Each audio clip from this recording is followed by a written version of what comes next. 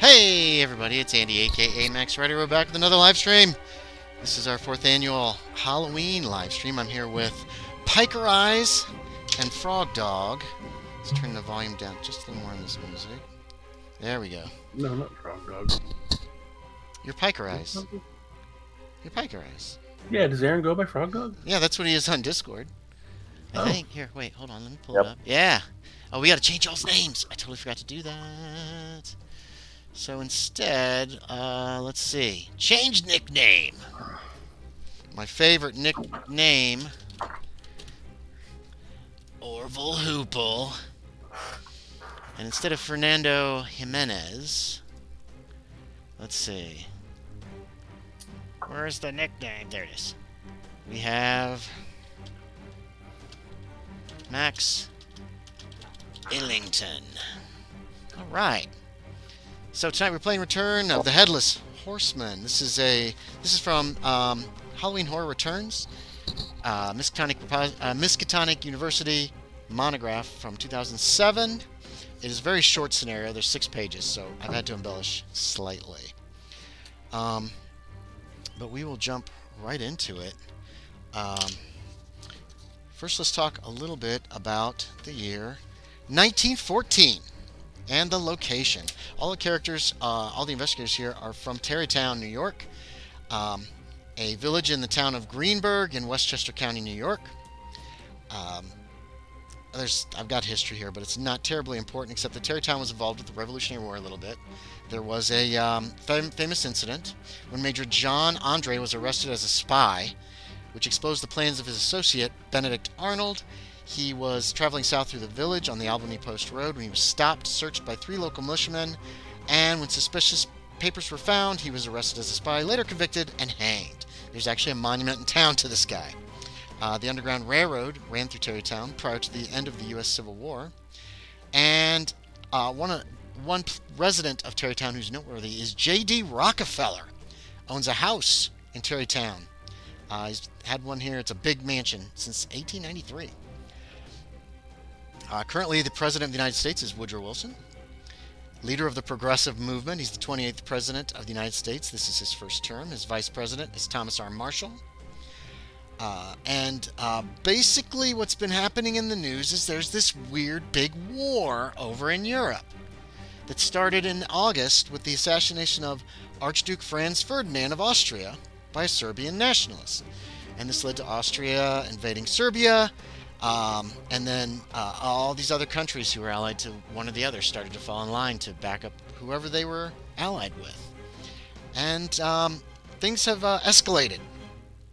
But, luckily, we're in the United States, and we are neutral, so we'll be fine.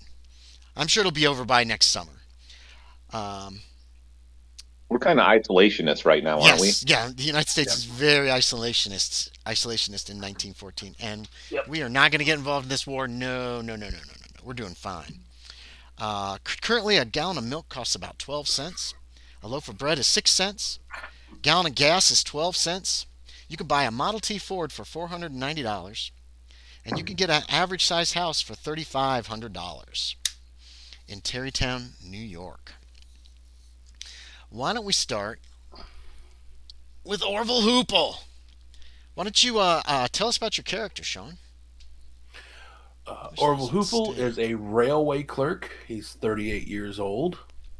Lives in Tarrytown. Let me pull that other one back up. Let me see here. Yes. Greasy hair, sloppy dresser, but clean shaven. Pomade. It's pomade. Hair parted in center. He's small and skinny. Lives Greasy? with his mother, Ethel, after his father died of a stroke. Lived in Tarrytown all his life. Correspondence. Did college courses through correspondence rather than going to an actual school. Orville's my favorite. He's my favorite pre-gen. He's awesome. He's also he runs a telegraph down at the rail station here in Tarrytown, and he's very good at it.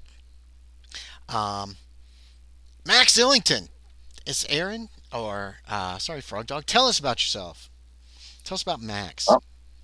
Max Illington has lived in Tarrytown his entire life.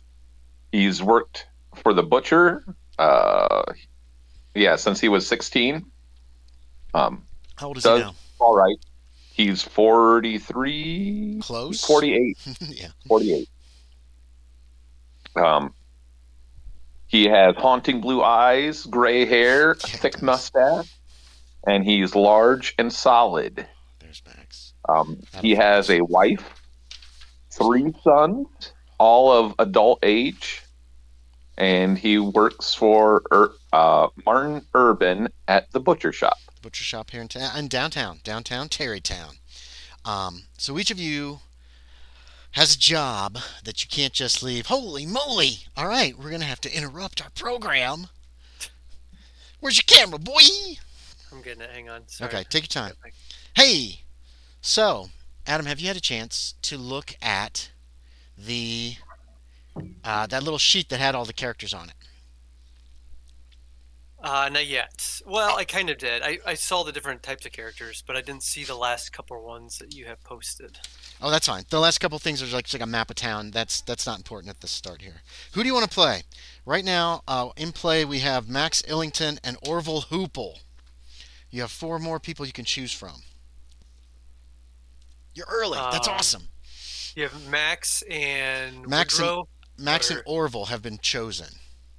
Okay. Left are Clayton Beekman, the mailman, Woodrow Murphy, the lawyer, Beatrice Earle, the African American maid, and Eileen Jones, the florist. Who We'll sounds do like fun? Woodrow Murphy, I Woodrow guess. Murphy, the lawyer. Ooh, with Yeah. the speedster, the Ford Speedster. All right, let me send you a bunches of junk. Okay. I'm going to send you all the various different copies of the. Oops, nope, that's not you. All the copies of the character sheet. Okay. So that if one of these doesn't work, you can use another one, and the order that I'm sending them to you should be the order that they might not work. Okay. If nothing works, then the last 2 should be fine. They're just PNGs. Pings, whatever the hell people call them. Nope, that's wrong. Okay. First one does not look like it's doing anything. Yeah, some people have trouble with those. They're an older.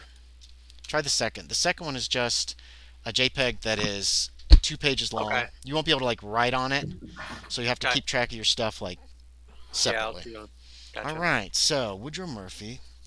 Let me note that. Let me check his dexterity.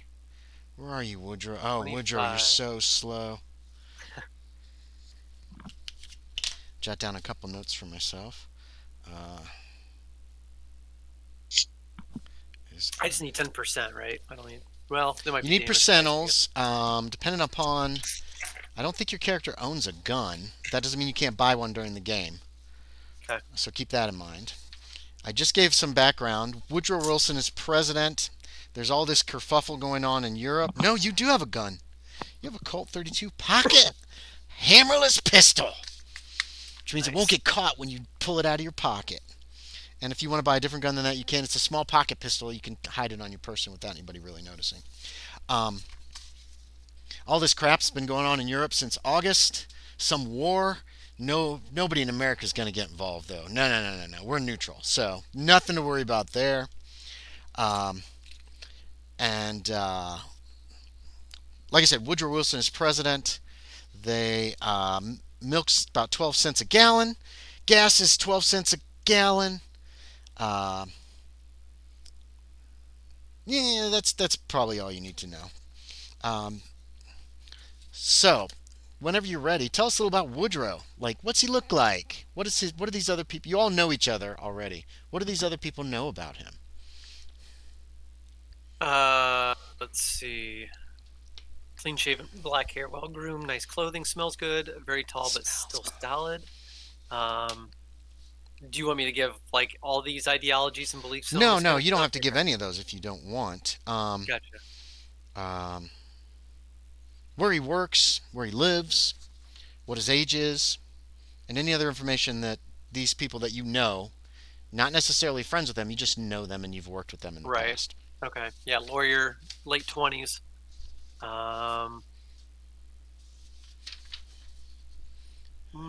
Let's see. Well read. Obviously, being a lawyer. What's he got going that's good? Oh, damn. Okay. Yeah, he's got some decent skills. Yeah. And he's got a Ford Model T Speedster. And a house. Went to NYU. Yeah. Reaching speeds of 30 miles an hour. A little faster than that, actually, I believe. 35 miles an hour. No, the Speedster could go pretty good. Okay. Can't believe Adam's not playing the mailman. I thought that was too. On the nose. I love that mailman. Of course, Orville Hoople is my favorite. So, currently, there's been some murders in Tarrytown. Or there's been a murder. There has been a murder. I'm going to place... Okay, let me get to the right place here. Sending character sheets has screwed me all up. Okay, if you look at gaming text one-shots, you'll see a map of Tarrytown. There's a calendar amongst all that other stuff. And I'm going to add to that handouts. Is this the right one? Nope, that is not the right one. This is the right one. There's been a murder in town that happened almost a week ago. Who wants to read this handout? Anyone? I will. That's fine. Yeah. All right. You posted it in some place. Sorry. Yeah, it's in gaming text one-shots down at the bottom. Okay. Gaming text. Should be the second one in the Halloween and one-shots. Oh, gotcha. Oh, okay. Okay, strange murder strikes local business owner. A bizarre murder of the local business owner Daniel Vanderveer saw him beheaded on Saturday night. Sometime after 11 p.m. Saturday night, police received several telephone calls from the area of Bedford Road reporting a headless horseman with a sword, unsheathed in hand, riding a black horse. Tarrytown police sent a motorcar with 2 men to investigate. Though they did not find the so-called headless horseman, they did find the body of Daniel Vanderveer, 47 of Bedford Avenue. Mr. Vanderveer was identified from the contents of his wallet as he had been beheaded, and there was no sign of his head to be found. According to Miss Fanny Vanderveer, wife of the deceased, the Vanderveers have been awoken by a telephone call in the middle of the night, though Mrs. Vanderveer states no one was on the other end of the line. Unable to return to sleep, Mr. Vanderveer had opted for his brisk stroll. This led to his unfortunate murder.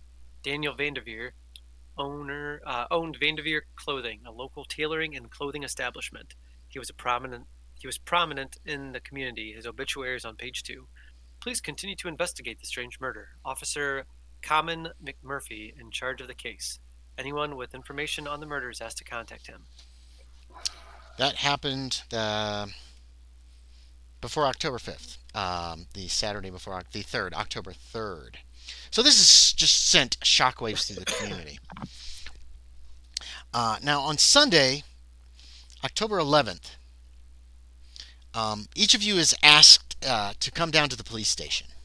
Oh no, not Cool. each of you is asked to come down to the police station. Y'all have helped the police before. Last year, there was some crimes, and the 3 of you worked together, kind of like got pushed together, helping out, and managed to help the police solve this crime.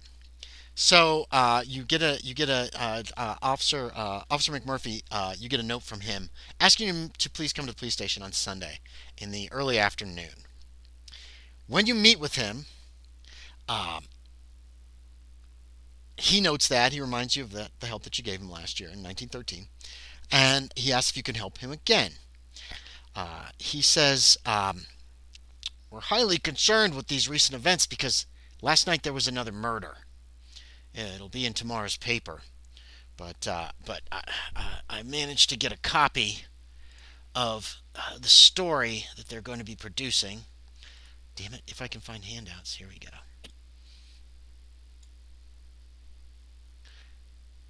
And he hands you a clipping from a newspaper that obviously came from an early proof. It's on the wrong kind of paper, and allows you a few minutes to look over that. Who wants to read that one out for me? I will. I'll do it. Go ahead, Aaron. All right. Thank you. The Headless Horseman murder strikes again. Another grisly murder occurred on Saturday night, this time of an electric trolley driver on Nepperhan Road. According to police, Casper Messick, 39, Franklin Street, was returning home from the trolley station on Nepperhan Road around 11:30 p.m. when he was killed by a sharp instrument like a sword. The blow killed the man instantly. His head was not found. Police noted hoof prints at the site of the terrible murder. The killing seems to have been performed along the same lines as the murder of a local business owner, Daniel Vanderveer, on October 3rd. Witnesses in the vicinity of Nepperhan Road reported seeing a headless horseman on a black stallion in the vicinity near the time of the murder, though no one witnessed the terrible event itself. At least one witness claims the horseman wore a dark blue military uniform, like those of the Hessians during the Revolutionary War. Mr. Messick had been a driver for the New York Central and Hudson River Railroad since the trolley line between Tarrytown and White Plains opened in 1897. His obituary appears on page 2. The murders seem to be emulating the Washington Irving story, The Legend of Sleepy Hollow, in which a supposed headless horseman chases schoolteacher Ichabod Crane, who is struck by the ghost's head and disappears, though perhaps he merely leaves for a better life. It is thought Irving based the story on local folklore and legend. Police continue to investigate these terrible murders. In our close-knit community, anyone with information is asked to contact Officer Tommen McMurphy for the Tarrytown Police Department. Officer McMurphy says these each happened on Saturday, 2 weeks in a row. It's obviously not coincidental. Sorry, he probably is. He's probably Irish. It's obviously not coincidental. There's no known connection between the two victims, and witnesses have described essentially, as it says in the stories, a headless horseman riding on a black horse with a sword unsheathed in hand. Maybe someone actually saw these murders, but no one's come forward so far. All of this is quite disturbing. What's strange and what's not commonly known and what wasn't in the paper is that both men, there was no blood on the scene at all. The wound of the neck was cauterized instantly, it seemed like. It looks like there's some murderer out there of the most disturbing kind, and the police are trying to find him. But as you helped last year, I'm hoping you can help again. I can't give you any badges or anything like that, but I'm asking for your help in any way that you can help us.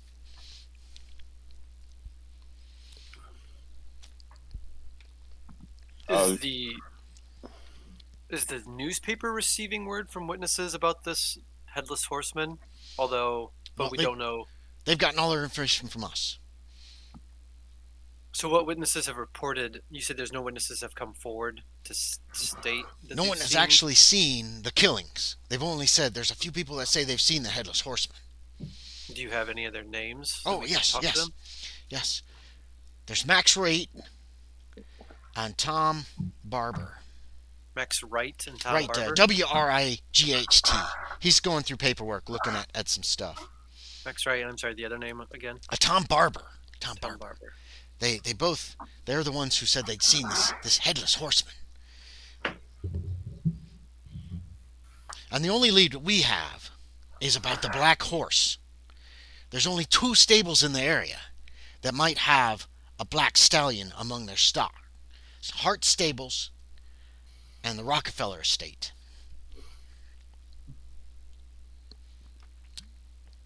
We've questioned them, but they say they haven't lent them out. But I don't know. We don't know of any other black horses anywhere around. The Rockefeller estate, well, that would be a private stables. Yes. Yes, that's up on. Okay, let me get my little list here, or my key. Here we go. On your maps, that is going to be number 4, the Rockefeller estate. Everybody in town knows where that is. It's a big mansion, ivy covered already. It's been up there for about a little less than 20 years. It's Number 4, you said? yes, number 4. Okay. Others that you know, number 1 is the First Baptist Church. Number 2 is the First Christ Episcopal Church, and number 3 up by the cemetery up there is the Old Dutch Reformed Church, but it's not used. I think the First Reformed Church of Tarrytown is actually listed on there. It's not a number because it had a mark on there. And there was another one. There's a couple other things that are marked. The Andre Monument, I was telling you about the officer who was strung up because he had been working with the British during the war. Number 5 is Hart Stables. He tells you where Hart Stables is. That it's down on the. This is the wrong map. I shouldn't have even left it in here. Go away, map. I need my marked map. I'm assuming number 6 is where. I'm sorry. If you were in the middle of stating something. No, you're fine. Number 6 is not where either of the murders took place. Oh, okay. He can give you a rough idea of where the murder took place. The one on Nepperham Road was down close to the station, where it says station down there, and the one on Bedford Avenue was to the east a little ways, but not very far. Okay. And what's 5 and 6 then? 5 is Hart Stables. 6 you're not sure. Okay. At this juncture. Right. He also recommends that you could discuss matters with Professor Hubrecht Merwin of Marymount School. He teaches psychology and sociology, and he has worked with the police before in attempts to figure out people's motivations, that kind of stuff. Okay. Do either of the victims have any relation to one another? Nothing. One's a driver for a trolley, and the other one's a businessman. They live in different parts of town. As far as we could tell, they didn't even know each other, and neither did their families. I see.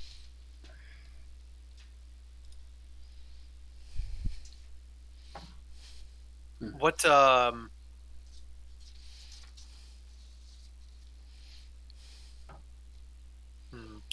to think of what I want to say here.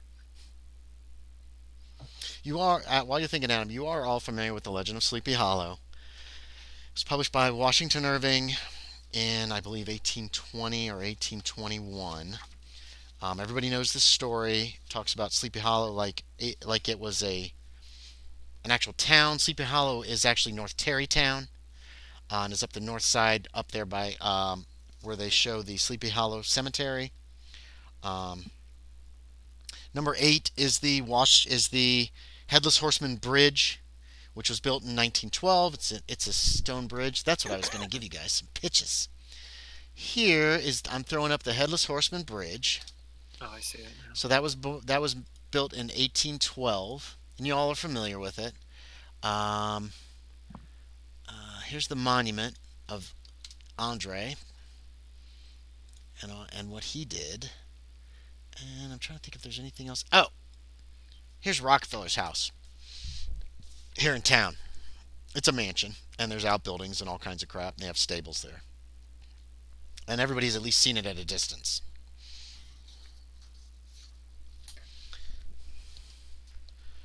Are we the only ones called into this? Yes.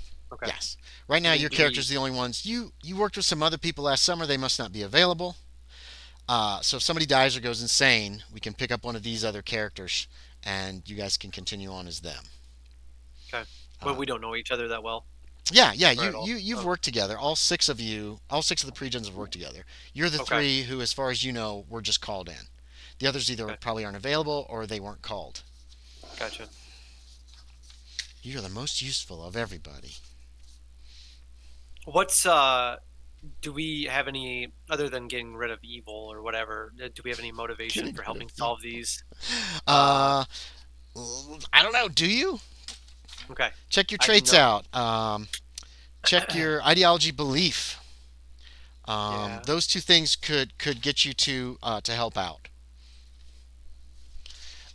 He notes that there is um, a $5,000 reward for the murderer's capture. Which, if you are helpful with this, that will get paid to you to divide amongst yourselves.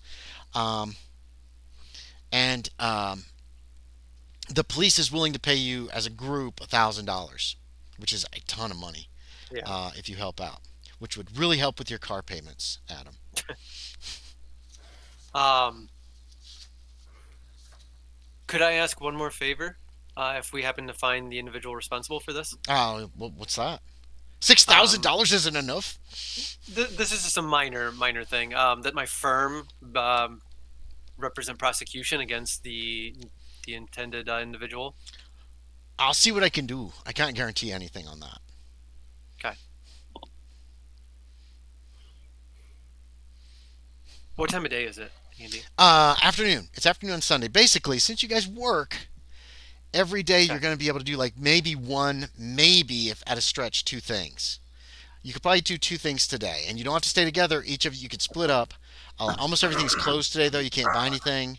Libraries will be closed. Schools are closed. You know, that kind of stuff. So if you want to go to any of those kind of places, going to see Merwin, you're probably gonna have to wait till tomorrow, unless you want to bother him at home, which you could. It's up to you. You have 7 days until the next murder. Bum, bum, bum. Bum, bum, bum, bum. You said the library is closed for the day. Library would be closed on Sunday. Like everything, almost Okay. everything is going to be closed as far as jobs. It's your day off. And they said that they questioned the two places with the stallions. And, He said they briefly talked to them, okay. but you never know. And remember, you use social skills to really try to get information from some of those people. Okay. So yeah, what do you want to do? Take ice cream if you want some. Okay. Well, I would say let's go look at the murder scene by the station since it's the most recent, and maybe we can hit up the blah blah blah blah the Hart stables since it's kind of over in that Yeah. vicinity. Okay. It would be Go probably ahead. difficult for us to get into the Rockefeller stables. I mean, we can try if we run into a dead end, but yeah. Okay. You go over to Nepperhan Road. You take a look. You look around from the officer's description. You're able to find the location. Um, Vehicles have moved through here since then. I'm going to need a spot hidden from everybody. Anybody who wants to find the tracks that he mentioned being in the area. Sure. Woohoo! I succeeded. Ooh. Spot hidden. Orville's looking on the wrong side of the road. Ooh, I am way off. Max finds you. So Max finds some tracks. They appear to be just hoof prints. Um, did you get a regular success? Yeah, just a regular. Okay. Yeah, they're hoof prints. They're not in the road. They're off the side. It looks like they entered the road at some point, but they have been destroyed by vehicle traffic here. Most of these roads are dirt. The only paved roads are going to be downtown in 1914, and the paved roads probably have cobblestone.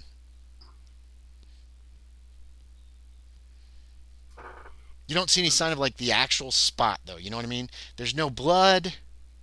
Okay. Nothing Right. seems to Yeah, really that's what I indicate was. in this area what happened. Looking up and down the street, would it be easy for somebody to come riding up through here unseen, or would they have to come out off of the road? There are houses that run up this way, but they're far apart.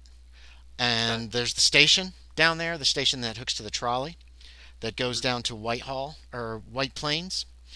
Um, a horse could pretty easily ride through here, especially late at night.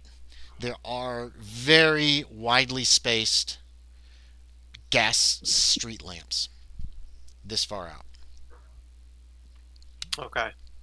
Can I tell which direction the hoof prints are coming from? It seems like they were coming from the east, Kind of the direction of Hart Stables then. and the direction of the direction of the station at this Station. location. Right. You actually did. How are y'all getting here? Are you driving? Yeah, are you driving your speedster?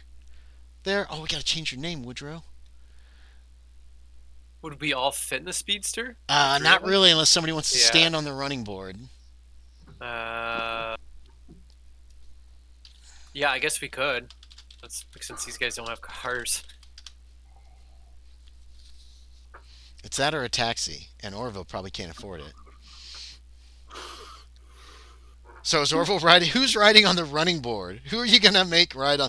So you go out from the police station, you hop in your speedster, you walk around, you set all the switches, you go out front, you get it started, you climb into the driver's seat, you probably pull your hat on and your goggles. All it's got is a little piece of glass in front of the driver. Is there a back seat on it though? No, I don't believe so. Let me take a look at the picture. Why is this not typing? What's not typing? What have you done? No, there's no back seat. It's a two-seater. There's a boot in the back, and there's some tires on the back. There's like 2 replacement tires because these things blow like nobody's business. You're lucky if you can make it 20 miles without a tire blowing. Somebody could like sit in the middle, or they could both kind of cram into the seat. There's 2 individual seats in this thing connected together. Yeah. See from the picture, it's like riding on a wagon. When you drive this. Sometimes a trunk on the back, but There probably is a trunk on the back, but it looks like the fuel tank is directly behind the driver's seat as well. Okay. So real safe. But yeah, so who's riding on the running board? Let's retro in because I like this kind of stuff. Woodrow would probably look at Orville since what's the other guy's name?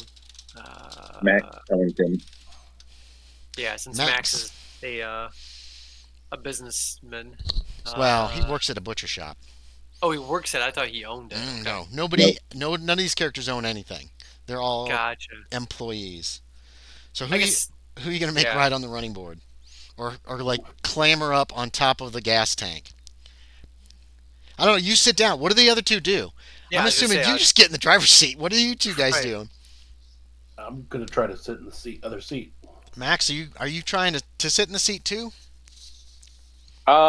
Probably, but if I see him going, I'll let him. So where are you gonna ride, Max? Yeah. Can you see the picture of this car? It's tiny, But but it's fast. part of me was wondering if I could do a Goonies thing and have my bike and just hold on to the car. You could try.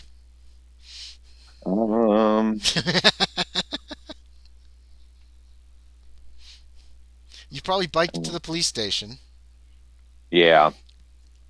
or you could bike after them. Well, I'll just bike after them. Okay, so you arrived. go ahead. So we'll retro this in. You arrived late. They're looking around. Orville on one side of the road, Murphy on the other. You pull up on your bike and you're like, oh look, hoof prints. Yeah. Like right where you stop your bike, like 20 feet away from them. So that's how that whole thing played out. You're a little out of breath, but otherwise, yeah. And you saw that the prince seemed to come into town from the east. Hart Stables is in this general vicinity. Oh no, Hart Stables, yeah, is kind of to the southeast of here, from what you can recall. Remember, everybody's from this town. Oh, you guys shoot. know this town backwards and forwards. We couldn't have got addresses from Max Wright and Tom Barber, could we? Yes, yeah, you could have. Okay. Yeah, we can Is retro either- that in. That's not a big deal. Does one of them, either of them, live near this area at all? Like who saw Yes. this Yeah. guy? Yeah. Max Wright. Wait. No. Yeah. Max. No. Tom Barber is the witness for the second killing, not the Okay. witness of the killing, but he claims that he saw a headless horseman ride in. That Um, time. and you've got his address, and it's in this general vicinity.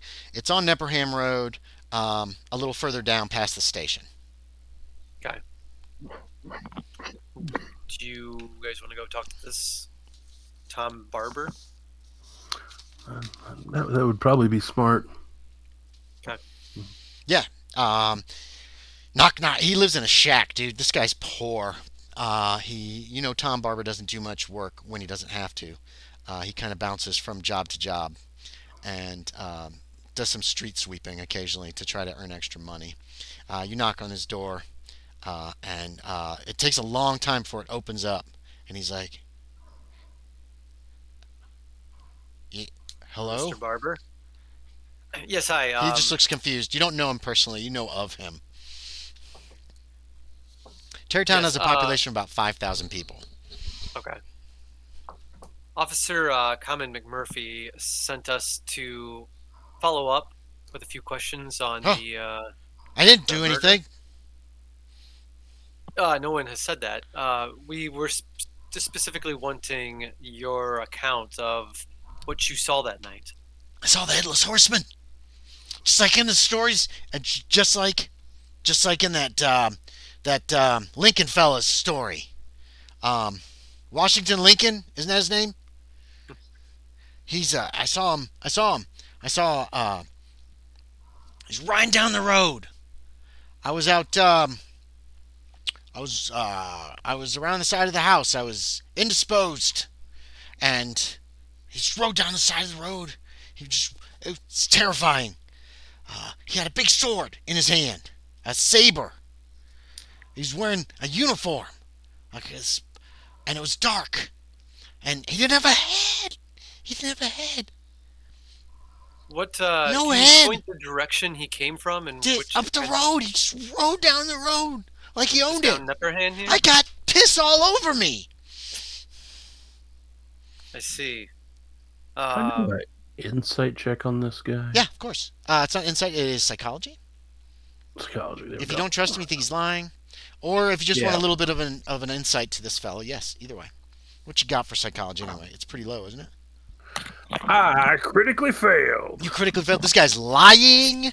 Liar. Liar. You also think that he might be doing the devil's weed. Just have this feeling inside. Yeah, I rolled 100%. You're pretty certain that he's got a knife in his pants behind. Yeah, can we use psychology to more than just whether he's lying Yes. or not? 'Cause, Yes, you can. Okay. What do you want to know?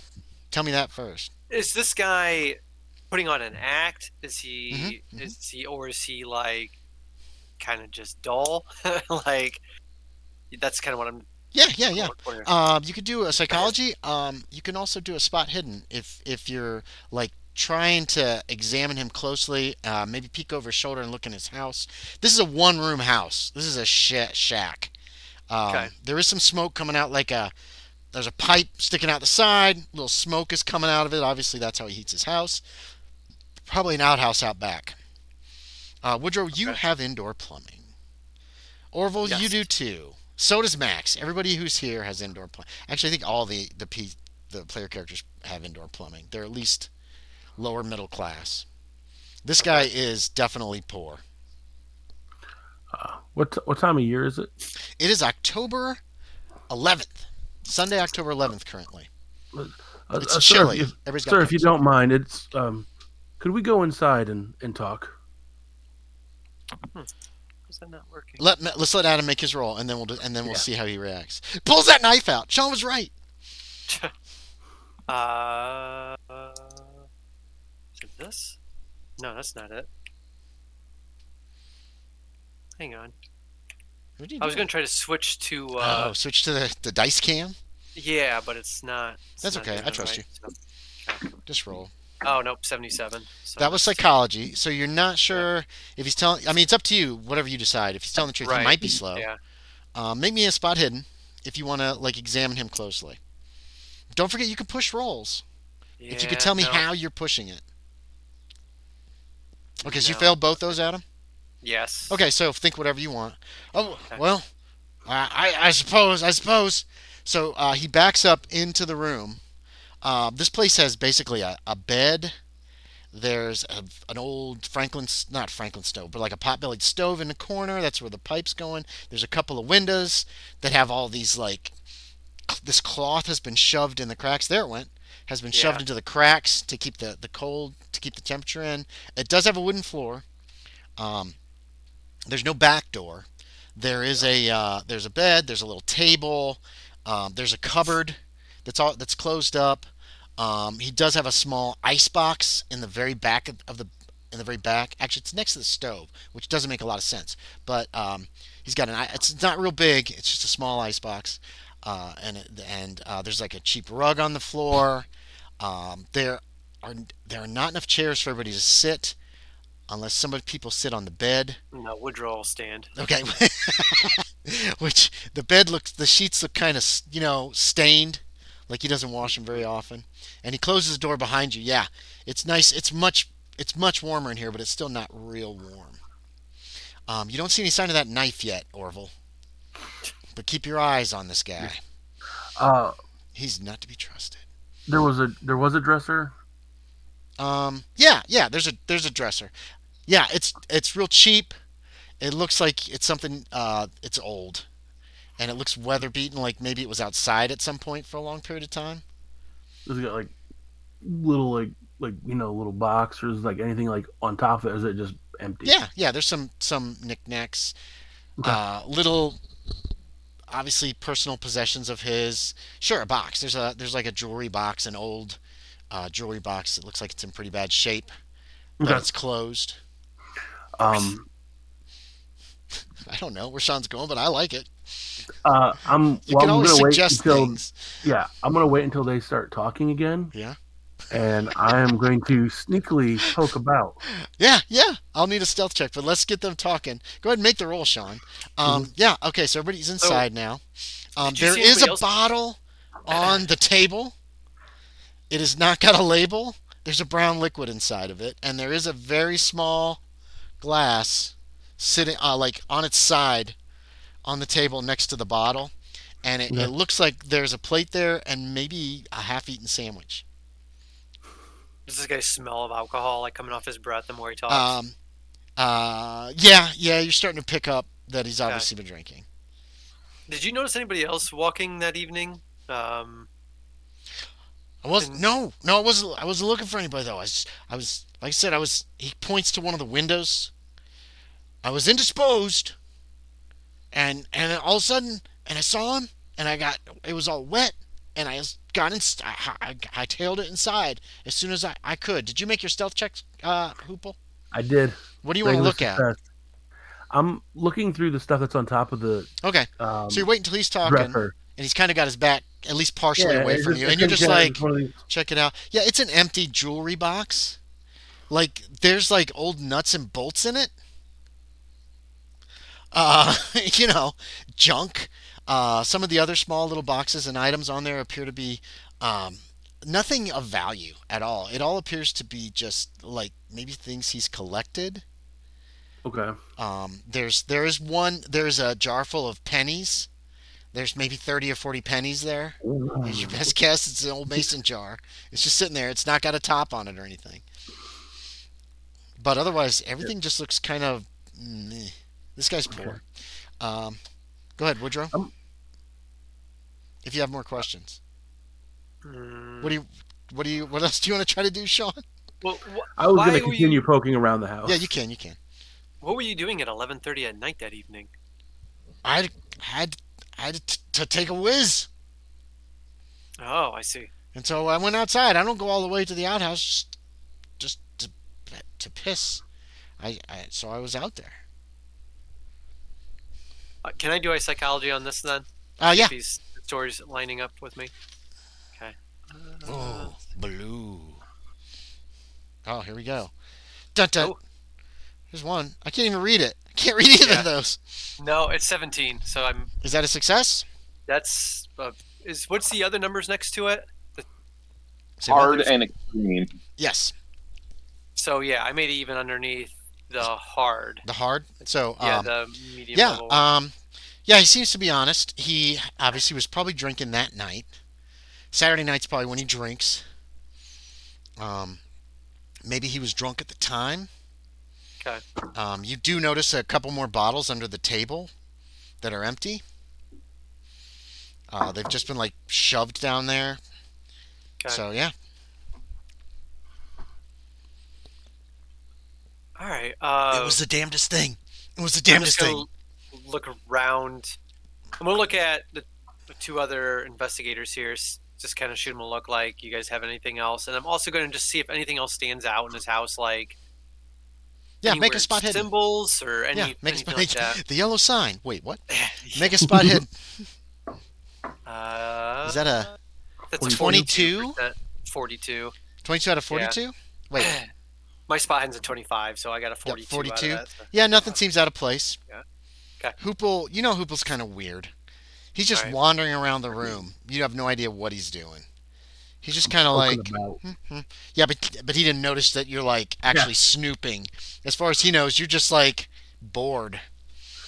Does he have a certain brand of liquor he always drinks? None of the bottles have labels. Okay. Shit. So this is before. Oh, is it before Prohibition? I think it is. Yeah. Yeah. So you can get liquor anywhere. 1920. Okay, yeah, this is well before Prohibition. So none of the liquor's illegal. Actually, Woodrow, you probably have a real nice liquor cabinet in your house, full of very expensive liquor that you really can't afford. Anyway, as a junior partner on probation. Uh, so, yeah, does anybody else want to say anything to this guy? Okay.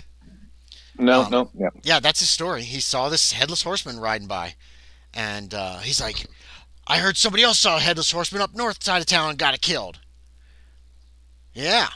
Yeah. Where have you worked at recently, He Mr. Barber? throws out the names of a few Okay. local businesses. They don't seem to have anything to do with anybody.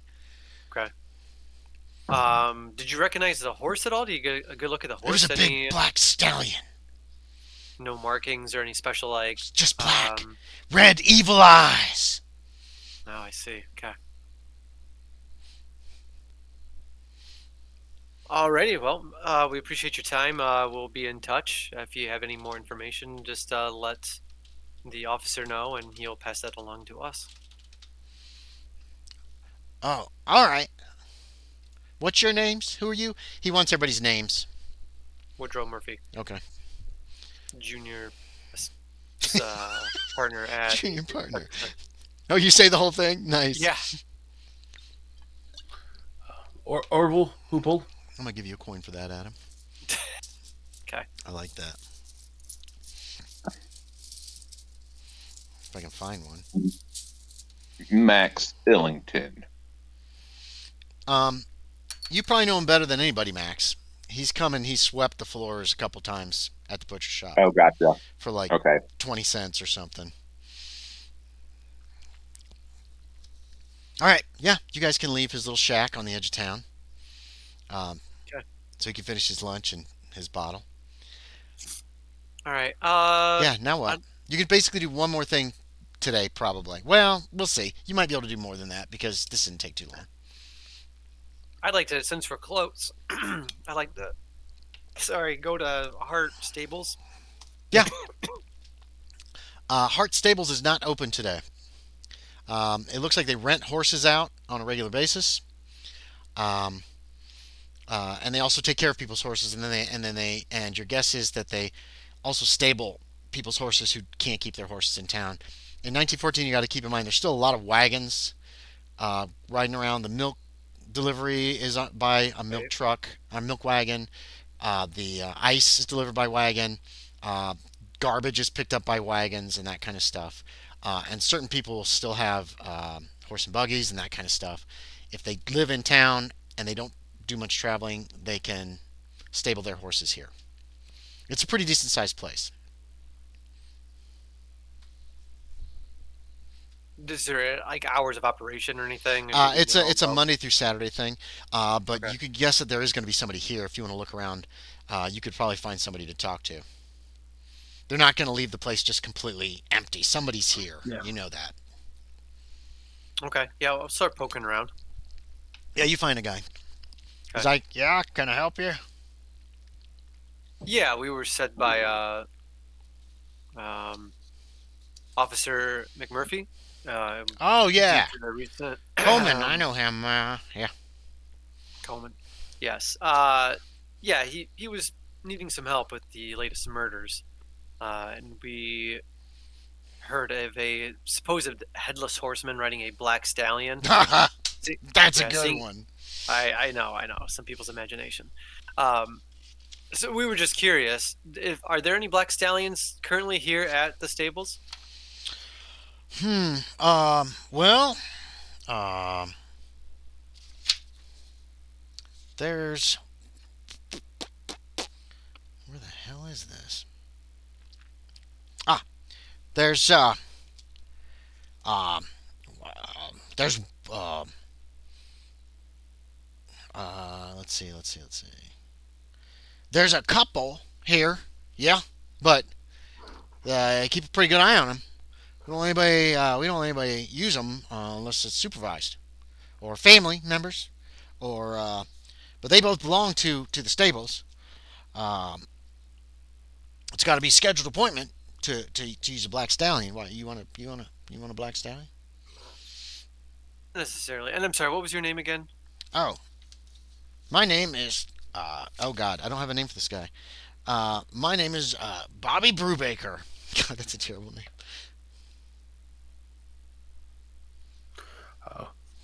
Are they typically rented out for particular jobs No, or just for riding? it's people who want to ride, or that kind of thing. We do some. There's some around back. There's a place people ride.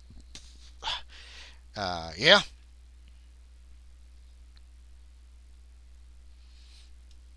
Do you know, has anybody come and gone with them lately? No. No. They have to bring them back. Would Yeah. you ever let them keep how late would you let them keep them? Oh, they got to out be and back about? before dark. The Okay, stallions. Yeah, those are expensive horses. right. Did anyone rent either of them on the day of either of the murders? There's been another murder. Well, there was the one just That up one here on. wouldn't be. Yeah. The second one yeah. is not going to be in the paper till tomorrow. Spoilers. Officer McMurphy had been to the newspaper Yeah. and gotten a copy of the story they're going to put in tomorrow's paper. They don't have. There's no Sunday paper. It's a 6-day. Gotcha. I guess I was not paying attention on that part. No, that's okay. Damn you. Yes, the details are still being figured out, and any information you may have on a black stallion. Well, we've got two, but nobody's had them for a few days, for weeks actually. Do you know off the top of your head who might have used them last? Even if Nope. it's- You should talk. You have to talk to Mr. Hart. Okay. He would He's the keep owner. records. He won't be back till tomorrow. Okay. Yeah. Do Okay. you mind if we just look at them real quick? Or you have to talk to Mr. Hart.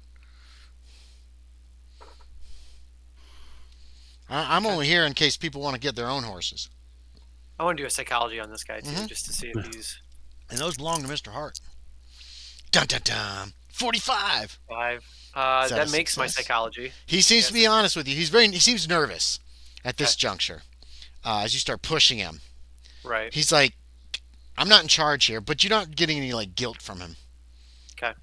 All right. He just doesn't want to get in trouble for saying the Right. wrong thing. He just works here. All right, Mr. Brewmaker.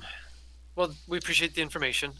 Gentlemen, do you have any other questions or? All right.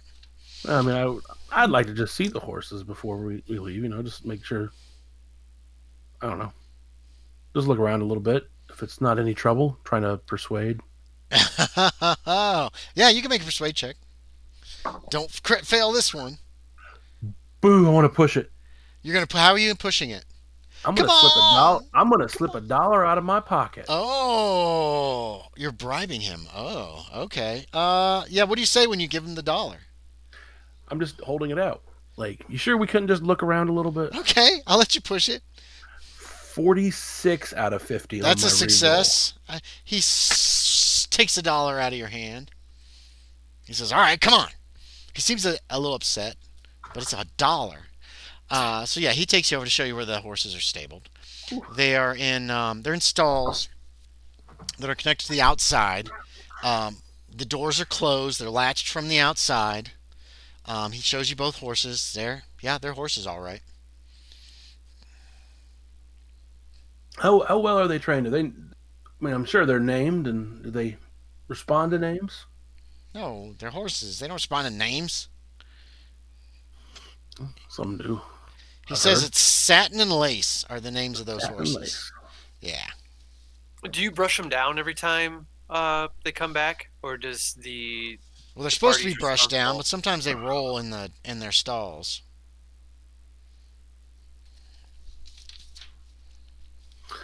Now that we're inside, I'm getting nosy again. How so?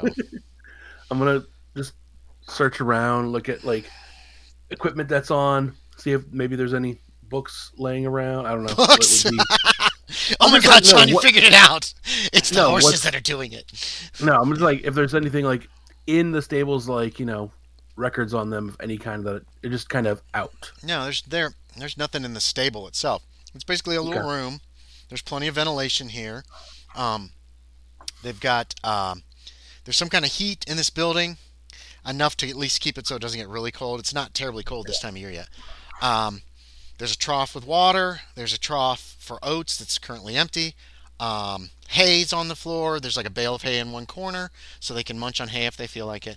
And both are basically the same layout, and both horses are just straight up black. Both males. They're stallions. And both of them look like being in good shape. So he's still poking about, like, I'm sure there's like tackle on the wall, and there's gear. Yeah, he's a few poking things. at it. He's looking at it. Aaron, is there anything you want to do before I jump in? No. I can't think of anything right off the top of my head. All right, I'm going to just pick up some hay and just try to hold it out to the horses, see if any of them are agitated. Eat some of the hay from you. They don't seem agitated at all. Yeah, they're pretty calm. I mean, obviously they're riding horses. Gotcha. And just looking over their sides, seeing if there's any kings, any splashes of blood. Well, there was no blood at the scenes, but if there was anything that stood out. Their horses, as far as you can tell, they're almost identical. You know what I mean? Yeah. I mean, they're just both straight black horses. If you got to know them, you could probably tell them apart. But at this juncture, if you saw them at a distance, you wouldn't be able to tell which was which. Okay. All right. Okay. He ushers you out, closes back the doors, latches them. It's not a lock or anything; they're just latched. And he escorts you back to your car. Okay. Very politely. Thanks for the dollar, he says to Orville before he turns around and walks back towards the stable. Thank you, Mr. Brewmaker. Brewbaker. Brewbaker. Oh, Baker. He said Brewmaker. I was like, what are you talking about? All right. That took longer than you had expected. So it's probably late afternoon. Okay. Anything else you want to do today? Well,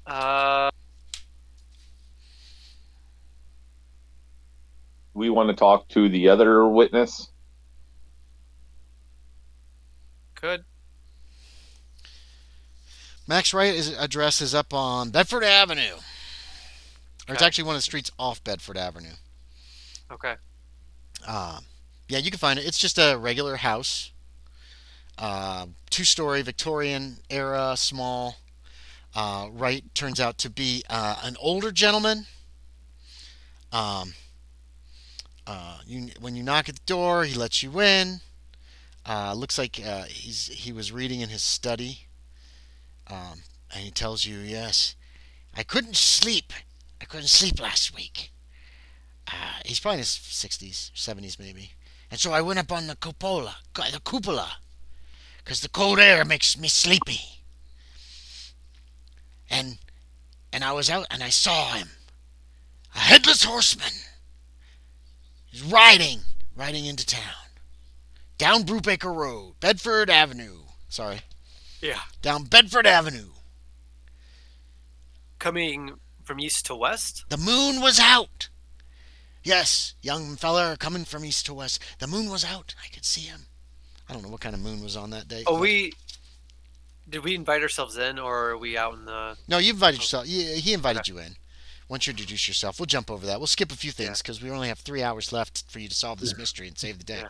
Yeah. And so far, these have gone a little longer than they should. So, Okay. basics are: he saw the horseman riding into town, and then when he heard about the murder, that's when he talked to police. What direction was the horseman coming from? The east, East. down Bedford Avenue. Did you ever know the victim? Oh no. Well, I mean, I knew what of him. He owned that shop or that store Yeah. or something. Clothing store, I believe. Yes, clothing store. What did you used to do for your occupation? Well, he mentioned some occupation. Doesn't matter. All right. Yeah, he was a baker. There we go. Sure. Okay. What's the manner of his place look like? Is it just It's typical. It's kind of a small house, but it's obviously several rooms, Victorian build. It's a little older house. Looks like it's in pretty good shape. There is a cupola on top that you can go up and sit in. It's just like a thing on the top of the house with windows all the way around. Okay. He talks your ear off for like an hour about. He sits up there. He opens the windows up. It gets chilly. He puts a blanket around himself, and it helps him to sleep at night when he can't. Because, when you get old, blah, blah, blah, blah, blah, blah. This goes on for quite a long time. Okay. Any other details you might have failed to tell the officer, or anything that come to mind Told after him the fact? everything I just told you. Man I'll do a had no psychology on- head. Okay, yeah, do a psychology. Dad doesn't trust made it. anybody. That's success. No, he's being completely forthright and honest with you. All right. He's made you some tea. Y'all are sitting around in this room in the study, drinking tea, and he's telling you about this Hessian soldier. Maybe he knows about that. He knows the headless horseman.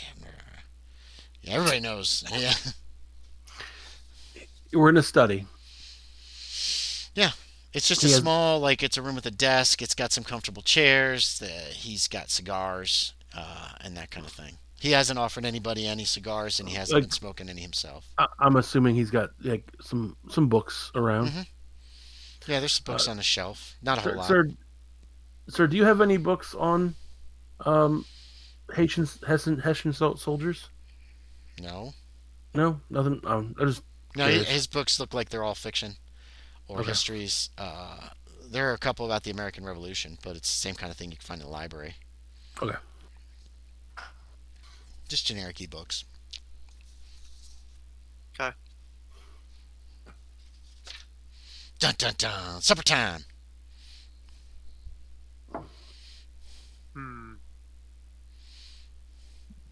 I don't know if Max, it's worth. you got to get home for supper. Yeah, Don't forget that. Your wife will not be pleased. right. And Orville, you got to get supper around for your mom too. Keep that in mind. And Adam, your fiance is going to be. Woodrow, your fiance is going to be perturbed that you've used most of your Sunday away from her. Okay. All right. Yeah, I guess we can adjourn here and maybe pick up in the afternoon tomorrow if we can think of anything to do and anything's still open. How late is the library typically open? 6 or 7 o'clock. There's no library in Tarrytown. Oh, okay. Marymount School has a library section that the public is allowed to use. Okay. Yeah. Everybody can make an idea check. Yay. I failed, I'm pretty sure. Hard success. Yep. Where is idea? Is that Ideas at the top. It's intelligence. Yeah, intellect. Oh, gotcha. No. So Max is the only one who remembers that Tarrytown. Oh, is it Orville? I thought Max made it. Orville's the only one who remembers Tarrytown because your mom used to volunteer at the Historical Society, which is number 7. Okay. I was going to see if there's any records on, honestly, about the Andre Monument. I mean, The Historical Society might have. Blah. The Historical Society might have some records. The Marymount College, or it's Marymount Girls' School, is what it is. okay. It is called a girls' school, but it's essentially a secondary school, like a college. Okay, I'll be right back. Okay. Adam's bored. He's leaving. Yeah. So that's pretty much the investigation for Sunday. Yep. Monday, October 12th. Yeah, I needed to go to the bathroom real quick too. Okay. So sorry. So Max goes to work and cuts a bunch of meat. Yep. Chop, chop, chop. All day long. And actually, we can say that the three of you, actually had decided when you would meet on Monday. You probably all have telephones, but that is a party line. So keep in mind that anybody can pick up the line and just listen in. So you don't want to talk about law breaking or what your investigation too freely over the telephone. We'll tell the others that when they return as well.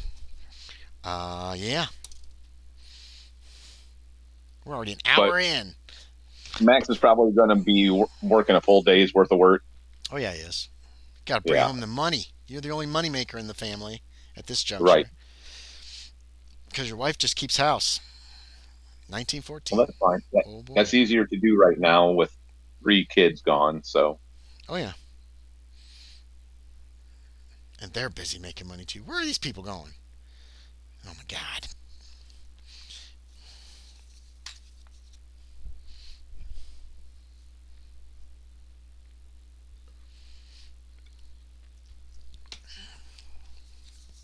Oh, what the hell. Max, make me a power check. Oh, your power sucks.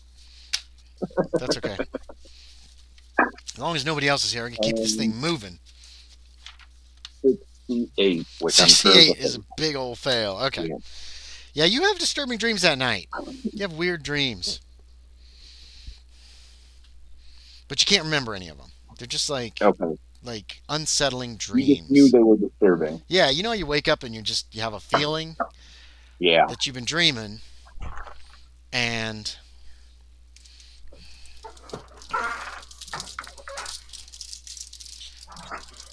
so Orville, did you guys actually plan to meet somewhere the next day after everybody was done with work?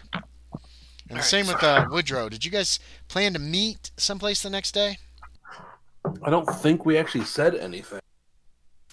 I started making mention if we want to do something the next evening or the next afternoon. Mentioned library, but you could have planned hey, meet at my house after work or whatever if you want. Why don't we meet at a local pub or something or tavern or whatever, and maybe we'll hear some rumors and stuff while we're there. There's probably a restaurant or something that you could meet after work. Yeah, so you meet there on Monday. The newspaper article's been in the paper. People are shocked.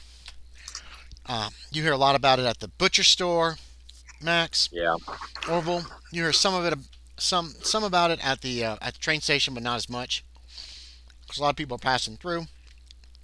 And the station that you work at runs down to New York City, but it's also a major line. So it's not just like a trolley that runs to different places.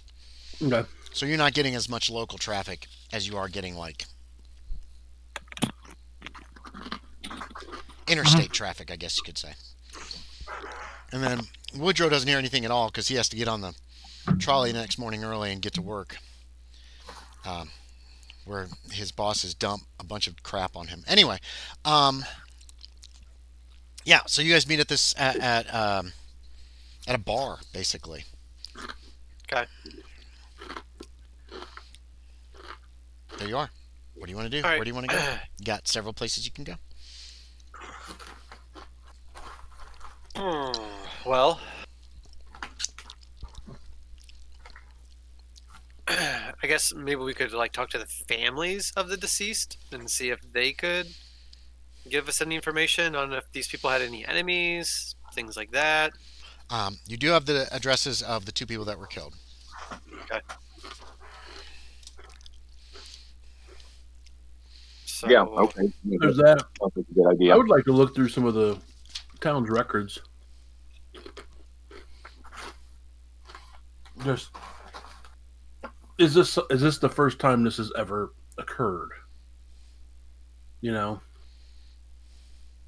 because there's the legend of Sleepy Hollow. It's stories of old. I'm curious if I mean, do we ever hear this happening in the last couple of years? Like, it's not like a yearly thing where we've heard No, of never heard of anything any like this murders. before. Yeah. No. I mean, if something like that happened, it would have been eons ago. I haven't heard it in my time here. Well, Washington Yeah. Irving wrote The Legend of Sleepy Hollow in 1820. It's a fictional account. Yep. Your characters may or may not be. I'm going to say if you're familiar with the story, they are.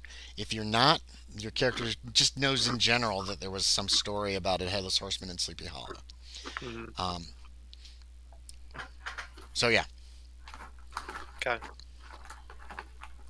So what is the plan? You guys Yeah. can split up too. I mean, you don't have to all stay together for everything. You could go to 3 different places if you want, or 2 different places if you want to split up or something like that. So keep that in mind too. Right. Yeah, I mean, I'd be fine with going to the address of one of the victims.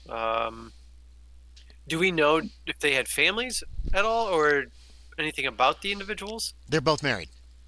They are You both would have married, found okay. that out from Officer McMurphy. Okay. But in this time period, yeah, most people are going to be married.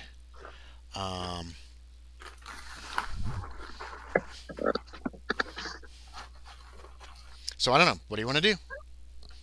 Let's Yeah, go. I'll go Go, to go, the go. house of the first victim. Crap. Who's the first victim? Vanderveer? Yeah, I'll- Vanderveer was the first victim. I'll go with him. Okay. Hoople, where are you going? I'm going to go to the Historical Society. Yeah. Okay. So Murphy and Illington, you visit the Vanderveer house. It's a very nice house, and you can meet with his wife, Fanny Vanderveer. There's a picture of Fanny. She is a middle-aged woman, upper middle age. Nice clothing, nice hair. She seems still pretty upset. Obviously, her Yeah. husband was murdered just a week or so ago. What was her name again? I'm sorry. Fanny Vanderveer. Fanny. Okay. Fanny, yeah. She's probably in her 50s or late 40s, maybe. Blonde. Okay. Yeah, obviously still upset. She has a maid. She has a black maid, and they don't have a butler or anything fancy like that. But having a maid is not terribly Right. expensive in this time period, as far as that goes. Upper middle class, middle class, upper middle class can afford it. Yeah, what do you want to know? Yeah, Woodrow offers his condolences. Says he wants to. Oh, thank you. We just would like a moment of your time to talk about the incident Oh. and see if there's any Oh, information you could give us. Oh. Do you know if your husband had any enemies or anybody have any issue with your husband? No. Everybody loved him.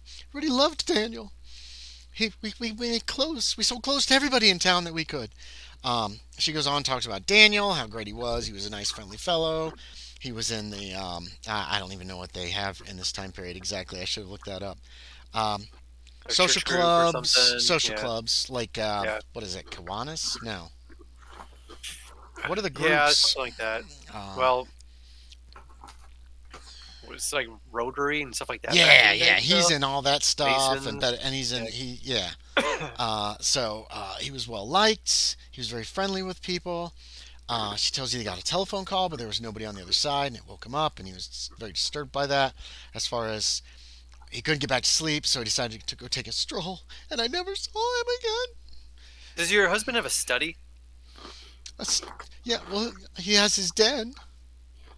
Would you mind if we just looked about in there? All right. Yeah, she'll let you look around in there. It's pretty typical. He was a fisherman, obviously. There's a lot of tackle and stuff like that.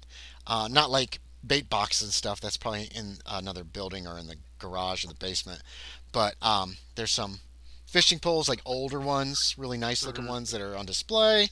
He's got trout mounted on the walls. You know what I mean? Like these are and dated when he caught them and all this kind of stuff. There's some books on fishing and fly tying and various other kind of sporty things in that vein. Does he have a desk? Any writings? Any notes? Books? Journals? Anything like that? No. Doesn't look like there's anything here. Not even like a ledger. He probably keeps that stuff at work, but at least ledgers and stuff.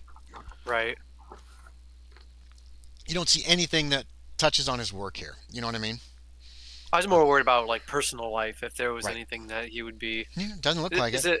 I'll ask Fanny. Do they normally get? Does the phone ever ring at that time of night? No, it was very strange. And then they say the Headless Horseman. You know, there's been stories in the Vanderveer family that they had dealings with some Headless Horseman back in the day, but I don't know. Who would have told you that? How have It you was heard of it was Daniel. Daniel told me about that his family was connected to the Headless Horseman somehow. Interesting. I thought it was just a story. I thought he was just pulling my leg. She looks very upset.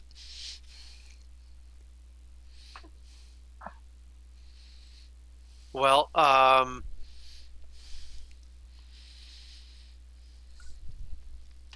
did he often spend much time outside of the home or his business? Was there any other place he would like to visit and go to? He went fishing all the time. He loved fishing.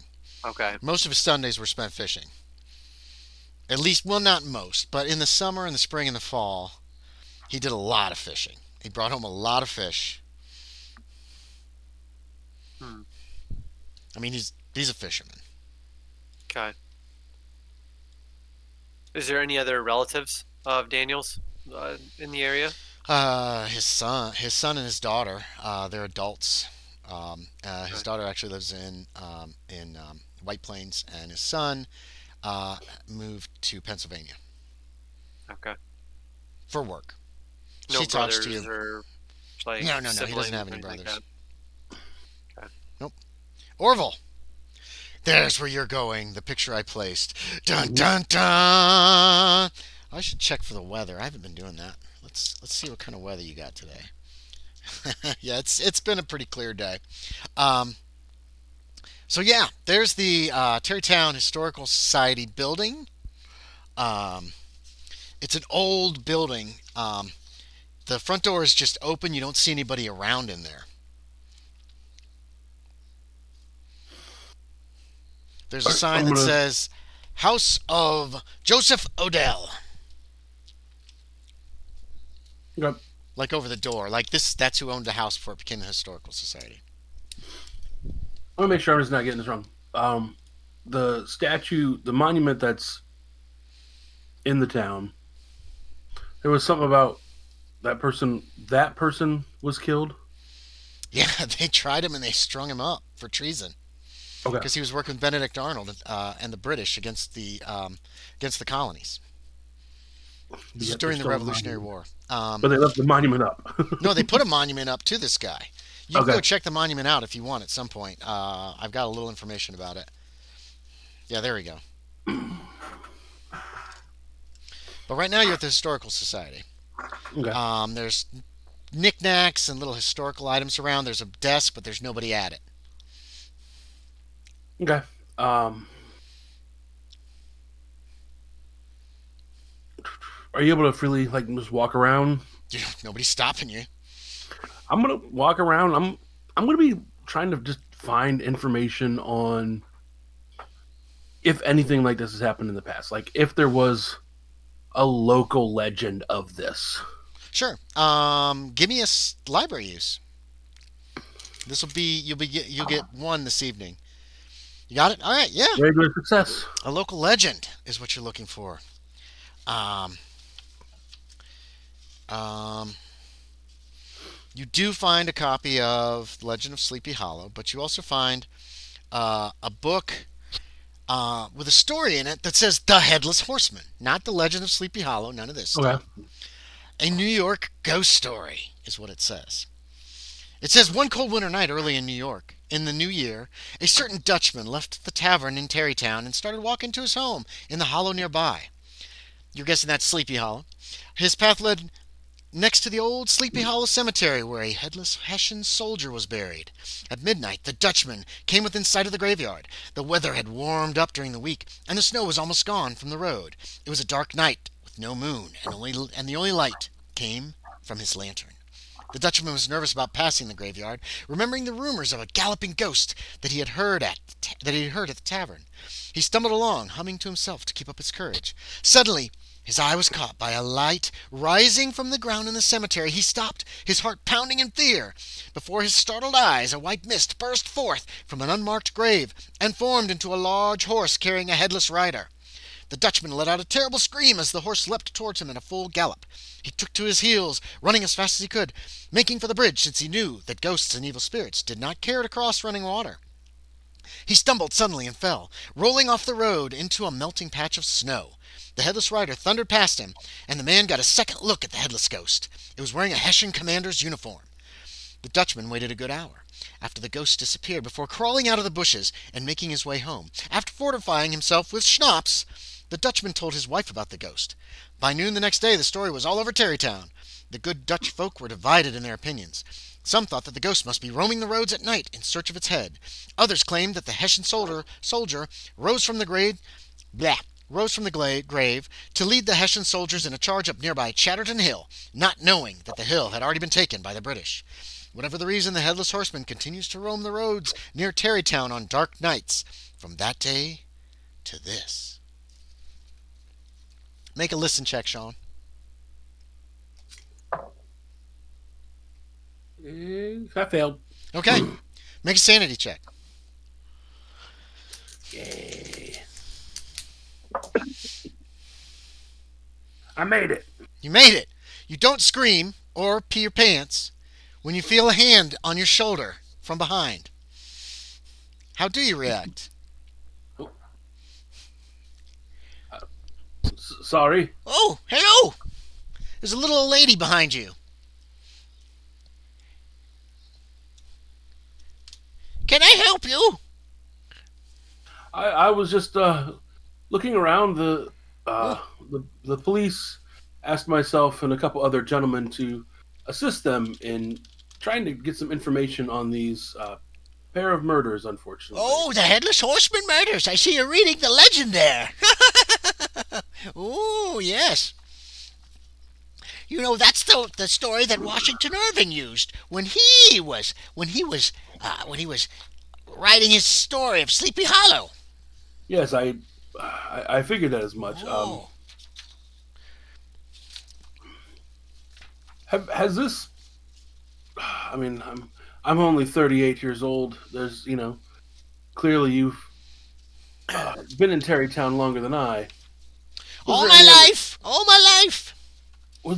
Has this ever happened before? Like, really happened, not just a story. Oh, I see what you're asking. Well, there's stories. There's stories. We've got... It's almost closing time, but if you come back tomorrow, you can look, and I'll help you, if you wish. There are some stories that something like this did really happen, but it's probably just stories, and it would have been, over 100 years ago. All right, I will. Yes, come back tomorrow night. Or tomorrow. She just says she wouldn't say tomorrow night. She doesn't know where you work or any of that shit. Yes, come back tomorrow. I'll help you find something. You know, I'll let her know what time I'll be here. Okay, yeah. She'll be here. She introduces herself as Vera Olvany.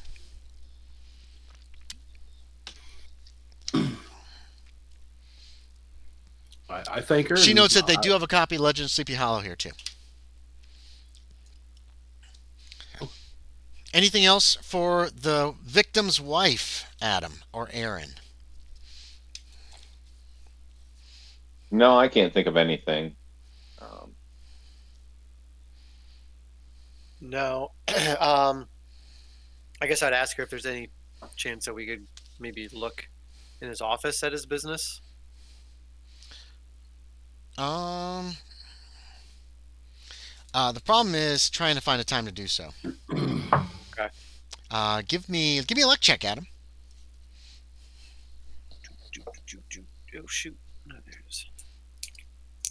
And I'm gonna send that Headless Horseman story too. Where's the luck at again? That's the big box underneath Call of Cthulhu on your character It's sheet. the big box in the middle under your sanity.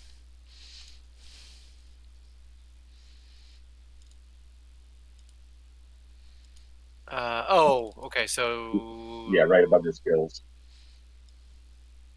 Oh, gotcha. No, I did not make it. Okay. She will not be able to work you in until Friday.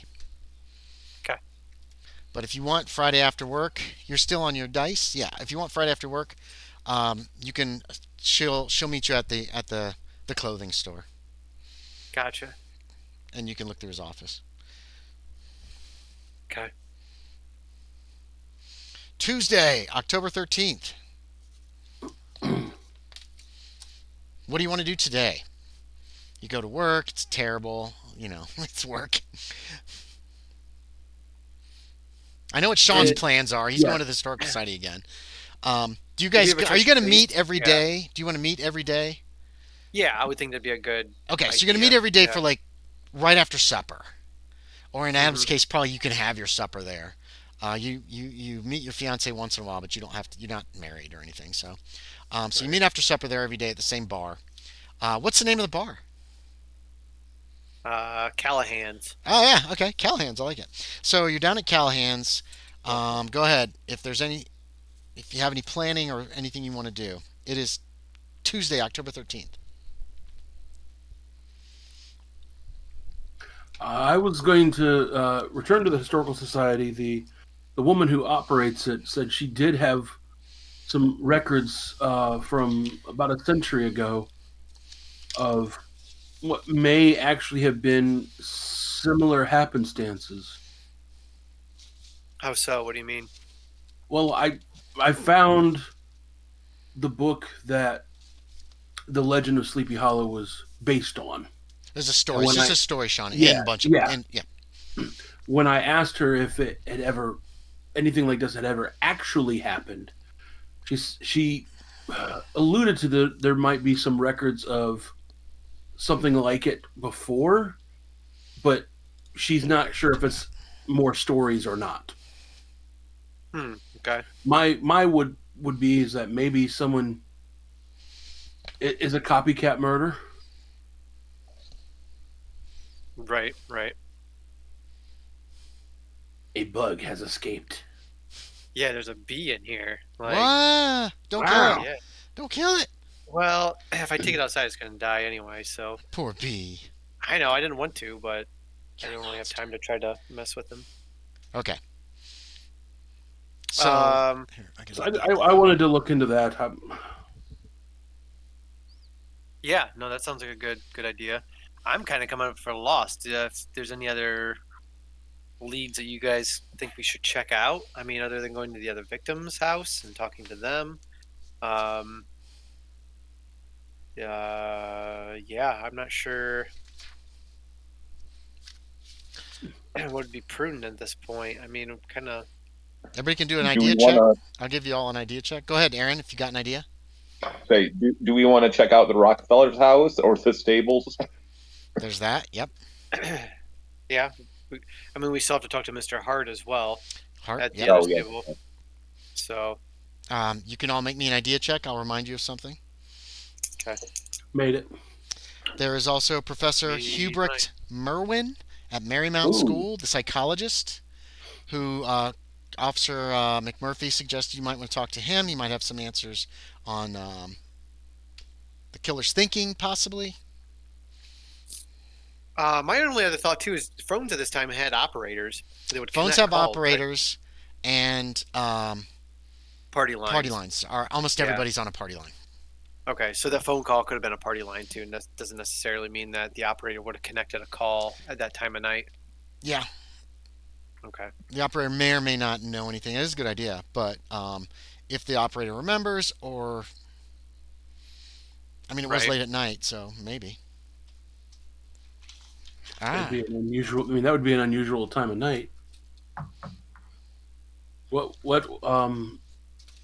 But yeah, there's an operator. There's at least that one operator. Gentleman was a clother. He sold clothes. He sold clothing.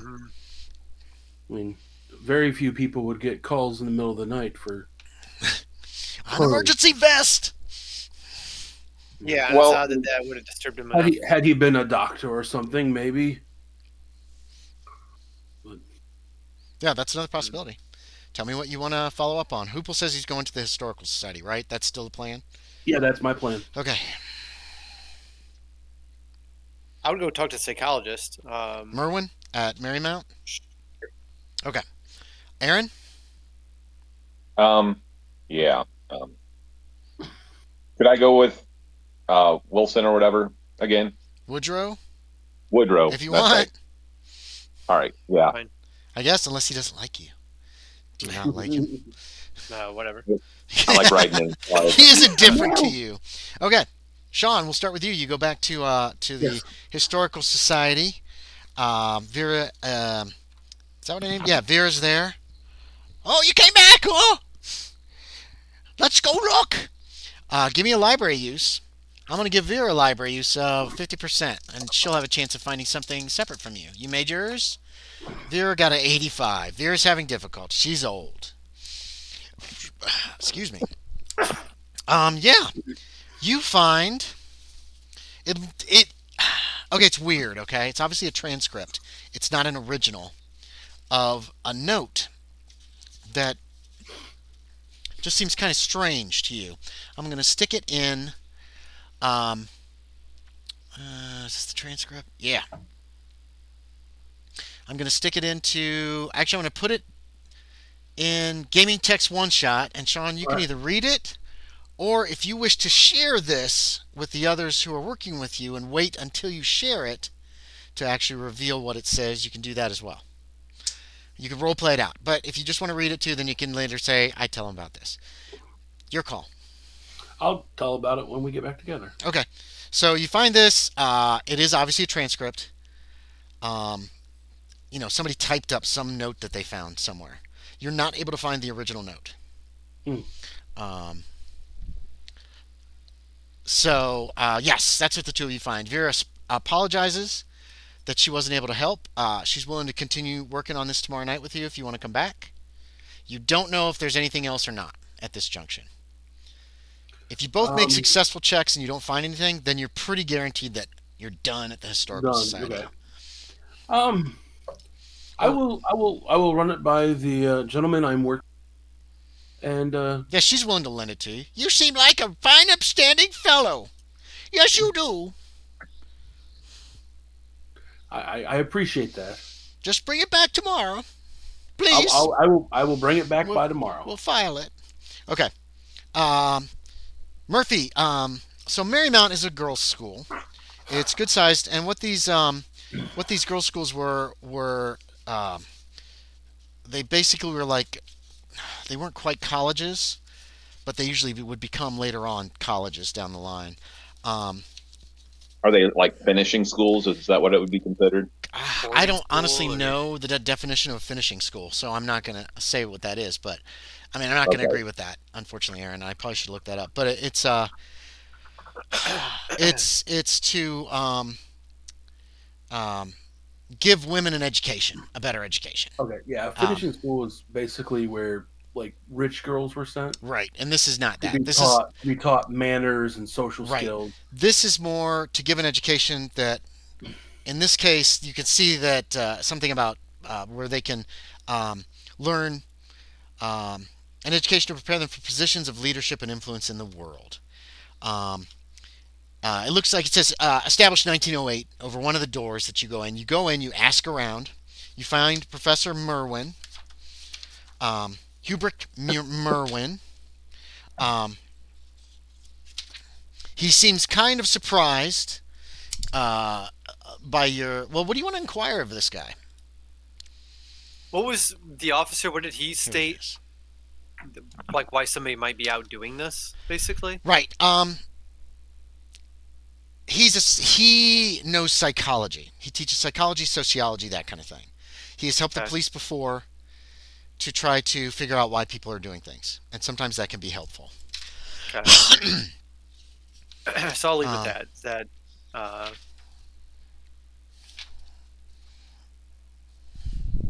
There's a picture. He's got very thinning hair, glasses, clean shaven. Hair is a light color, kind of a blondish. Looks tired, and actually Okay. he's like looks like he's in his late 50s, early 60s. So this picture's not super accurate because this guy in the picture is obviously much younger than that. So picture this guy a little older. And I'm sorry, Okay. you're leading with what? that yeah, Officer Common had sent us. He said you'd helped the police department in the past Well, to try to identify motive. I don't know too much about these happenings. I've been reading, following in the paper. Um, I would guess from a psychological point of view that he must have had some awful childhood to enact such terrible fantasies. It's just a horrible thing. But I don't know. I assume the Coleman had sent you to me because of my connection to Washington Irving, because everybody seems to think there's a headless horseman. Do you say your connection to Washington Irving? My Or well, my it's- family's connection to Washington Irving. Actually, my it's a little embarrassing. My grandfather was probably what Washington Irving based Ichabod Crane after. Jesse Merwin was. People are always asking. He kind of chuckles. Um, they've asked me questions about this all my life. For some reason, Washington Irving, the original, the writer of Legend of Sleepy Hollow, he may have been friends with my grandfather Jesse Merwin. Why else would he base a character and a story on him? Well, um, it sounds like this killer is using the story to enact some fantasy. Using the story in a wicked fashion. Because, as you know, Brom Bones scared Ichabod Crane away to get, oh, I forget her name, the girl in the story, and um, that's on the story. Um, my but my grandfather was the one who, so they say, based um, based the stories. He was Ichabod Crane, no chin and kind of a hard to get along with fellow, I suppose. I didn't really know him very well. He's kind of meandering now about this whole thing, uh, but Did whoever, your grandfather ever have any stories similar to that of the Headless Horseman? no, What? not Okay. not that I know of. So basically, No, Jesse Merwin was just kind of a mm, fellow, and just like Ichabod Crane in the story. I see. And I don't know anything about Hessians. Professor Professor Platt, he's the history professor here. He knows more about the American Revolution than I do. I see. So was Washington Irving? Was he from this area? Like, why? Why would Yes, he? yeah, he's Okay. buried up in Sleepy Hollow Cemetery.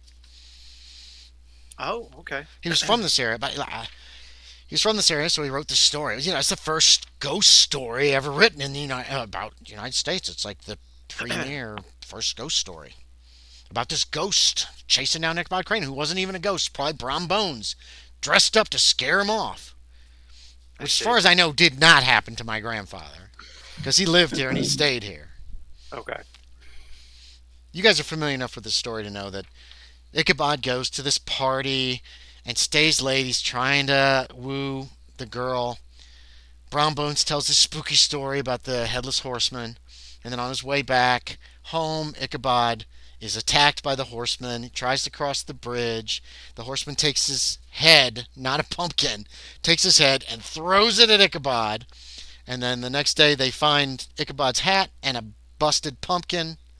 And anytime anybody asks Brom Bones about it, he just starts laughing, just giggling. Like, Gotcha. and the big moral of the story is you shouldn't go after something that is above you, basically. Of course, Brom Bones in the story is kind of a jerk, but whatever. Yeah. Okay. Okay. Yeah. Do you trust this guy? I do. You've been using psychology on everybody else, Adam. Okay. Yeah. Yeah. I got that. 30 is a 30. success. Not a 50. Yeah. Okay, so when he mentions Professor Platt, he seems uncomfortable. Okay. But And he was the one. he's a history professor here. Okay. And you also feel like he's not telling you everything. Like two separate things. He looks uncomfortable about Platt, and he's also keeping something from you. You haven't received any strange phone calls late at night, have you? No? Okay. Professor Platt, are you and him close? Do you guys get along? Well, we used to be close. We went to college together at, well, it's called New York University now. It used to be, now I gotta find it. It used to be the University of the City of New York. When we went there back last century. But then for some reason he just didn't like me after that. Seemed to have a grudge against me of some kind. Don't know why. Are you married, Professor Merwin? Oh wait, No? shit. It doesn't say actually, so I'm Okay. gonna assume he is. No, we'll say he's not. He's not married. All right. He was. He's a widower. He'll tell you Okay. that. She died of cancer a few years ago. Because he's Right. in his 60s, so that's not actually surprising. Yeah. Yeah. You don't think this grudge Um, thing is what He's he's holding withholding back. from you? Yeah. I see. Yeah, I also attended NYU. Oh. Blah blah blah. You guys chit chat about NYU for a few minutes. and then Yeah. So, About how it's changed. Oh, it's changed so much. Blah blah blah. but again, about Mr. Professor Platt. Oh so yes. what was his first name? Oh, Michelle. It's Michiel. Oh yes. Yeah. I can use this for him, for Merwin. Sure. He likes to Yes, pipe up. There's nothing else you could tell me about him. I mean, this was. Okay, you start talking to him about this. I'm gonna need some kind of social skill to get him to open up more Yeah. to you. I guess I could either do charm or let me do persuade. Yeah, persuade's great. Okay.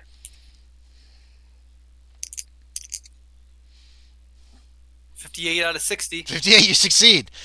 He's real hesitant to tell you, and it takes you a long time, and it sounds like he's kind of embarrassed about it. But both he and Professor Platt had developed kind of an interest in the occult while they were at college. Okay. He seems really embarrassed about this because obviously that's stupid. And from time to time they've bumped into each other. There's a rare bookstore here in town, and they have bumped into each other in that shop, and it was always very uncomfortable. There's a shop downtown just called Rare Books. Ray's Occult Books. Just called Rare Books. And for he still is interested, and he seems really embarrassed to tell you this, but he still has an interest in the occult, ghost stories, superstitions, and that kind of thing. Old crumbling manuscripts that claim to spooky stuff, that kind of stuff. Okay. But again, he seems really embarrassed to talk to you about it, especially since there's a butcher there standing with you. What are these guys? What's this guy's credit rating? I wonder if it's even on here. Oh, 28. Ooh. He's middle class. Yeah, I remember seeing that on mine. I forget where it's at though now. So yeah, that's all the information he was probably withholding. I see. Is Michelle Platt here? Or do you think we could go speak with him? He looks at the clock. It's like 8 o'clock now. After all this, you've been talking to him for a while. He's probably left for the day, but he'll be here tomorrow. Or he should be. Okay. All right. Perfect. Oh, yeah, yes, and he kind of infers that he'd like you to keep to yourself about his interest in the supernatural. Oh, of course. I'm sure this. And he looks at Max too, the same way, Aaron.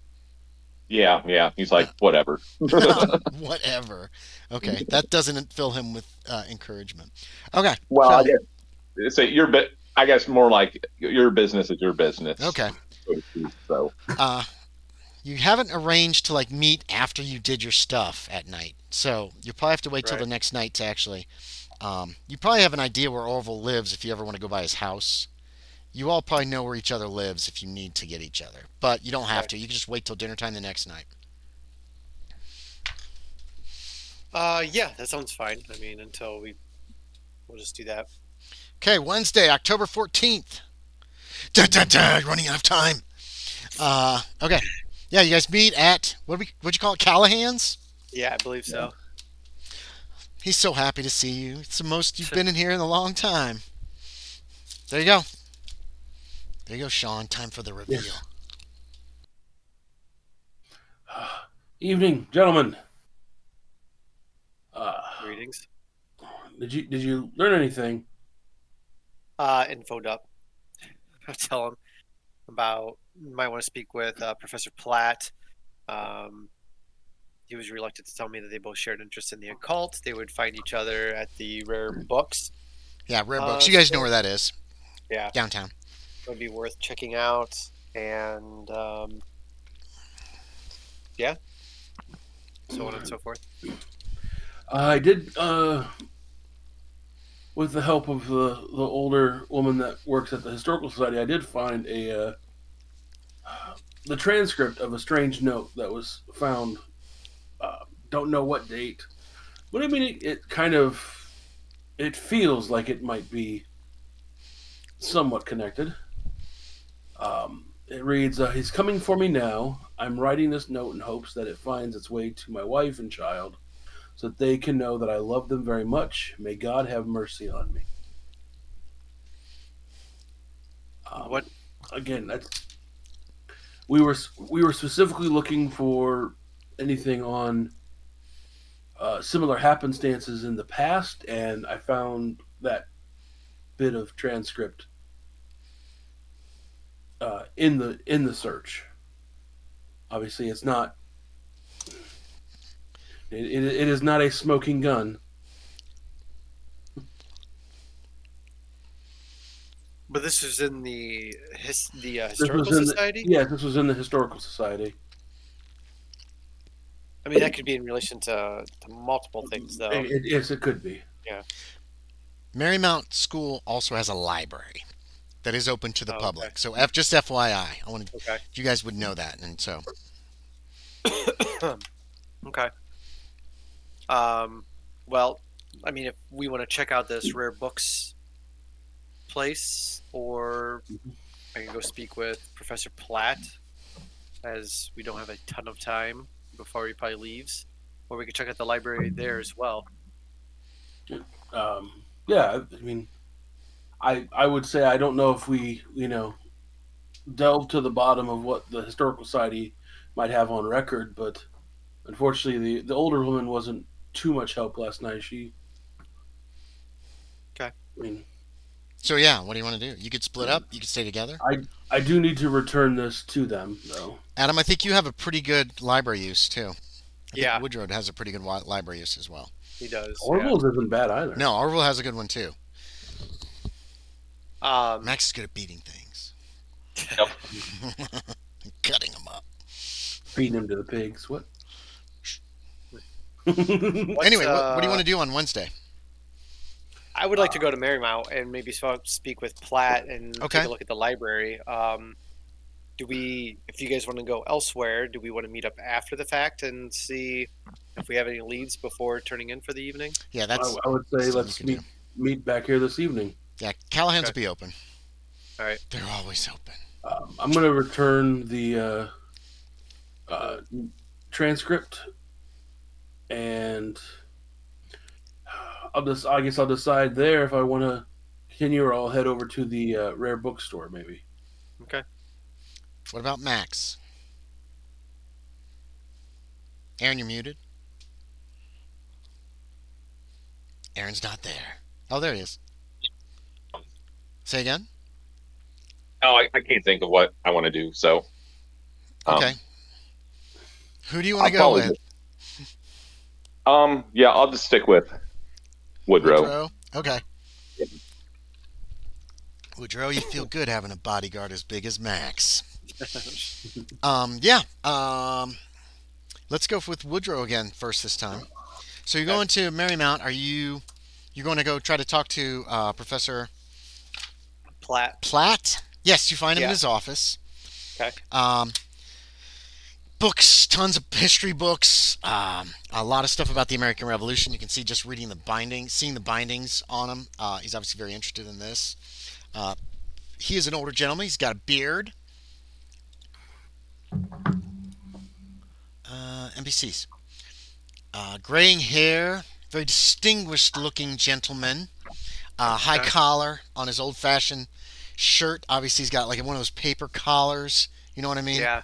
Like in this picture.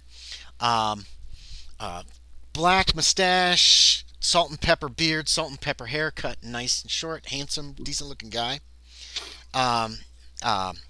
He looks like he's grading papers or something, and he looks up to you and he goes, "Yeah, oh, good evening." He does not Yes, have a. Professor Platt. Yes, I am Professor Michel Platt.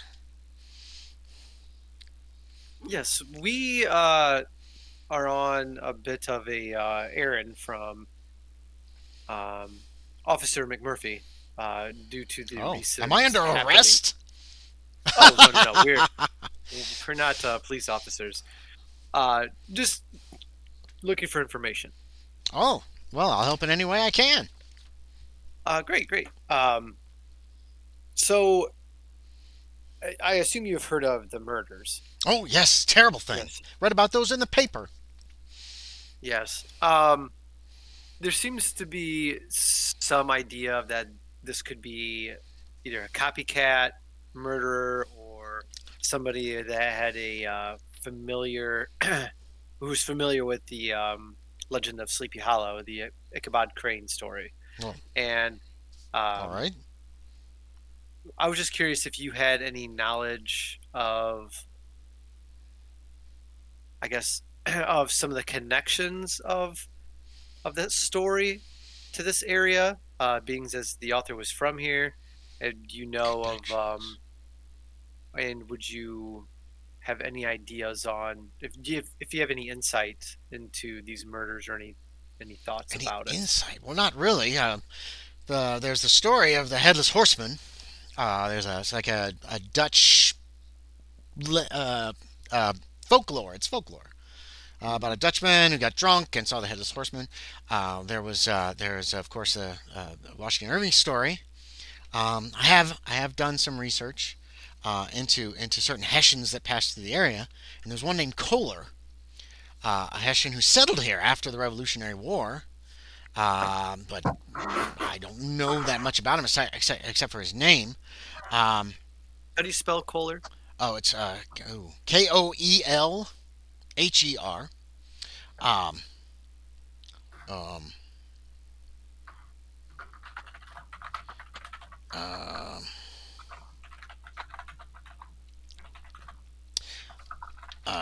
I know that Jesse Merwin was Merwin's grandfather. He was in the area at the time, and Kohler was murdered or something and buried up in Sleepy Hollow Cemetery in an unmarked grave.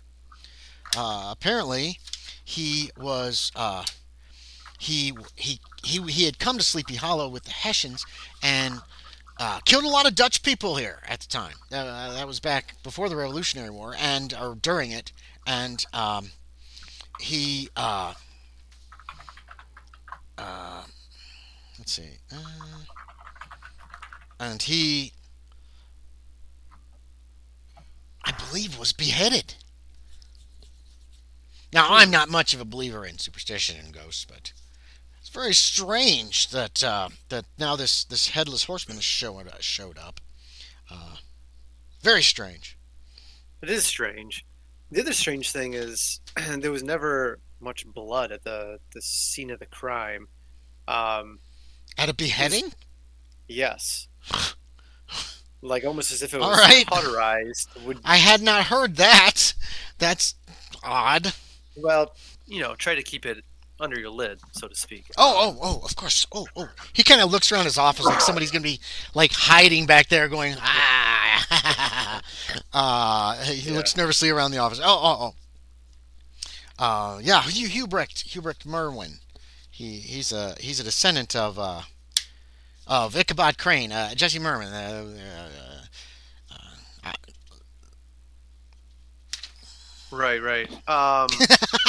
Right. Right. So, Okay. But that's nobody knows where this Kohler's buried. Supposedly in Sleepy Hollow Cemetery, but in an unmarked grave. So, and Kohler might not even be the right name. That's the name that I found. I did a little research. I found it interesting. I mean, everybody here has heard the story, and of Sleepy Hollow, and so I was hoping to find something else out about it of interest. But it looks like he was just another Hessian who who's working for the British. see. Sorry, I'm trying to make sure I'm giving you all the information because it's like scattered all throughout this scenario. No, you're fine. I'm trying to think of how I want to proceed with questioning this guy too. Okay, why don't you think about that? We'll jump to Sean. We'll jump to Orville Hoople, who returns to the creepy old creaking historical society building. And Vera.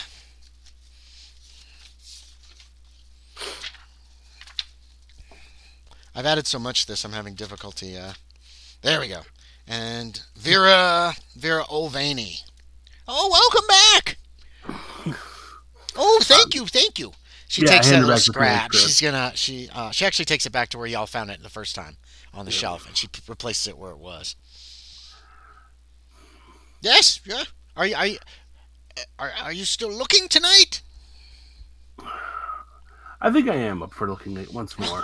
Let's get to it. We'll give it one last shot. Yeah, she's gonna give it a shot as well. Oh,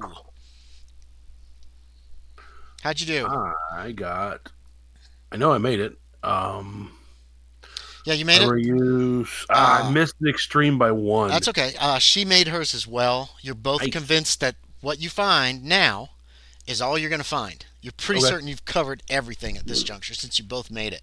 And what you found is... let me make sure I got the right thing here. It's another transcript. It's not an original. Yeah. But it's somebody typed up years later. And... let's see.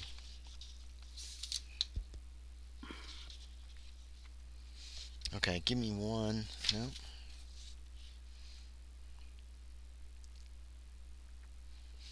What it looks like is part of a journal, but again, it doesn't say who it is. Let's see if it says on here who it is. Yeah, it looks like journal entries, a transcript of journal entries, but it doesn't say who the journal entries are, who the who wrote them, or where like these three journal entries in this transcript came from. It's really weird.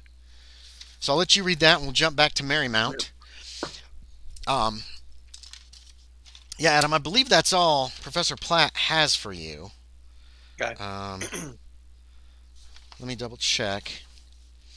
Um, yep, unmarked grave.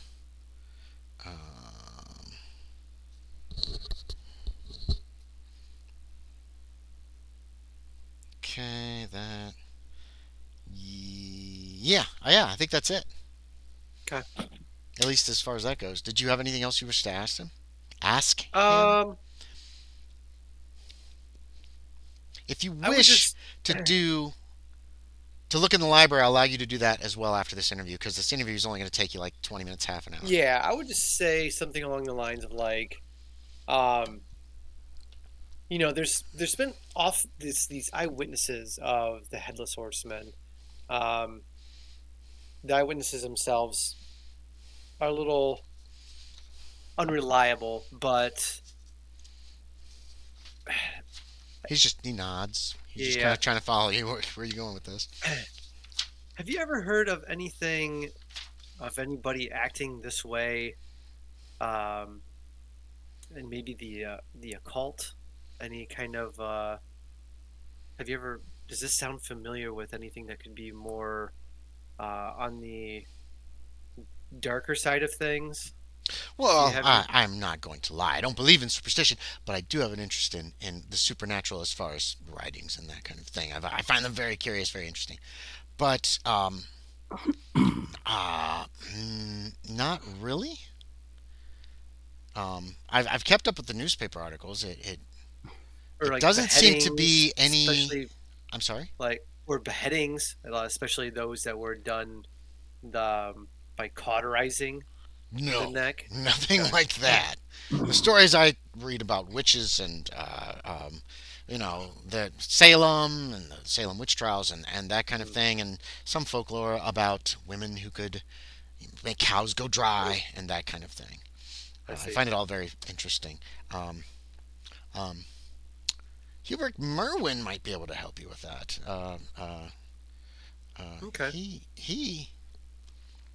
He's a fellow. Are you and him close? We knew each other in college. Had a bit of a falling out. He, I feel like he was a little too interested in the occult. It didn't seem healthy to me, but you know. I'm going to do a psychology on that. No way. 91. So whatever you feel. Okay. I see. Okay. So he had an extra interest in that. He just nods. Okay. Yeah. Okay. All right. So this interview didn't take a long time. Yeah. We'll check out the library. Yeah, if you want to check out the library, you can. Marymount Library. Yeah, give me a library use. Hey, Christy, okay? Hi. Yes. Yep. 64. Yeah. You find a handwritten diary of Jesse Merwin. That is from from the early 19th century, from like 1808 to about 1820. And as you're flipping through it, what stands out is there are some missing pages that have been torn out of this diary. Okay. You sit down, you read it, or you skim it. It's boring, Oh, this happened today, blah, blah, blah. Right. And the missing pages are sometime in October and November of 1812. And they're just gone. Someone has torn them out, and they're gone. And this is an original diary. It's actually in the rare book section. You're not allowed to take this out. these can be looked at, but they're not to be like removed. Right. I mean, unless you want to steal it. Right. So yeah, Aaron, did you want to try a library use? I don't have much for library use. Okay. I mean, I could try. If you want, it's up to you. Yeah, I'll give it a shot. I can. Yeah, that's gonna be a fail. Okay, yeah, you don't find anything interesting. This is a library. It's pretty dull. There's nothing to cut.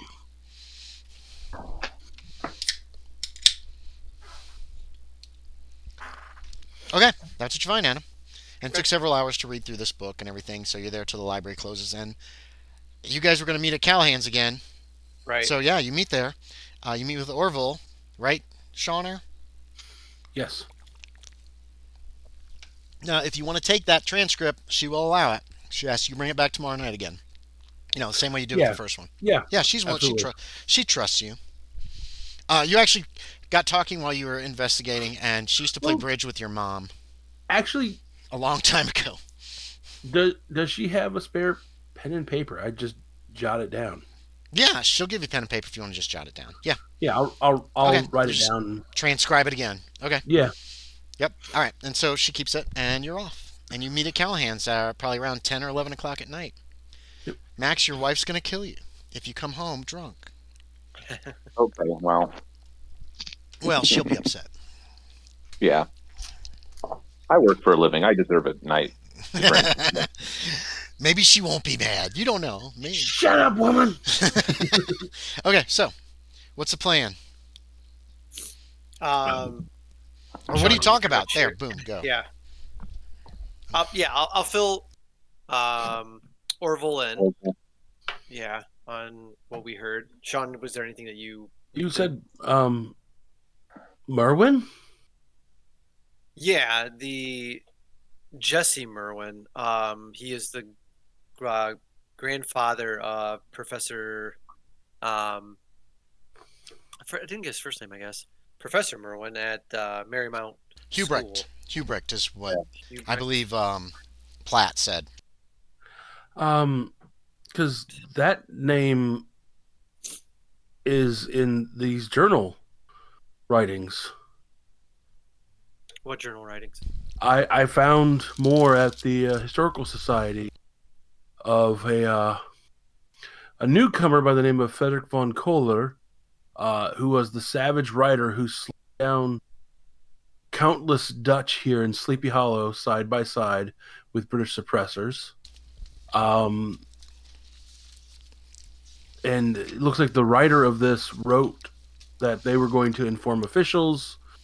A lynch mob was organized, and they beheaded him. They beheaded Frederick von Kohler, kind of an eye for an eye. But then, soon after, all the involved in the beheading were found dead.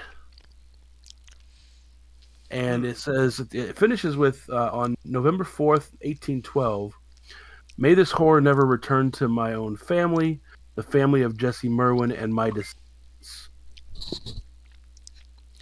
You can look at that transcript, Adam, too. I mean, I'm gonna after I've read it, I'm gonna put it down. Like I rewrote what was written. So it's in his handwriting, but otherwise it's exactly like the prop there. Okay. Yeah, there were some pages missing out of his journal that I found in the library at Marymount School. And it was right around this time. They ripped out around October, November of 1812. And that looks to be... Discovered to these strange recluse man is, and it is most startling. Bridget von Kohler. Yeah. And Professor Michelle Platt, the historian there, told me a bit about this Kohler. He was supposedly buried in an unmarked grave up in the cemetery. That's what the legend of Sleepy Hollow kind of references. At least what the local legend that was used. That there is a Hessian soldier buried in the Sleepy Hollow cemetery. And that one night a man, saw a light coming and it chased him. So one of the individuals that was part of the lynch mob was Hendrik Vanderveer. That Yeah. would probably be a descendant of It'd be the first murder, the Vanderveer. he's an the one that- ancestor. Yeah. Or I'm sorry, an ancestor. Yes. Peter Messick. Yeah. Okay. Wait. Because the two victims so far have been Vanderveer. We haven't heard of a Messick, right? Being that's Second murder was Casper Messick. Oh, it was okay. Mhm. So it would seem. The other one. So there might be a Van Buren or a Clausen in town still. They're now all dead. All of them found beheaded and it's almost.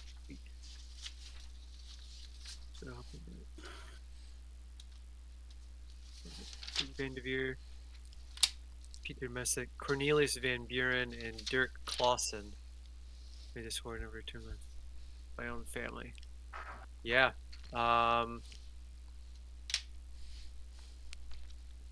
That's interesting. So yeah, we have 3 individuals that we need to inform the officer McCormick. Wait, what's his name? What the hell's his name? McMurphy. About. McMurphy. Yeah.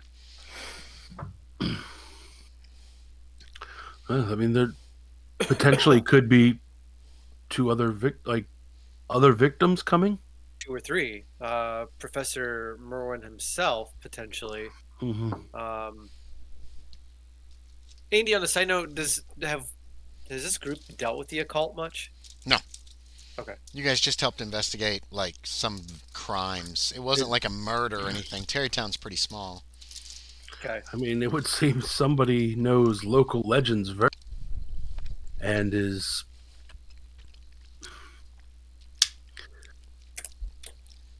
killing. I mean, we could also go to the graveyard and see if we can potentially find this unmarked grave of this Hessian soldier, this Kohler. I would assume it would be very hard to find an unmarked grave after 100 years. Yeah, not without knowing where it's going to 100 be years at. exactly. Oh. Wasn't it? No, it was 18. No, 102. Okay. 1812. Okay. But we're nearing. I'd forgotten. I was like, wait, really?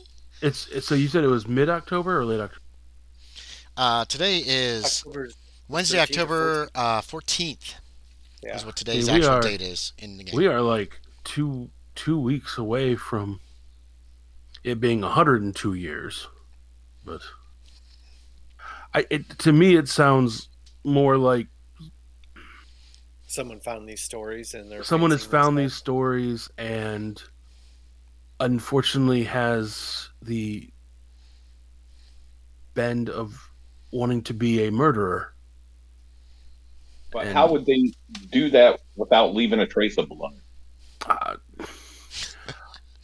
The butcher points it out. I love it. Of all the people here, I think you would be the expert on a clean kill with little blood. No, it can't be done. Yeah, I don't see how it could be done. I'm giving you a coin, Aaron, for that. I like that. I do not either. I'm an expert in telegraph and radio. It's not Were each of these in my past murders wheelhouse. on a specific day? Were they each on the same day? Yeah, they're on Saturday. Okay. I think what we need to do is tomorrow, if one of us, I have to take the trolley into work. Can either of you swing by McMurphy's office and just let him know that we should be on the lookout for any descendants of Dirk Clausen, Cornelius Van Buren, and maybe Professor Merwin himself could be the next targets in these. Where is the McMurphy's office compared to where I work, Andy? Oh, it's downtown. It'd be on Main Street. Main Street is just north of number 2. Okay. You work down at the station that's down by the river. It's not too far. Yeah, I'd be more than happy to handle that. Perfect. Is that it for the night? Yeah, unless you guys have any other ideas. I mean, we still have the other stables we could check out. Right, the that Rockefellers. which is more north, near where the cemetery's at. If that's got anything to do with things, but this is hard because having ideas as a player versus trying to role play it as this individual. What your character would think. Like, Yeah. what ideas are you having? You could have ideas.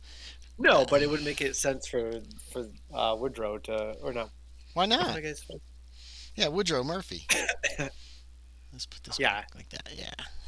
so Well, it's just like I'm like the player knows there's gonna be something supernatural. The Right. character's like they're not. It's a copycat. Well, it could just be a copycat. No, I see what you're saying. Okay, I see Yeah. what you're saying. Well, maybe it is a ghost. Is any of your Right. characters say that they're a realist or a or believe in the supernatural? If it does, you could be like, "Holy shit, the ghost is back."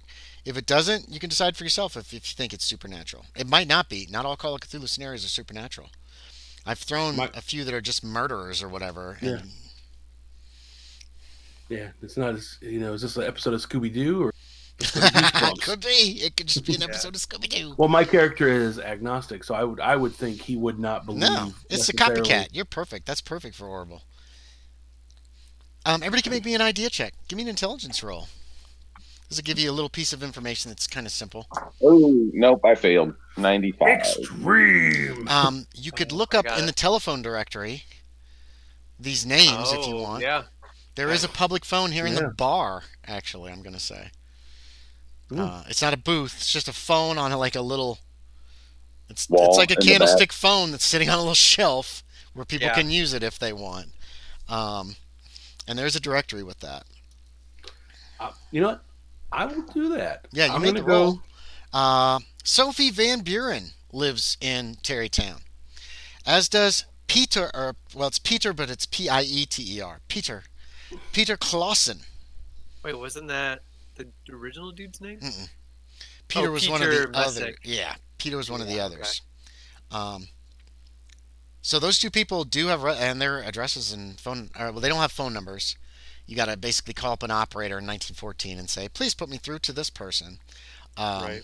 So, but their addresses are in the directory as well. So you know where these people live. But yeah, anything else tonight? Can we just?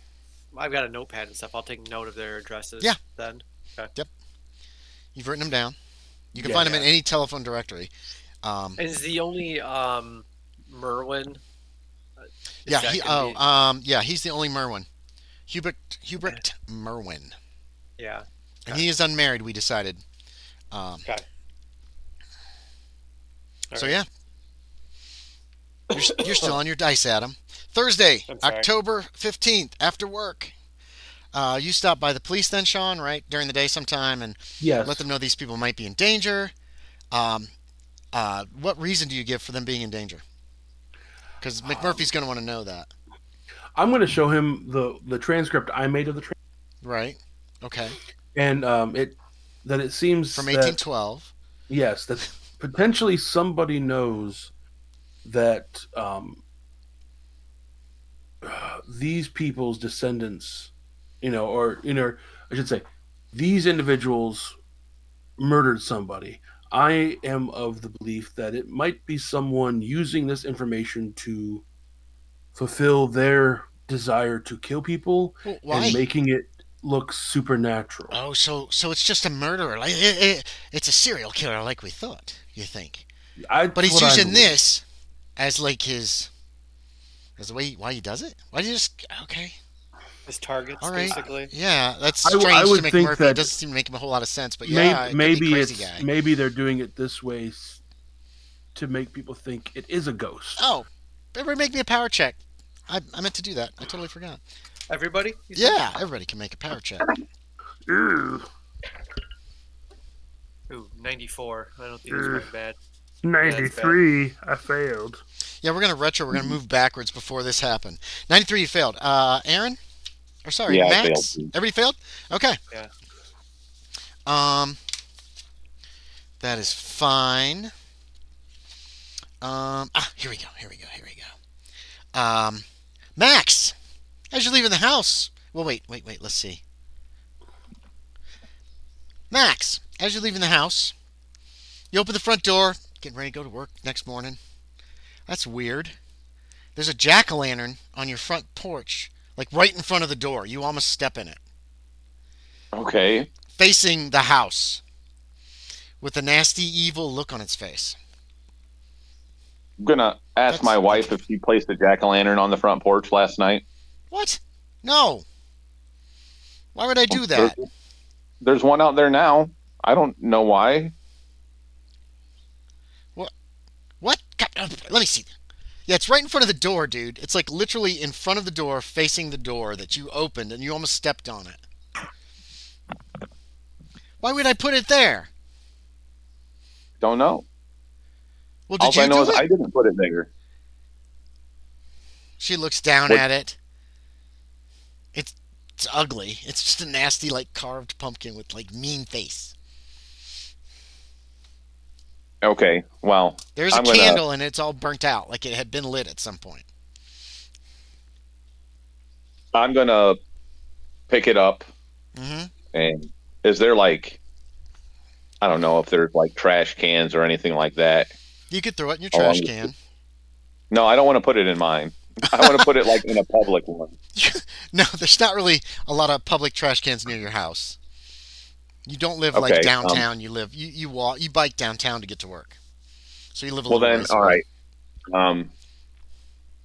Do I probably have a? Your neighbor that you don't like, you're gonna put it in No, his no, trash no. can. I'm trying to think of the right word. Like a compost pile or something like that. Oh yeah, you got one of those behind your house. All You've right. also got I'll a just- furnace. You could also chuck it in your furnace. I mean, it's a wood-burning furnace or coal. Probably burns coal to keep your house warm. Yeah, but say it's like a fresh pumpkin, right? So that's going to cause a lot of smoke. Yeah, so I don't freshish. It's freshish. Yeah, it's not like rotted out or dried up. think- Right. You just chuck it on the compost pile. Yeah, I'm going to chop Okay. it up and put it in the compost pile. Chop it up. With what? A knife? An axe? What do you want to chop it up with?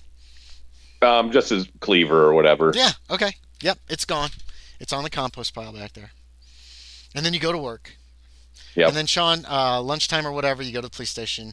Yep. You note that these people are in danger. The Officer McMurphy is confused by this. It seems really weird, but there's only like 5 or 6 men on the force. That's the problem. They don't really have enough men to watch these people. Yeah. But they will take it under. He says, "I'll take it under advisement, and if there's anything you can do." Yeah, and so he's very thankful for the information. And you meet at Callahan's Thursday evening. Only 2 days left. Friday, then Saturday. Before the next murder. If the murderer keeps a really tight schedule. Anyway, You don't what's the know plan? What's the plan for Thursday? I tell them about the jack-o'-lantern at my front step today. How common are jack-o'-lanterns this time? People, okay, so Halloween is not, there's no trick or treat yet. Right. But people go to parties, they'll dress up. The kids will dress up and go to parties and hay rides and all that kind of thing. None of it's really organized. It's just like people have their own specific parties, but they still dress up. People will do jack-o'-lanterns at this juncture. It's not really common to make a jack-o'-lantern and put it on somebody's house. That's not much of a prank for Halloween. Yeah. It doesn't really do anything. But yeah, so you've never heard of anybody carving a pumpkin and sticking it on somebody's front porch facing their front door. That's weird. But there were no like pumpkins seen around these murders or anything like No. that either, right? Nope. So And the police have told you everything they know. If they found a pumpkin or a smashed pumpkin, that would have been in the. They would have told you that. yeah. Woodrow notes that's very weird and odd.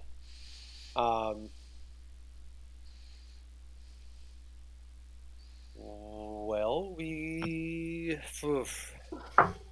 feel like Professor Merwin is maybe not telling us everything. It seemed like he hadn't been sleeping well, so maybe there's more to it that he's not telling us. Merwin didn't say anything Uh, about not sleeping well. You told me it looked like he hadn't been sleeping well, I think.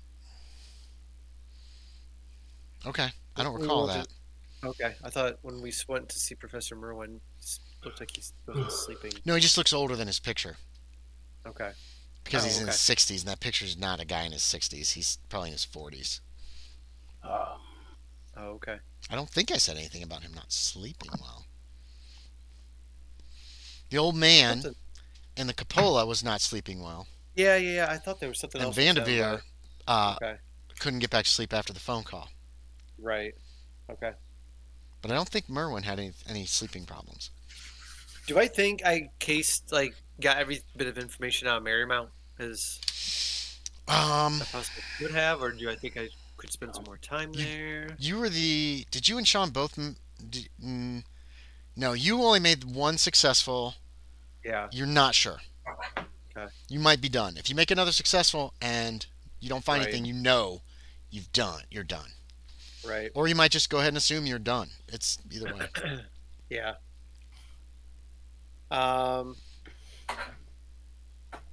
Well, yeah, I'm just curious because Professor Platt said Professor Merwin was more into the occult, Mhm. and that's what kind of drove them apart. Right. Um, That I do remember. and he was very what's the word I'm looking for? He was very serious that he wanted his interest in the occult to not be shared. I guess I don't know if that rare bookstore is still open. We could check that out and see if there's anything there. It is. Uh, You know it's open in the evenings till like 8 Okay. o'clock or so. So you guys could go in the evening to check that out as well.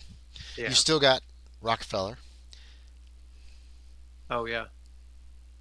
We could potentially. I thought there was Oh, something else. Mr. Hart. Oh, Hart. Talk to Hart too about his horse. Go ahead, I Sean. I don't want to startle the descendants of these individuals that were murdered, but at the same time, it might be smart to tell them to, perhaps on Saturday, Stay not indoors. leave their homes. Don't answer the phone. Yeah. Today's Thursday, right? Today is Thursday, October 15th. Yeah. Yes. It would definitely seem like there is a sick individual murdering people in town. Yeah, it's a little bit more than a coincidence that these people from this journal are direct descendants of the people that. Do we know if there's any descendants of this Kohler? Maybe if he No is a Kohler in descendant? the telephone directory. There's no Kohler. Okay. You could find Platt and you could find Merwin's addresses. Pretty much Right. everybody in town is going to have an address, even if they don't have a telephone. An address will be listed in the directory. There wouldn't be any census records in town, would there? Those would be more centralized in the state, I would assume. Yeah. White Plains is the county seat. You might find something there. It's a trolley ride away.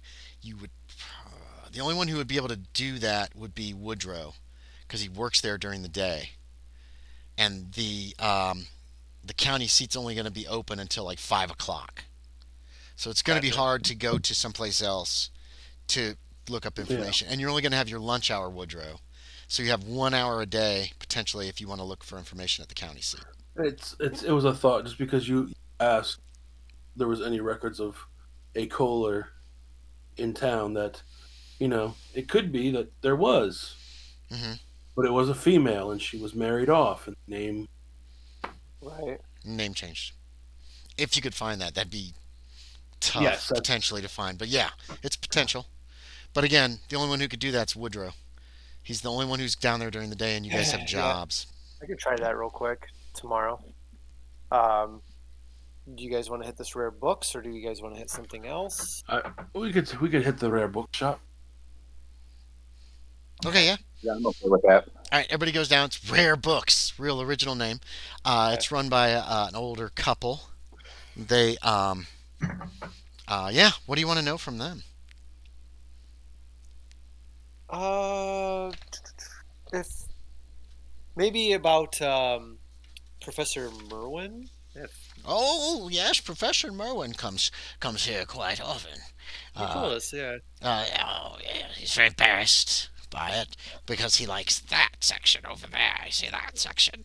Yeah, I was just curious. That's Like, the big occult. Well, no, it says supernatural over like gotcha. certain shelves in a corner. It's not a big section. Um, um, dang it! I keep losing the stuff that I just read. Nope. Aha. Okay. Yes. Oh yes, yes, yes. He's interested. He's always. Well, he comes in once a month or so, and he just looks through the books. He seems very curious. Sometimes he buys books about ghosts. Ooh, he seems to be very spooked by ghosts. So he's often buying ghost books. He's a nice fellow. He's a nice fellow. Doesn't do any orders or anything like that. He just seems to like to read about ghosts. Hmm. What about any books around the time of the? Can I just say war, or would I say Revolutionary War? Revolutionary War. There's been a Okay. civil war since then. There was the War of Oh, 1812. gotcha. We've had Okay. a few wars, Yeah. So I but asked them if they never have any books again. Go ahead. um, books about. around the time of the Revolutionary War. We have there's some history books. The history section has some interesting biographies, and they talk to you about the biographies and other history books until you interrupt them. Oh, I'd say I don't interrupt them or whatever if Oh yeah, they're okay. They telling me talk about about it. that for a little while, but there are some history And books about the war, about the Revolutionary War. I'll um, start perusing around the section while he's asking about stuff that It's published Merwin books. visits. Nothing out of the ordinary. Supernatural, folklore, ghost stories.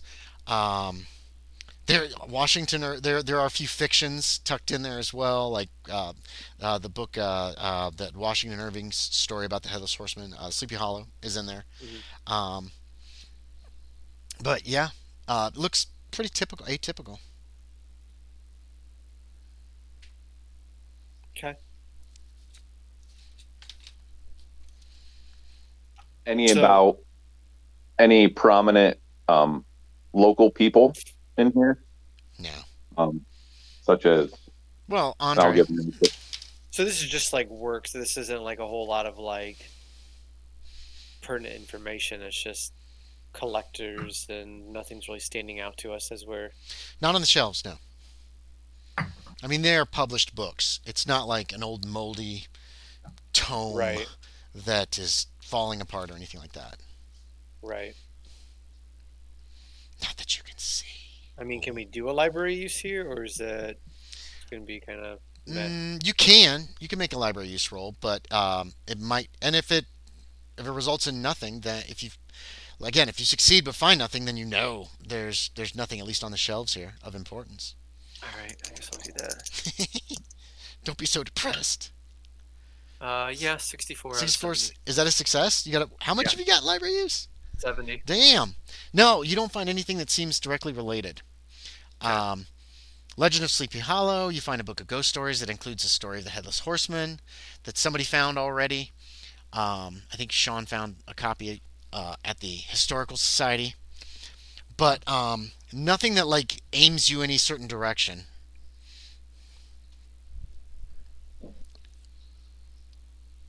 Okay. I guess Woodrow would be ready to leave, and if there's any chance that we can shoot by Marymount still, then he suggests that. But Yeah, yeah, I'll let you do Marymount if you want to hit the library there and yeah, take one last look to see if there's anything you missed. sure. What Okay. about Hoople and Illington? Go ahead and make the roll, Adam. Are they going to go with Woodrow, or are you going to go elsewhere? I was going I'll with go him to with the Woodrow. bookstore. Yeah. I made it. No, but back to Marymount. Are you going to Marymount, or would you like to go somewhere else? No, you don't think Oh. there's anything left here, Woodrow? I made a big time. Yeah. Uh, Be right back. All right. trying to think what he would do.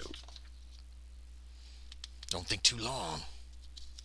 Oh, I can check off rare books. You guys investigated that. Honestly, you know what? Now that they say it, I'm nosy. I want to know. Yeah. I'm gonna go to the cemetery. In the middle of the night. Oh, is it the middle of the night now? It's after the bookstore. It's dark. Remember, this Oh is no, in I'm the going fall. home then. Oh, you going home? Home you go. Gotta watch out. Make sure Mom gets to bed. Yep. Okay. Anything for Illington? No, I can't think of anything off the top Okay. of my head. We'll move on to Friday. Character would get killed. He went to the graveyard in the middle of the night, and he dead. Well, who goes to the graveyard in the middle of the night?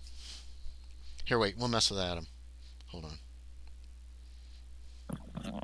Okay, Sean. Your head was removed from your body, Sean. Yeah. No, he didn't go to the graveyard in the middle of the night. He rethought that. You could go like right after supper. You'll still have light for an hour or It's two. like against the law to do that too, right? Usually, there are some graveyard hours posted you're not supposed to go. Yeah. Sleepy Hollow Cemetery is, I don't even know if it's still used by 1914 or not. It might be full. Yeah. Damn it. Power checks for everybody. Yeah. Fail. I'm gonna get a pumpkin on my door. Let me check here. I made mine. You made your power check? Really? My power is in 80. Holy crap. I Okay. rolled a 42. Oh, yeah, out of Murphy. 80. What'd you say? Did you make it, Sean? I got a 42 out of 80. Boom! Yeah! Let's Have to see. wait. Go talk to Jenna. What'll be interesting? What'll be interesting? Go to Jenna. Okay. Adam. I like this one.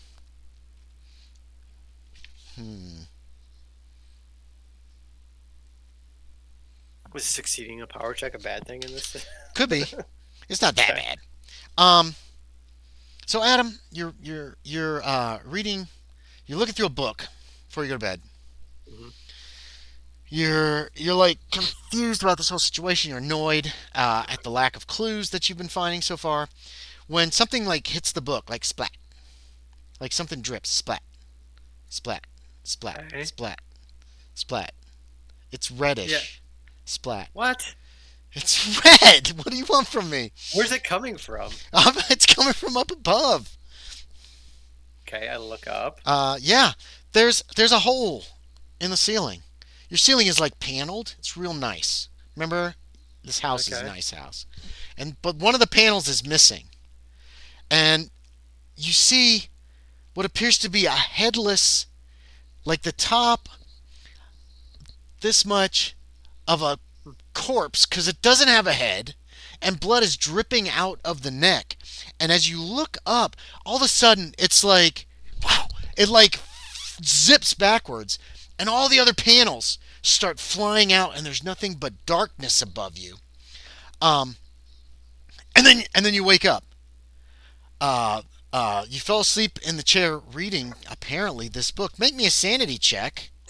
Your sanity's like 80, so I don't think you have a whole lot to worry about here.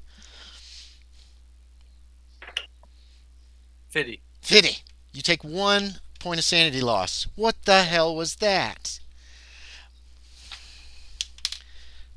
Orville.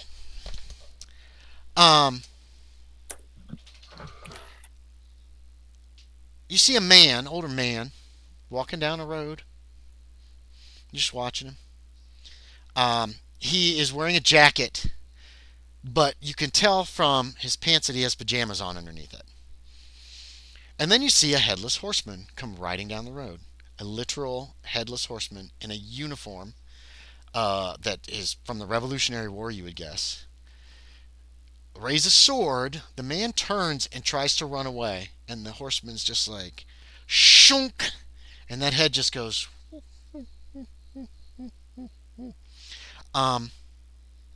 It looks like there's a head in the horseman's lap. And you wake up, it's morning. But make sanity check. You Yeah, got I'm waiting for that. 82, so you're going to lose a giant 1 point as well. 57. Yeah, lose a point of sanity. Those those are... That was disturbing. Yeah. Yeah. So, next day, White Plains. Are you going to go check... you going to try to see if you can find anything about this Kohler in the old files? Okay. Well, what you can find out is that files weren't kept that long. They don't have anything that goes back to 1812.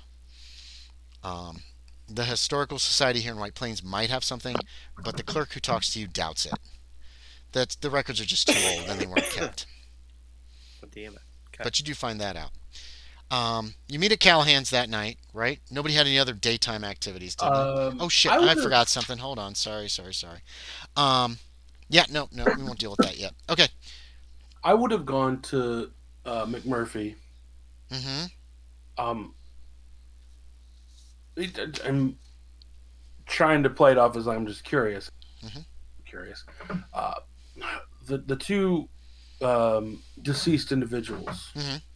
What were they wearing? He tells you. Vanderveer was in his pajamas, had an overcoat over that, and was wearing his shoes. What was the other guy's name? The second one, I don't remember off the top of my head. Messick or something Messick, like that? yeah. Messick was in his trolley uniform. Ooh. From driving the trolley that day. Okay. Is that pertinent? No, I was just. It was. Yeah. I felt like I knew that, but it slipped my mind. He's fine with that. Yeah, you meet at Callahan's that night. Yep. Max, make me a spot hidden. Oh my God, it's Friday. Oh, You only have sorry. one day. That's me. Yeah, Max Illington, spot hidden, please. 04. That may be. Orville and Woodrow look a little unsettled. Yeah, that's an extreme success. Yeah, they definitely. Both of them seem a little bit like off when you meet them. Just a little. Just a little nervous. They seem nervous. Why are you guys looking so nervous? God damn it, Aaron. Why are you lying? No, I'm just asking him. He's straightforward. He is straightforward. Yeah. I had a dream last night of a man in an overcoat and like pajama bottoms being run down and beheaded by a headless horseman. I did notice in my dream that the horseman had a head in his lap. Well, none of the other heads were discovered. Could have been one of those heads. Or his. It was too dark to tell. Yeah, but based on what I saw in my dream, I'm fairly... You're breaking up, Sean. Sorry.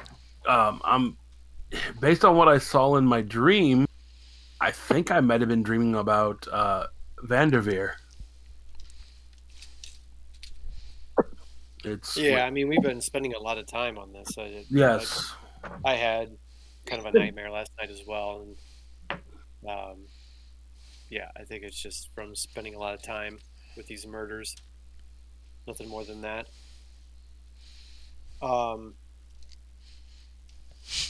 What lead should we look at this point? We have the stables yet. We haven't checked out Rockefeller yet. Do you guys want to shoot up there and see if we can figure anything else out? Well, Hart will be in today, right? Oh wait, I was supposed to be able to go to the business today. Friday you're supposed to meet. Yeah. You've set their appointment. She's gonna meet you right after supper. How about? Okay. Yeah, and now that we kind of know the connection with him, though, maybe I'll just call her and just tell her that it's not necessary. Okay. Yeah, you can do that. You can telephone her. Yeah. Yeah. Okay. It's fine. So, she's obviously still upset. Right. Well, if you wanted to meet with the head for the Rockefeller estate, I think it would be rather rude to be like, hey, we believe one of your horses may have been used in a murder. It's Rockefeller name carries some weight. Well, maybe they had a horse stolen recently. Yeah, Andy, Rockefeller Place, that's A private estate, they don't lend out their horses. Is that Right, correct? that's correct. Yeah. Okay. Yeah, we can go talk to Mr. Hart first. Okay. And see. Yeah. Yeah. Robert Hart. If I gave you another name, it was mistaken because he's actually written down here. Yeah, you can meet with him. Um, uh, Basically, he says the stallions are only lent out to people that they know well. Um, yeah, they have two of them, two black stallions. Has either been loaned out recently within the last 2 weeks? No, actually not. It's getting too cold to ride for a lot of people. Right. Has there been anything odd in the last 2 weeks with the stallions? Like, have you noticed any like open stall doors or broken locks or anything along those kind of lines? I'll need a social skill from you because he seems impatient and doesn't like to be questioned. Well, I would try to do persuade, I guess, if that's persuade or Yes, charm. you could use. Yeah. Okay, I'll do persuade. Nope. Nope. Damn. Nah. Nope. How do you? Are you done? You push. How do you do that? Oh, you push. You got to give me how you're pushing. But then, how much does that take away from it? Nothing. You re-roll. You re-roll. The 10s. If you fail, it's going to be worse. If you succeed, you still succeed. Gotcha. Sometimes even if you fail, you'll still succeed. But there's always some kind of downside to it. I see. Okay. Like if you're trying to kick a door down, this is the example I always use. You try to kick it, it wouldn't move, so you're going to throw your whole body against it. You fail that second roll, the keeper might say, yeah, you break the door down. There's a long flight of stairs the other side. Yeah. So now blah, blah, blah, blah, you're taking damage. Gotcha. And I can either tell you what's going to happen if you fail, or I don't have to. But you need to tell me how you're going to push the persuade roll. Like, what are you going to say to him? How are you going to appeal to this man to tell you just to keep talking to you at this juncture? Yeah, I'll just say, Officer McMurphy has really has an interest in the sightings of these headless horsemen, and there's been multiple witnesses noting a black stallion that somebody was riding. Okay. No, that's good. You're name dropping and shit. I like it. Yeah. Yeah. So when he stops, he won't answer, and then you just keep pushing him. So yeah, make another persuade check. There's no minuses to it. It's just. Is that an O2? It's a wait. What is that? It is an O2. It's an O2. I thought it was a 60. Holy crap! That's an extreme success. Yeah. Officer McMurphy. That's my cousin-in-law. Yeah. No, they haven't. He hasn't noticed anything. All the stall doors have been closed. They're not locked at night though.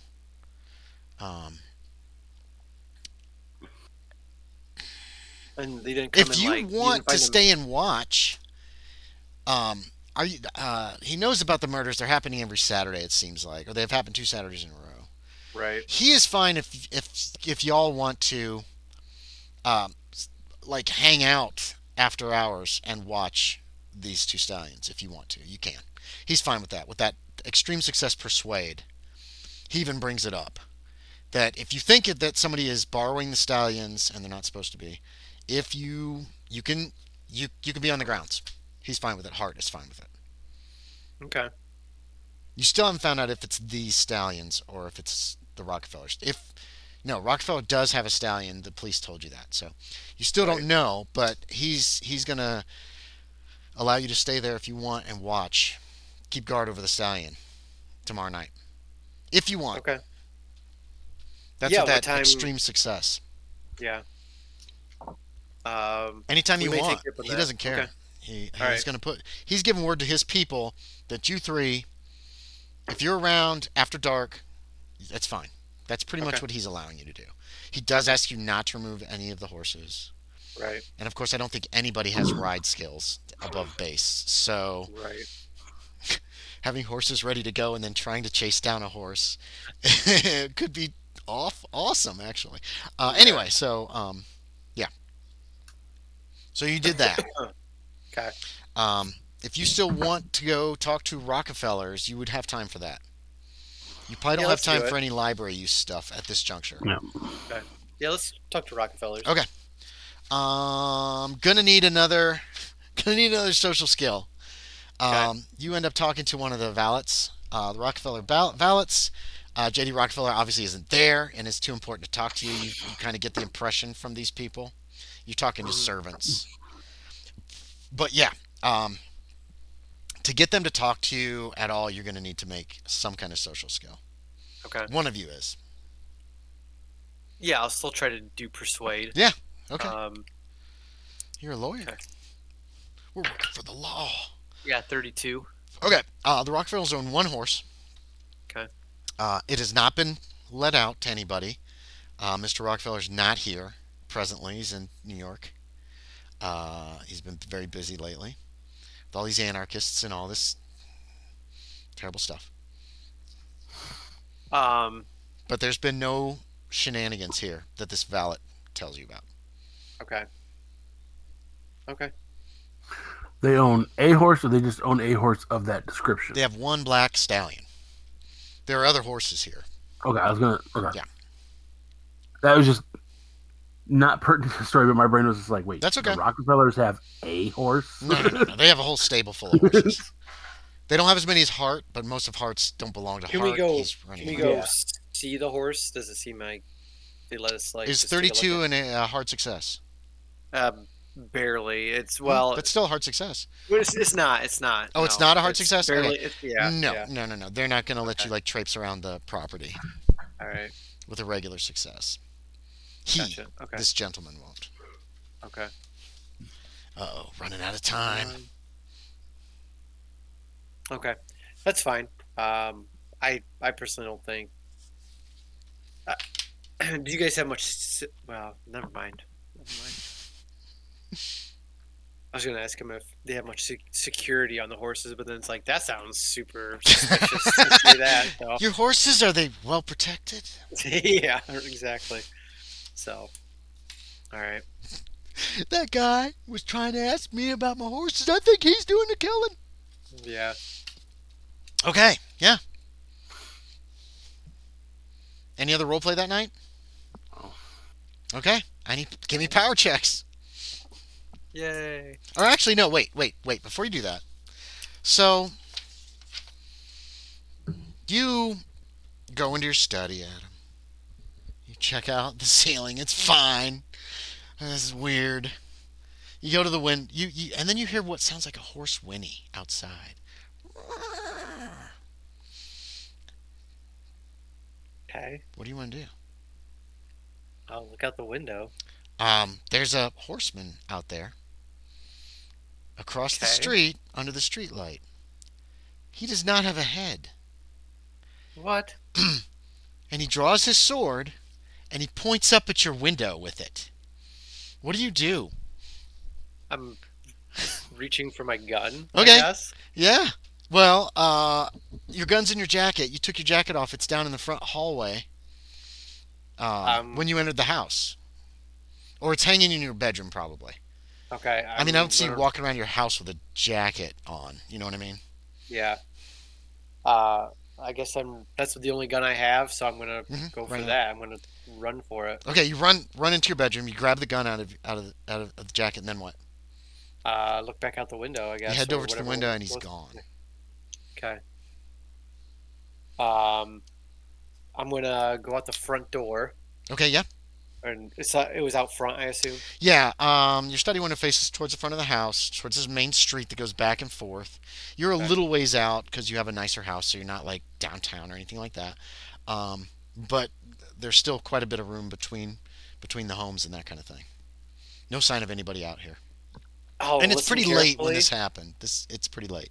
Yeah, I'll step outside, and I'm just gonna be listening. Yeah, give me a see listen if I hear check then. I'll give you a listen check. Yeah, that's extreme 12. success. I think. Yeah, you hear somewhere in the distance a horse galloping away. I'm gonna run out to the street and see if I can see anything. You don't see anything. Too dark, not enough light. Do I see any tracks or anything out there? Well, I'll need a track check. There's a track check. Yes. There's a track check. Okay. Yeah. No way. 42. Yeah. You don't see any tracks. It's dark. The street lamp he was under, he was on a sidewalk. Maybe it was just your imagination. Okay. I guess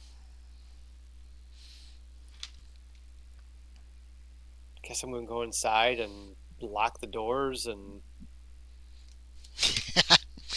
Click, click, click. yeah. Okay. Yeah, now we can all do power checks. See if we have any dreams or visions. Yay. Oh no. Who made it? I I made did it. not. Max. Max sleeps silently and happily. Screw the pumpkin on my doorstep. So, Sean, Hoople has he's made sure his mom has settled in for the night. He's turned her light off, said goodnight to her, closed the door behind, leaves it open enough so he can hear in case she calls out. Mhm. Turns in the hallway to go to the bathroom, get ready for bed, whatever. And you see a shadow down the hallway that's like sticking out from the wall.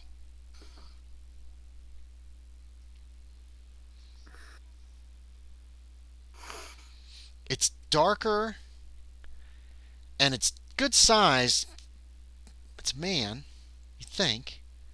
You can't figure out where his head is. What do you do? I'm gonna close my mother's door, Okay, you reach over and you pull it all the way close. Click. and I will slowly forward. Okay. Yeah. Sorry, Finley is.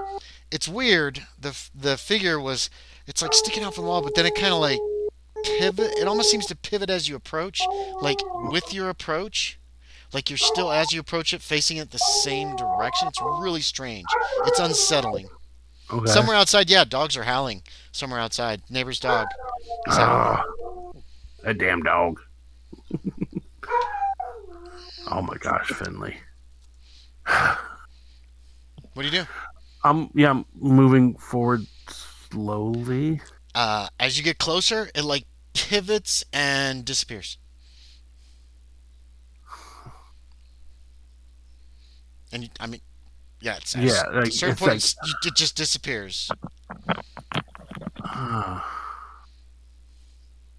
Okay. I'm going to go to my room, Mhm. and I'm going to make sure I have my messenger gun handy yeah. on the side of my bed. Yeah, sure. You probably keep it in there. Make me a Yeah. sanity check too. This is a little disturbing. With your whopping 79 sanity. Oh my god. Did you fail? I rolled 100%. Oh wait, 100%. I gotta look that one up. That would be a critical failure. Yeah, I don't remember if that makes any difference or not. You murder your mom. I've already rolled how much sanity damage you take. Insane in the brain. Perfect timing for Finley to hear sirens going by. Yeah, that neighbor's dog was not happy. Sanity points. Max. There was a horse insanity. outside.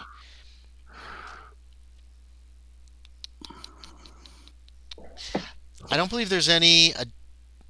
You know what we're going to say is you're going to take the max from Okay. this, which is 3. You lose 3 points of sanity. Oof, Instead okay. of rolling for it, if you fumble on a sanity check like Take that, max. you'll take the maximum damage. Is Adam frozen? He did for a minute. Adam, are you He's- there? Am I frozen? Can you guys see me? Yeah, I see you. Okay. You're moving. Adam did freeze. Right at 10 o'clock. Woodrow's dead. Got him. Woodrow's dead. Okay, Time to leave town. could be. Okay. That was weird. Okay,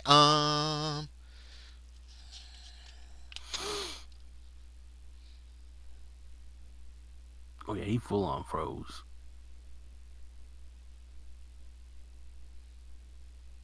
yeah, okay. Hold on, let's see. Let's write him very quickly. Steele Douglas.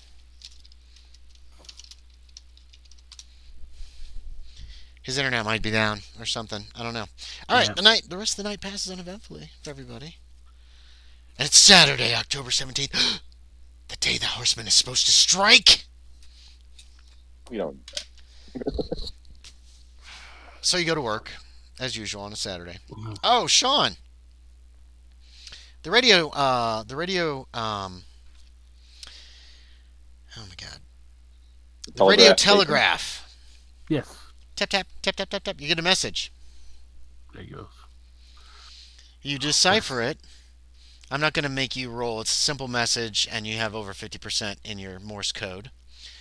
I don't know what it made it. It says, "Beware the Headless Horseman." That's odd.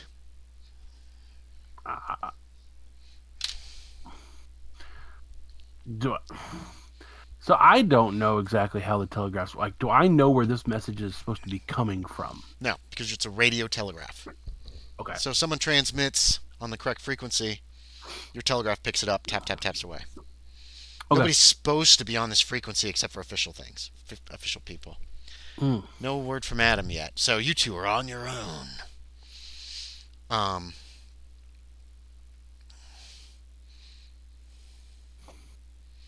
He What would are be you doing? carrying his pistol with him that day.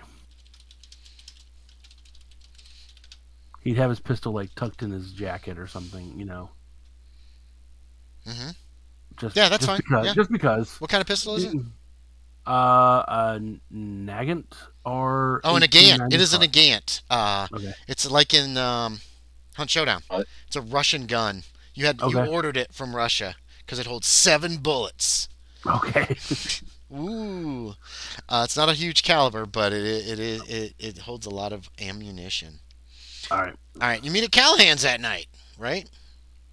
Yeah. What's the plan? There's supposed to be a murder tonight.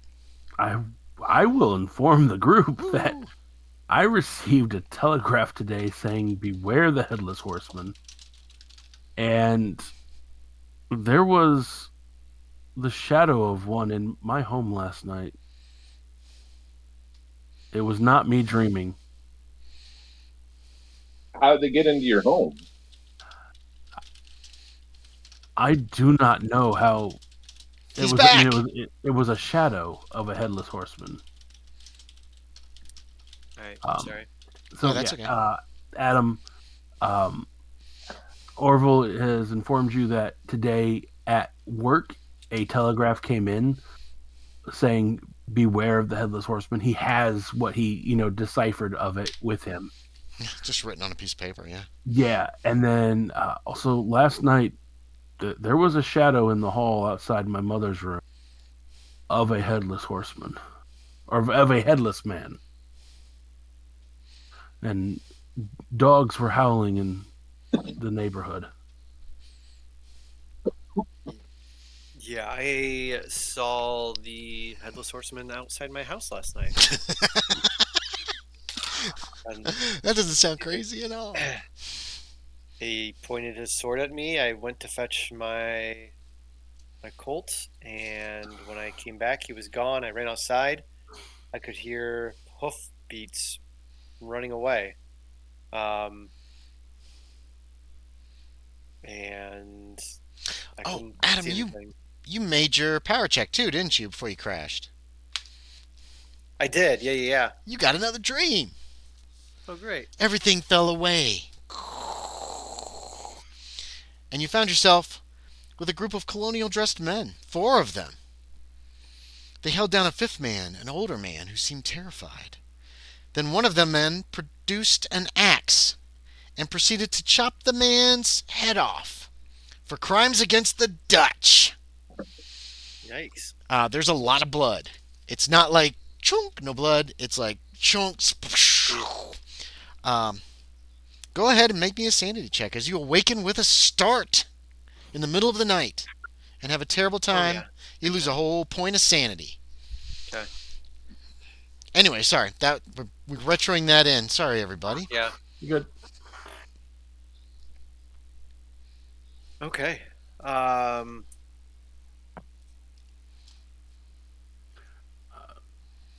So the telegraph, did that came to all of us? No, Or was No, it came to his radio telegraph at the station. It's that Oh, line is only used for official purposes. Like that's not just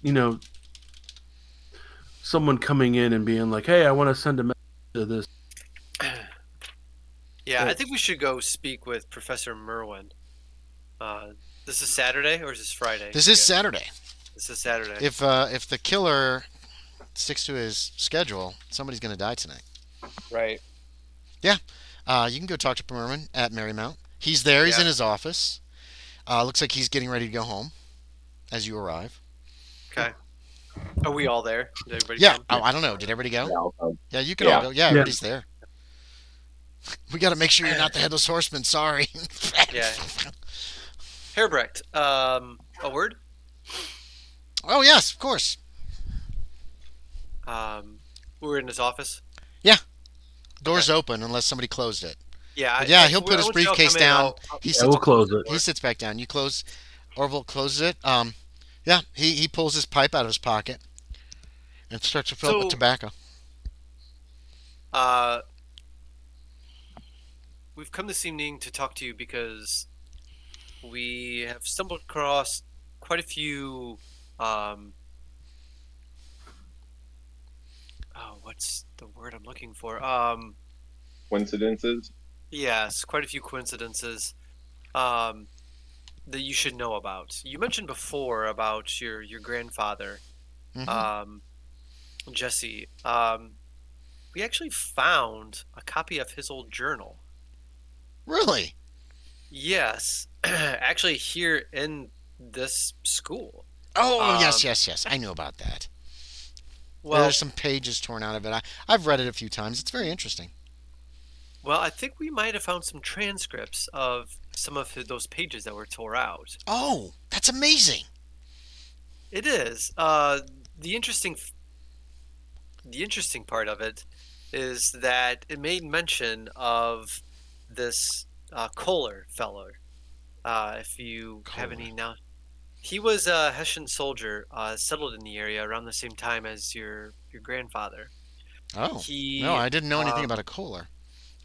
Yeah, apparently he murdered quite a few Dutch in the area at that time, and a posse got together to exact revenge on him. Your grandfather was one of those individuals, along with a Vanderveer and a Merwin, and a couple other names. And I bring this up because these individuals share the same last names of those who have recently been murdered here in the city. The last 2 Saturday nights. Very strange. It is very strange. We have reason to believe that you and a couple others in the city may be in grave danger if there is somebody that is exacting revenge on this Kohler feller, or if there's somebody who has a twisted agenda and is using these names as a reason to have targets to do his killings, if it's a serial killer of some kind. Well, what would you suggest I do about this?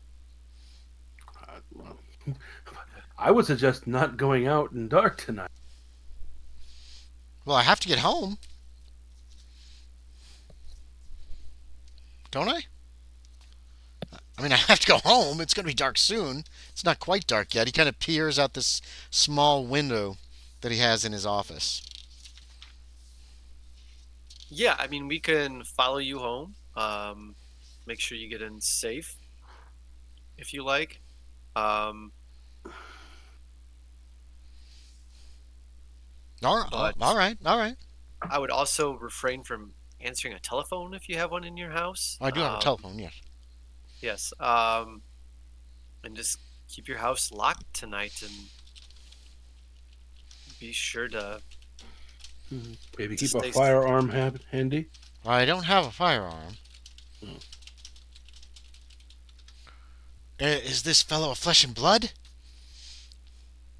I mean, all the accounts say it's the Headless Horseman, but Oh. take that for what you will. Hmm. We've checked with some of the local stables around here, and it doesn't seem like any of their black stallions have gone missing or have been Misused. in any way. Interesting. Yes, very well, very well. He taps out his pipe in an ashtray, and then like uses the end of it to kind of like make sure that the ashes are dead, and then he gathers his belongings, and yeah, you can go with him to his house. Okay. And it's just a small, another small. It's a nice house. It's not great or anything, but it's a two-story house, and thanks you once he's there. Okay. Did he drive his vehicle, or did he? How He walked. he walked? Okay. He doesn't live super far from Marymount. It's like a 10 or 15 minute walk. I guess after he goes inside, I'll say to these two, should we keep an eye on his residence? What about the other two families? I know this is going to Question. sound a little bit odd. But with what I've experienced the last couple evenings, I'm not convinced what we're dealing with is an actual person. I think we're dealing with something sent by something. By something. It was like his sister. He's like, I don't believe in a freaking devil. It doesn't. This does not seem to be a natural person killing. Which is probably what the individual wants you to think, though. I mean, we've divulged pretty deep into this whole thing, and I feel like our imagination is just starting to run wild. I would say I love it, Adam. That's we awesome. keep an idea on the families that are descendants of these this posse that took out this Kohler, and try to make sure that somebody's not going after them. That's it. But also, if we try to watch all of the families that are left on this potential list, we will have to separate, and we will put each one of ourselves potentially in danger of, if we successfully make sure they don't get killed, that we might get killed. Not to mention, we can't watch one of them. We can only watch 3. That's all there are. Yeah, 3. Oh, that's all there is. Okay. Yeah, Van Buren, Clausen, and Merwin are the only 3 names that you found that are the same at this juncture. Yeah, Merwin.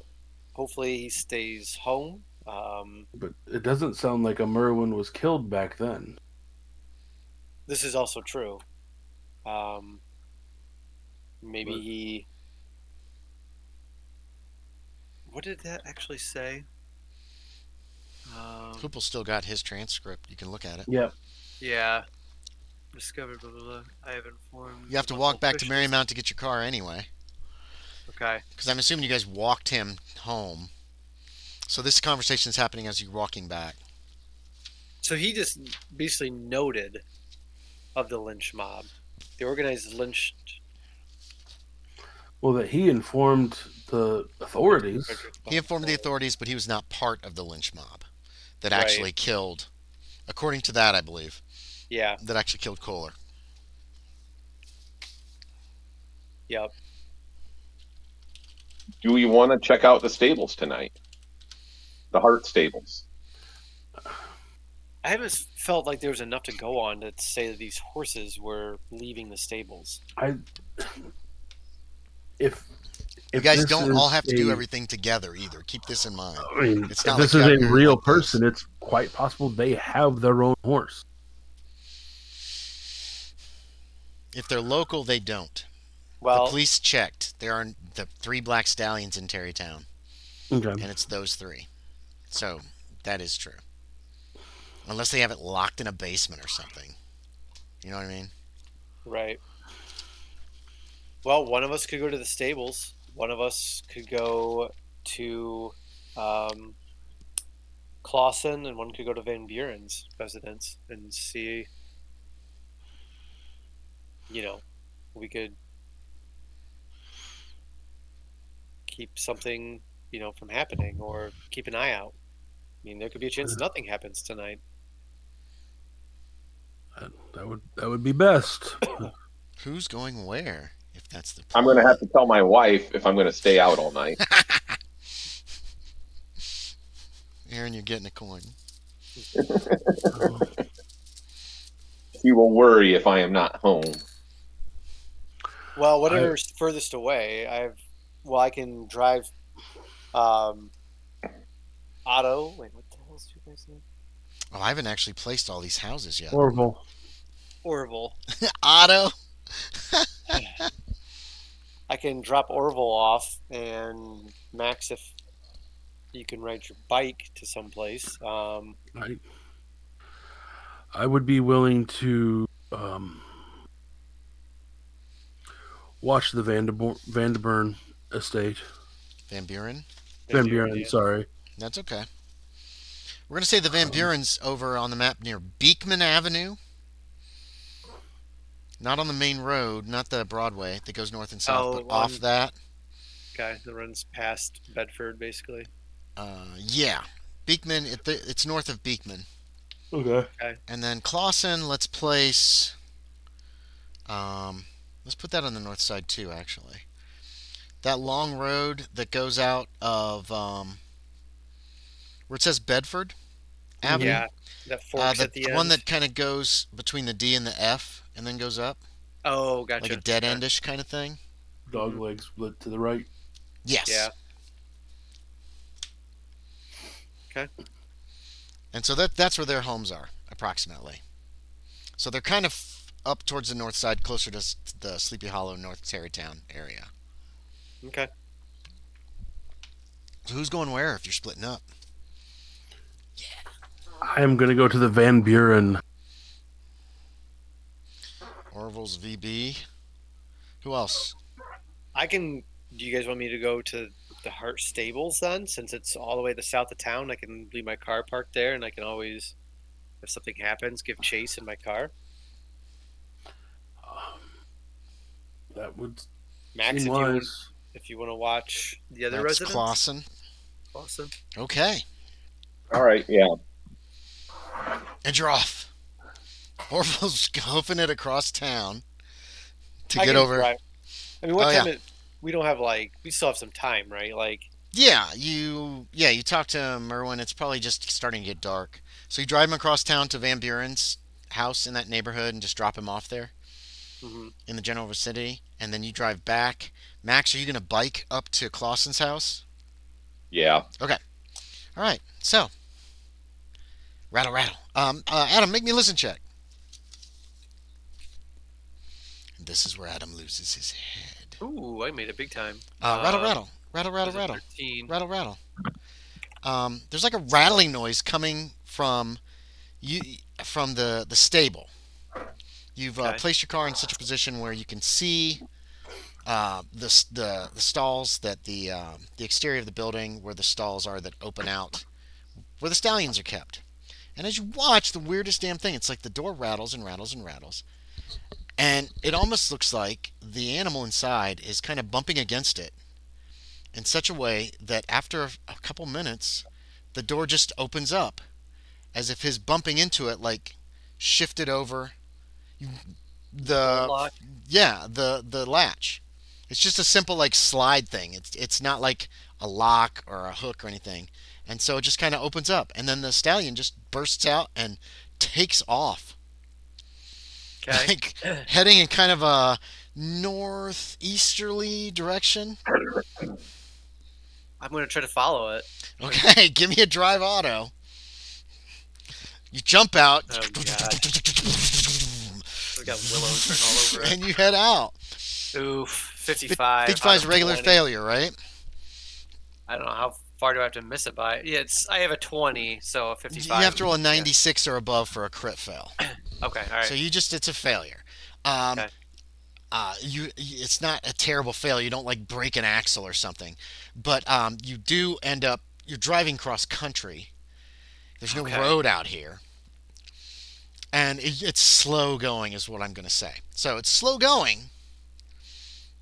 You're still trying to head the general direction, and then the car goes like in a ditch, and so you're trying to pull forward, and as the car headlights come up, you see a man standing by a black stallion. He has apparently just thrown a saddle over it and is cinching it. He has no head, and he looks your Okay. direction, and you recognize it. It's the same guy from last night. Make me a sanity check.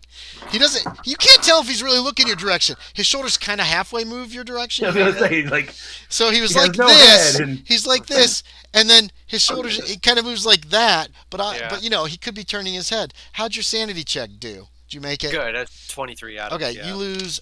Wait. You lose a point. Yeah, you lose a point of sanity from this. Okay. Your car's still stuck. You know what I I'm gonna mean? pull my Like gun out. you still have Yeah. to. Okay, yeah, you pull your gun out now. You're more than 15 yards away, so it is going to require a hard success with the gun to hit him. Okay. Okay. But yeah, he's mounting the horse. You can take a shot. Bang. Make a roll. So it's half your chance. Let's see. So okay, that's regular hard. So I need a 27 or less. There you go. Oh no. 88. Bang. You don't think you hit him. Well, you might have. Maybe it's a ghost and went right through. It's it's the middle of the night. It's dark as shit out here. Except for no. Make a spot hidden to see if you think you hit him or not. We know that was a fail. Is that a success? Regular spot hidden. No. Maybe it went through him. He mounts the horse and he takes off heading north, like at a full gallop. I'm gonna still try to follow as best I can. Give me a drive with auto to get to try to keep up. Ooh, 5%. 5%. Boom! You fly out of the ditch like a rocket, flying out of a tube at the 4th of July. Just boom, and you're tearing after this figure. You can still make him out ahead of you. As he rides, he heads north.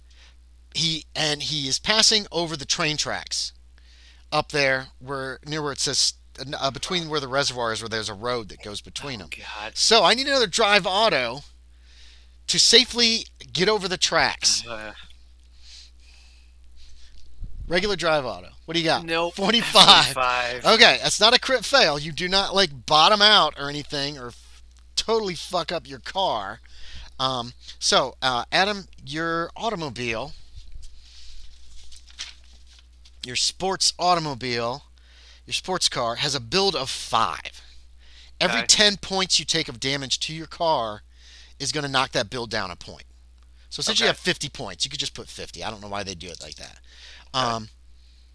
But your failure does 6 points of damage because you just crash over the railroad tracks, like barrel across the tracks. It slows you down too, but you are still able to see him now heading up the road ahead of you. Okay. Your sports car has a movement of I don't know if I have that. here we go. Your sports car has a movement of 16. Typical horse has a movement of 12. So if you can make some of these rolls, you're going to be able to catch up with this guy. Okay. You know what I mean? Yeah. And right now he's on this road that crosses the reservoir on a bridge, and he's kind of stuck there. He's kind of trapped with you. I mean, you know what I mean? He can't head into the wilderness at this juncture. So I need a drive auto from you to see if you can close the gap. No. 74. Okay. The road it's a rough road. Your character's what is your drive auto? Is it minned out? It's 25. Yeah, it's 20. Yeah, you have this nice car, but you're not a great driver. So you're not able. You're closing the gap, but you're not able to close it a lot. Okay. You don't think you're within range of your pistol. You can still take a shot at him if you want. But you're going to have to pretty much roll a critical success on 01 in order to hit him at this distance. Yeah, I'm just going to Because try you're to keep far, up with far him. away. Okay. Yeah. He crosses over the reservoir and he turns left. And he's riding to hitting the railroad tracks again. And remember, you're going cross country. Now these forts are built pretty tough, so it's not like you're not grounding out. You're not destroying your vehicle. Okay. Aaron, make me a listen check. I'm pretty sure that's a fail. I rolled a 97. Okay, nothing's happening at the Clausen house. Okay. He's crossing the tracks again, Adam, and we're gonna need another That drive may be a auto. critical failure. What? You got a critical fail? It may be. I don't know. I just have the base for listen. What'd you roll? A 97. It is a critical failure. Okay. You don't hear nothing. Nothing's happening over there. All right. Yeah. Adam, give me another drive auto. Nope. 53. Okay, it slows you down coming across. Your vehicle takes another giant 1 point of damage. You hit the tracks at a good spot, apparently. But you can still make him out. He's gained a little on you, and he is heading into town. As you're struggling to drive off-road with a sports car, Right. you see, make me, you could, hard intelligence or a navigate. Navigate would be shit, I'm sure. Yeah.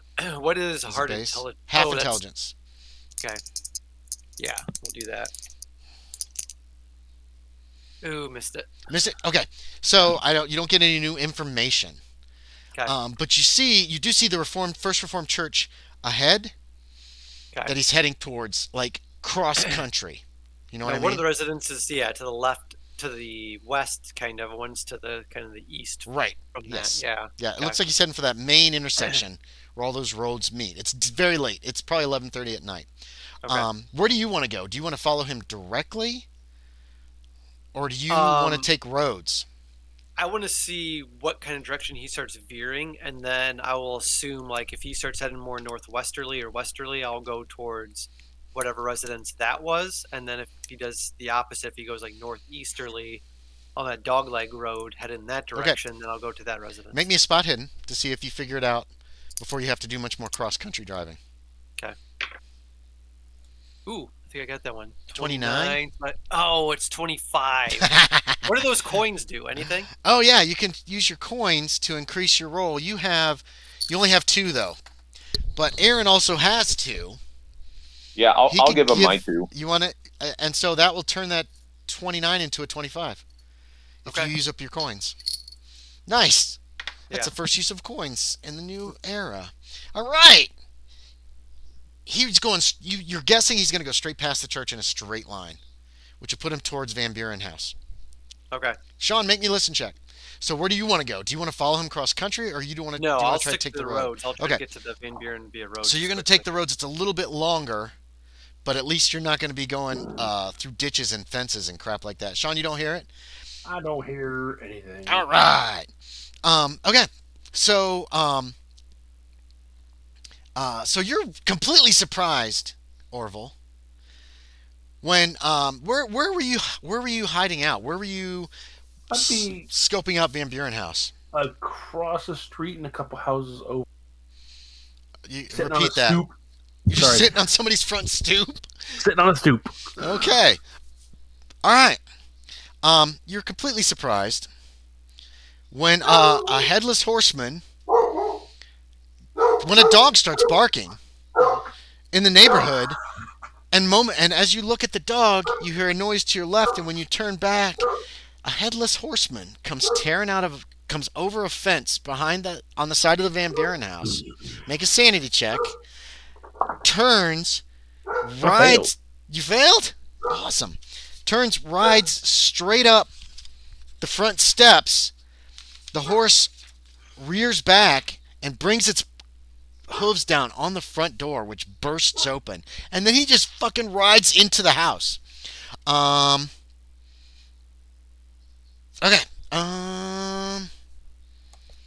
You lose a whole point, Sean.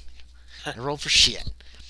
A moment, like 20 seconds later, you hear the roar of a sports car come up the street. Adam, your wheel, the Aaron's gonna get left out of this. The lights from the sports car wash over Orville Hoople, who you see, yeah, it looks like that. He might have been like this before, but now he's like, and he looks amazed at what he sees. You're not sure exactly which house is the Van Buren house. Give me a spot hidden. You know the approximate location, but is that success? No, you're not sure 31. exactly. Maybe he's sitting on their front stoop. He's sitting on somebody's front stoop. That seems like a terrible place to stake out a house. Do you have your messenger gun, Sean? No, I have pistol? the pistol. Okay. So, yeah. So you see the headlights wash over Hoople, who is looking. Actually, he's looking at an open. Give me another spot hidden, Adam. I'm going to give you totally another roll to see if you 38. Now, okay. Yeah. He's looking at another house across the street, a couple down. You can make whatever assumption that you want. Yeah. You can see their front door is wide open. Have you seen the horseman? Have you seen the Headless Horseman? Do you just He screech? just went in the house. You screech to a stop in front of Hoople and start yelling at him? Yeah. Okay, yeah. I'm gonna get up and walk. He just went in that house. Okay. Yep, that's definitely the house with the door open. All right. If I'm close enough, then I'll get out and start going in on foot. Otherwise, I'll pull up with my car closer and then get out. It's 2 houses down, so it's up to you if you want to roar up with the car or if you I'll want to move just up run. with the car, just try to save as much time as I can. Yeah, you're in first gear. You drive over there. You go right up on the lawn and right to the front door with the car. Well, I'll park it on this. How far back from the street is it? Huh? Like, it's a pretty decent sized yard. It's okay, yeah, I'll pull up through the yard. Let's up to the see. door. I'm trying to think of something. It's about as far away. It's about as big a yard as your folks had in front of from their house to the road. So it's probably about 30 or 40 feet. Yeah. Okay, I'll pull through the yard up to right up into the yard. Yeah. You screech to a stop. You hear scream that is cut short from within. Oh God. And crashing. A lot of crashing. What do you want to do? Have my gun out and Yeah. Does the crashing sound like at the back of the house or like just within the house? It's make a listen check, but it sounds it's in the house. You're not sure exactly where. 47. Is that a success? 47. No, just barely not. 45. You're not sure exactly in the house, but it's obviously horses' hooves crashing on wood, and also things breaking in there. All right, I guess I'm going to go in with my gun ready. Okay, it's dark. I mean, there's no lights on in the house, so keep that in mind too. Shit. Yeah. So keep that in mind. Shoot. I'll give you a luck check. What's that? Give me a luck check. Okay. That's probably a success. Luck. 29. Yeah. Okay. Yeah. About a 60. That's a success. Yeah. Okay. Yeah. You do have an electric torch in the boot in the trunk of your car. Okay, I'll go and grab that then. Okay. Yeah. You go and grab the electric torch. It's working. You got new batteries, of course. And then what? Hoople, what are you doing during this? He has to go to his car and get this torch out of his trunk. Right, what were you doing? Running up towards the house as well. Yeah. As he's pulling the torch out and clicking it, making sure it works, you could run right in the house if you want. I'm gonna wait for him. Okay. Yeah. Hoople's by the front door. My gun out as well. Oh, Hoople's armed. What are you armed with? Oh, you have the Nagant, don't you? Yeah. He's got a little pistol. You've never quite... Yeah, a little revolver. You've never quite seen the like of it before. Yeah, what are you guys doing? I'm going inside the light. You flash the light around. The house is a mess. Is it still crashing? Things have been knocked down. There is crashing coming from upstairs. Oh, God. As a matter of fact, something's coming down the stairs in your general direction. Okay, I'm assuming it's the horse, so I'm not going to get in front of the steps. You're doing what? Yeah. I'm not getting right in front of the steps. Okay. In case this horse comes barreling down, but I'm going to be ready, and I'm going to, once I see the horse, I'm going to try to shoot the horse. Oh, you're a monster. Okay. Let me find the horse stats. I got some just in case someone would be evil enough to do this. It's not the horse's fault. Yeah, the horse comes barreling down the stairs with the headless man on top. Sword in one hand, woman's head in the other. Oh God. You guys can make a sanity check Yeah. for I saw that coming. this terrible sight. I'm perfectly fine. I don't. 8%. 8%, you couple of bastards. Let's could've got that on see. my drive Mangled check. corpse. Corpse or body part. Okay, you don't lose any. You don't lose any sanity for this terrible sight. Wow. You hold firm. A woman's head bothers me.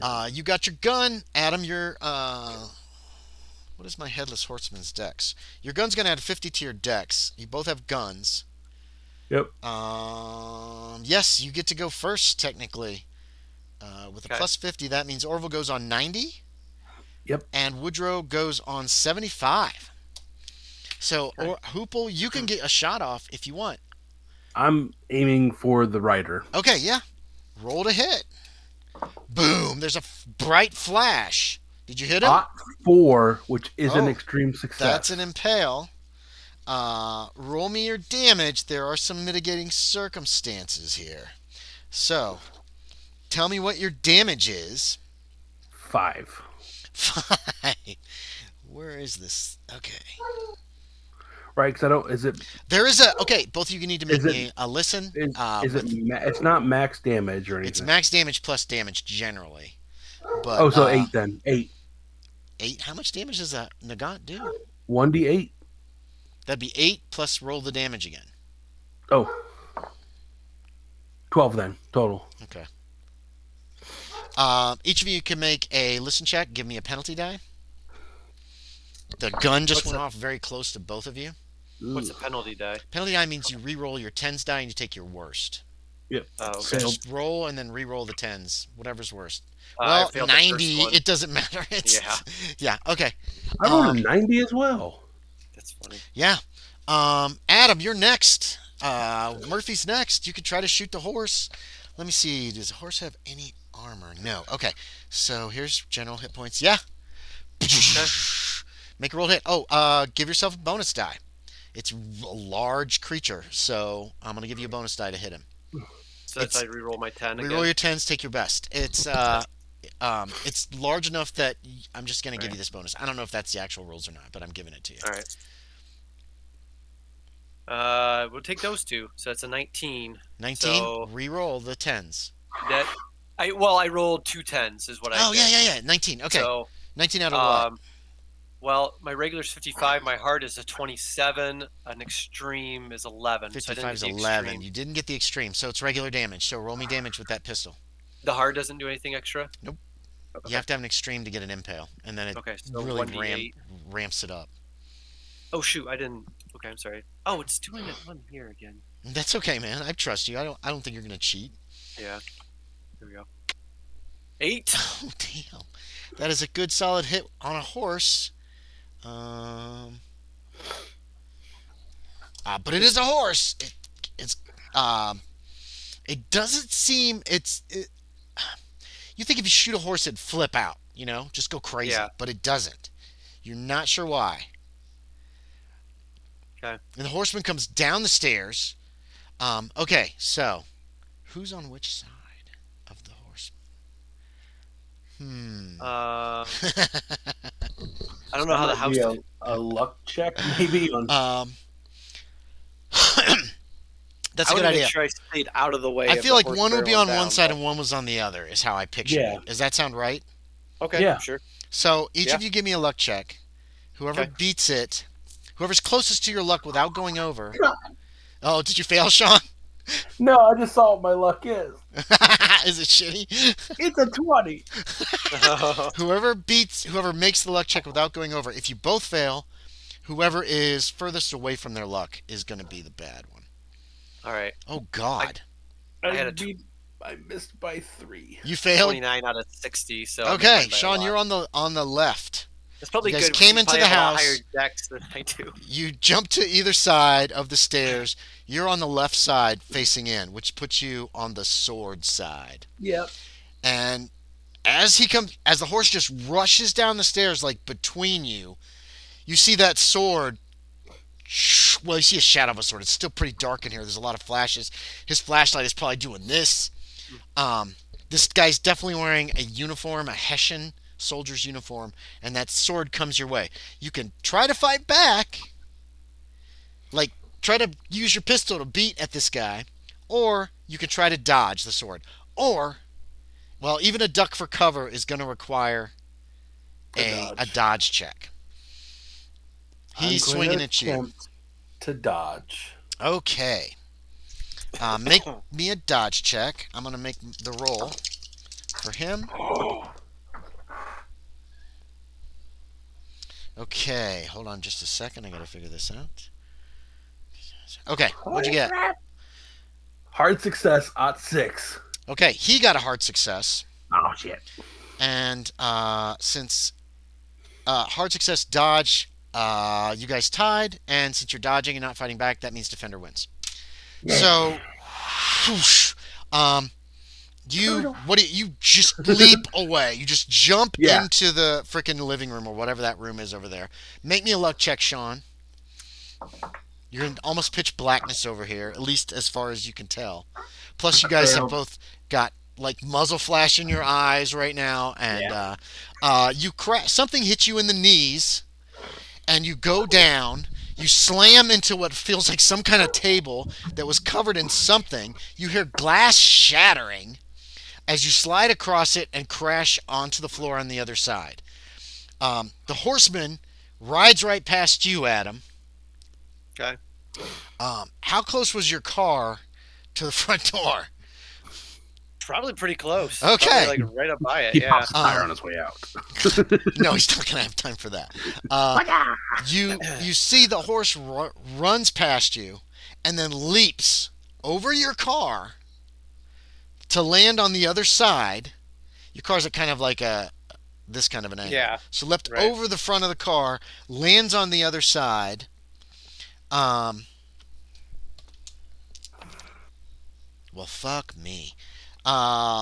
It does not make a good landing, though. Okay. It's a bad landing. It's a real bad landing. Stumbles. The horseman like crashes forward on to the back of the horse's neck. And falls off the horse. Snap. Onto the ground.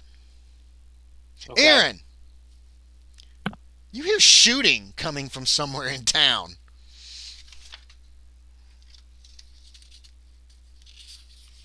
Aaron, you still there?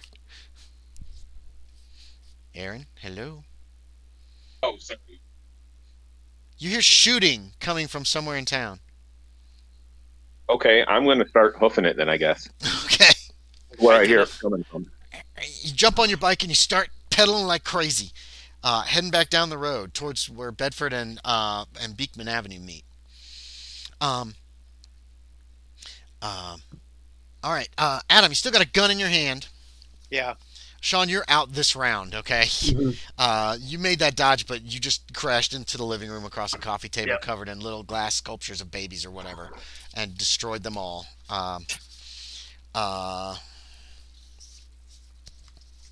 Where are we here? Initiative. If you want to just shoot Adam, you are at top of the round. You could see him, but the car is partially blocking him. You might shoot your car. That's fine. I'm going to try to shoot him, I guess. Okay, yeah. Or are you going to shoot the horse again? I thought about it. So here's my question. This gun, it says attacks has 1 and then parentheses 3. Okay, so if you want, you could go boom, boom, boom. But they're crazy wild shots. Each one gets a penalty die. Okay. Because you're not aiming. It's like from the hip. Okay. And ammo says 8, so I have 8 bullets in the chamber. There's 8 bullets in the gun. Yeah. All right. It holds a lot of bullets. They're smaller bullets. It's a 32, I think. So it doesn't do as much damage as like a 45. I just want to make sure I didn't have 3 shots left. No. So you have 7 shots left. If you don't aim, if you're just going to fire, like... I have 6. Because I took 1 at him. No, you have 7. I've taken 2 Oh, so yeah, far. you did take a shot in the woods. I forgot. Yeah. In Call of Cthulhu, it's considered that you're at least aiming for a moment to try to get that shot. Okay. If you want 3 shots in a round, it's just like bang, bang, bang. You're not even aiming. You're just trying to get lead in the air. Yeah, no, I'm aiming and shooting. Okay, yeah. The Okay, horseman. at the horseman again? Yeah, roll. Yep. Ugh, 90. Okay, bang. That's just a miss. It's nothing that important.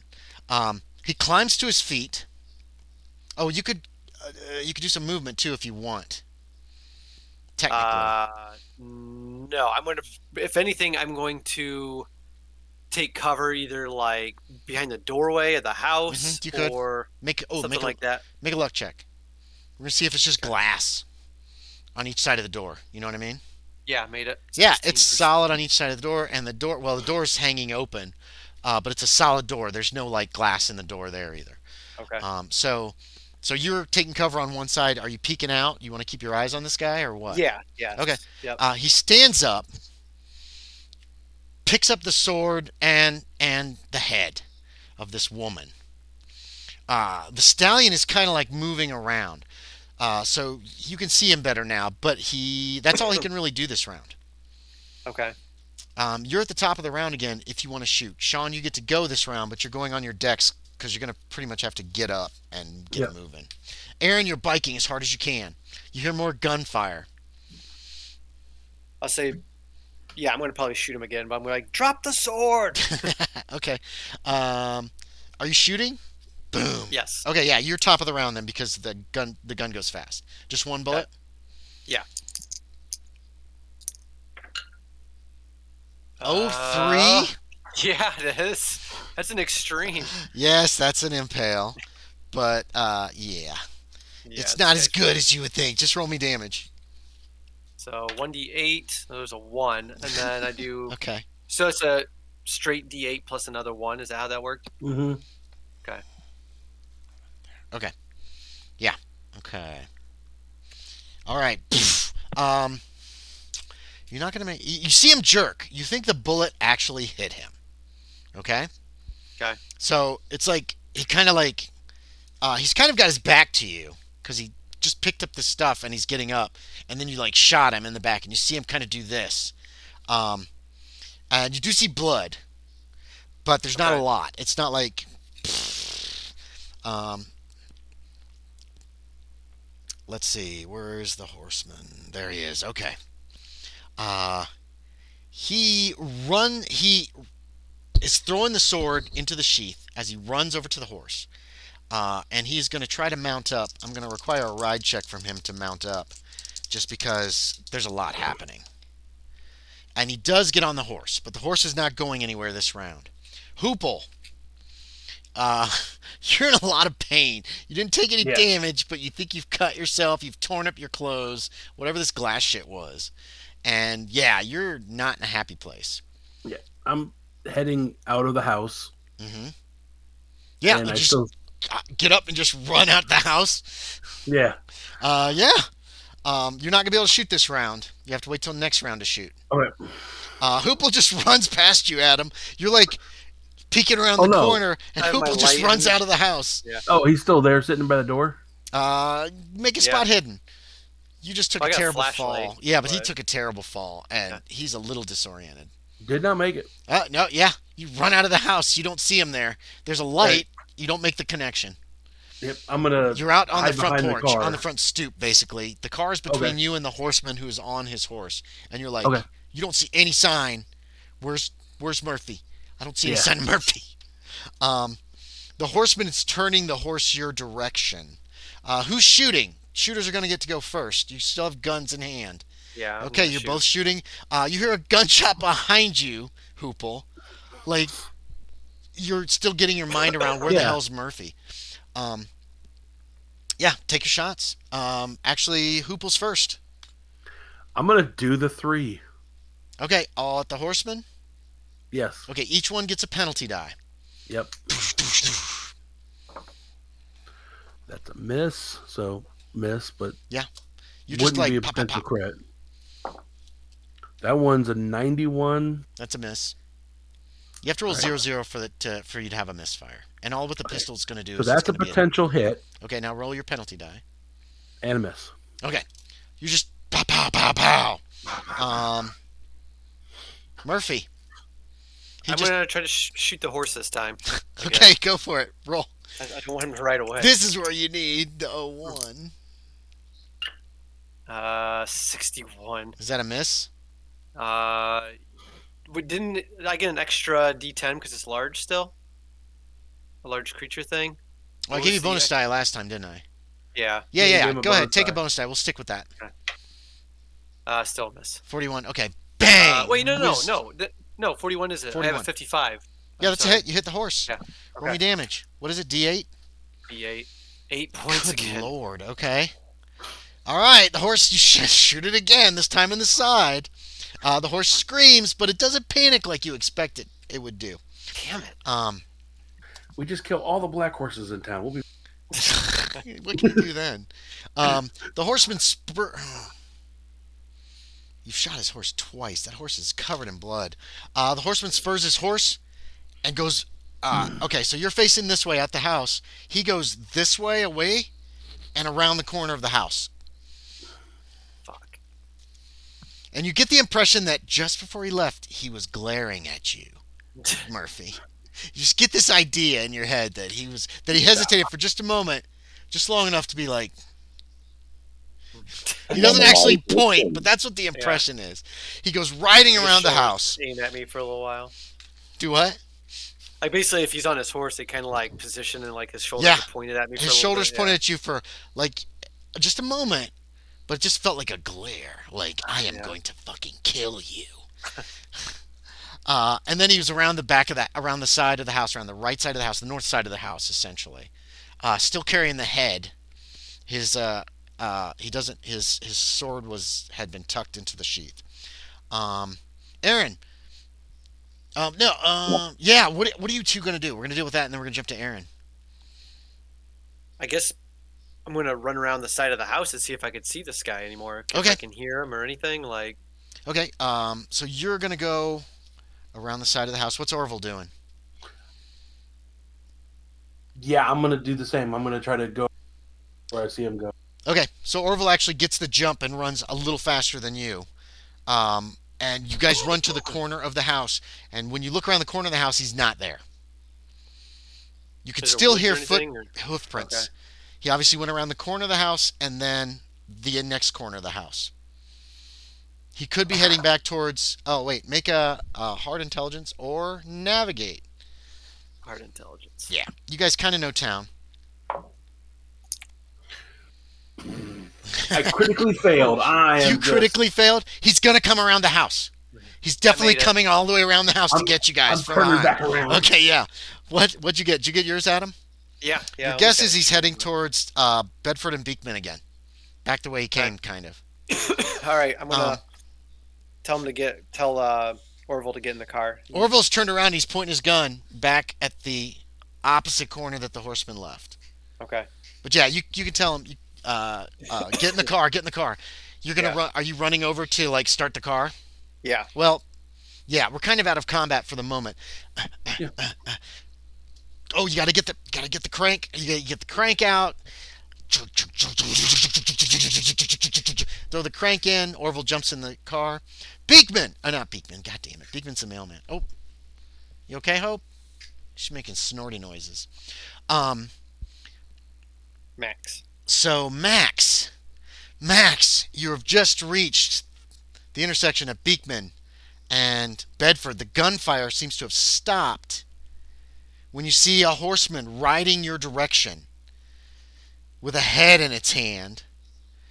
And he doesn't have a head. Make me a sanity check. Let's go crazy. Maybe. Probably not. 93 is a fail. 93 is a fail. You lose 4 points of sanity. Okay. I don't know what would be a critical fail for a 35 sanity. You still got to roll like 96 or above. What'd you roll? Okay. 93. Yeah. So that's not good, but you don't go completely mad. You're on your bike. The horseman's riding towards the intersection on a horse. What do you want to do? What do you want to do, Max? Can I, like, quick turn around? Well, not turn around. I just want to, like, go down. Is there, like, an alley nearby or, like, go next to a house or something? Yeah, you could do that. Yeah, I want to do that. Okay, yeah. You turn your I don't bike, want to... you head, like, away from him, right? Like, you're trying to get, so you're not going to, he's Like, not going not to, directly away from him, like, Right, maybe, right, like, right. 90 degrees or whatever. Right, Like, right. I'm just... and you're trying to get turning covered by off a the road. house. Yeah. Okay, I don't just want him making to cut my head off. He does not have a sword in his hand. He just Okay. he just has a head. What appears to be a human head in his hand. You hear the roar of a vehicle somewhere. All right, Murphy. Pushing buttons, pulling levers, all the crap to try to drive a fucking Ford. It's a pain in the ass. You get it in gear and jerk forward. There's no freaking seatbelts on this goddamn thing. You're whipping around. Where do you want to go? Do you want to follow him back to the backyard? There's a fence. Or do you want to head back to the street and try to head back towards that intersection at Beekman and Yeah, I'm going to Bedford? try to see the streets and go that way. Okay. And okay. Yeah, you're tearing down through the streets. Give me a drive auto. Ooh, no. The mailman's got the good drive auto. You should have taken him. Oof. 79. All right. You spin out at the first turn you have to make, so it slows you down. But you keep going. It wasn't a crit fail. You're not smashing your car up anymore. You drive down towards the intersection. Max, you spot the Sportster come tearing up towards the intersection. I'm gonna need spot hiddens from Orville and Woodrow. Not me. No, you know what they're looking for, and you've already seen it, Yeah. and you know which way that guy went because he rode past you, and he headed down in a certain direction. Who Hard made it? success. Orville? How about Hard Murphy? success. Yeah. No. You see no sign of the horseman. Orville, you just see the horseman heading towards the church of the First Reformed Church at a straight up gallop off the All right. road. He's going that way.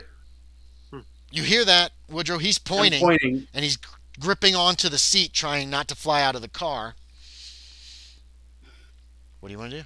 You're driving. I'm going to, yeah, if I can understand where he's pointing, I'm going to drive that way. Yeah, you can. I mean, he's sitting like literally this close to you. Yeah. Probably even grabs you by the shoulder. He went that way, and you could swerve the car around. Max, you see them tear through the intersection, go off road past the church. Does Orville have a gun in his hand? Yes. Okay, Orville's waving a gun around, apparently trying to stay in his seat. Murphy's driving. What do you want to do, Max? Leap Can on I board? try to give chase then with them or whatever? I know I'm going to be a lot You're on a slower. bicycle. Yeah. A bicycle's speed is a 10, which is not too bad, but it's slower than a horse. Right. Yeah, you can give chase.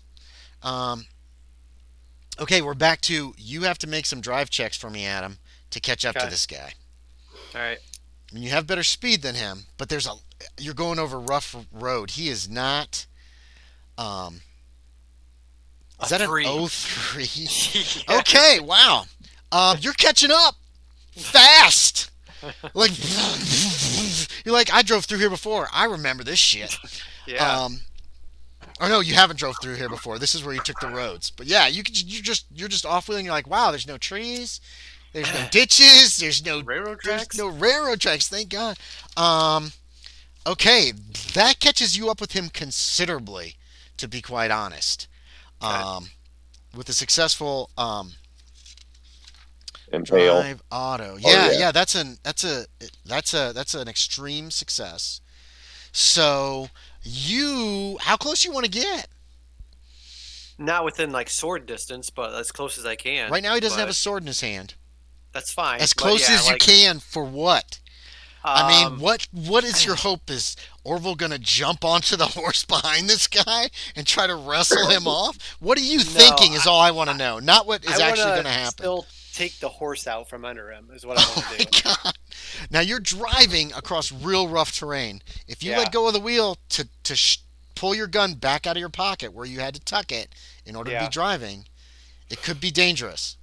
But you could still do it. Or you could ram the fucking horse with your car if you want to go that route. $6,000. Yeah. I would say, Orville, shoot the horse. Take it out. Okay, so how close are you? I mean, are you like, here's the Probably horse. within Are you going to 6 come foot. right up beside it? Yeah, probably just slightly staggered behind. Like just about here. So like, Yeah, so and you're putting him on Orville's side, so Orville gets to take the swing. All right. Yeah. All right, Orville. The horseman his shoulders do move, like he's looking over his shoulder in your direction. Okay. So he obviously knows you're there. Your car is very loud. It's a car. Yeah. Yeah. So Orville, what do you want to do? I will shoot the horse. Oh my God, you're a monster. Okay, let me get my horse here. Here we go. Make a roll. Horse isn't going to dodge or anything. What did you roll? Did you roll an impact? I did not. Okay. But since it's a large creature, I'm glad this 99. 99 wouldn't matter. It'd just be a miss. You have to. I missed. You missed. Boom. Well, what do you expect, dude? The car's like. Yeah. And you're like, bang. Do you shoot in the air or do you shoot at the ground? Now, Sean, your call. What's it look like? Did he get a bonus die to shoot the horse? I did. Yeah, he I did. did the bonus. Yeah, he did the bonus. It's, It was still he a hits miss. a bump and it goes up. There's a big shot above your heads. The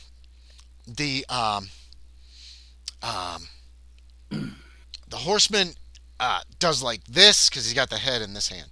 Does like this, and the horse kind of like you guys are like this, and he heads off this way, trying to get away from the car. Okay. Meanwhile, Max is biking as hard as he can. Dun, dun, dun, dun, dun, dun. Give me a drive auto, Max. Why not? We're just going to see if you somehow make a progress in this terrible chase. What about strength? No, it'd be drive auto. I'm going to use that for motorcycles and everything at this juncture. Did you fail? Did you roll a critical fail? 97. That's my second 97 I've rolled tonight. Is that a crit fail? I only have the base for drive auto. Okay. Hit a hole and go head over handlebars. Yeah, you do. That's a great idea. You're like, what? You let out a shout. You crash to the ground. It's soft dirt. You're not really hurt, but your pride is injured. But then my pride. Ow. Nobody saw. Nobody saw. So at least there's that. Meanwhile, man, I wish Max was on the back of this car, hanging on for dear life. Okay, so Adam, you got an impale last round, so I'm going to give you that as also a bonus die this round. Okay. For your drive auto. The horse has kind of peeled off of you, so you have to turn to follow it, obviously, but you're still pretty close. But I will need another drive auto check to see if you can get exactly where you want to get. You know what I mean? That's what we're going to call it. I mean, you're in a car. Next round, there's going to be another obstacle. You said bonus dice? Yeah, too? you get a bonus die for that impale last round. I'm going to give you that. 32. No. It was a 32. Yeah. Because you had a 2. That's still a fail? Yeah, 20 is okay, the so base. you're trailing behind the horse and the rider at this point. You haven't really lost. Oh, let me give him a ride check. See if he can actually pull away a little bit.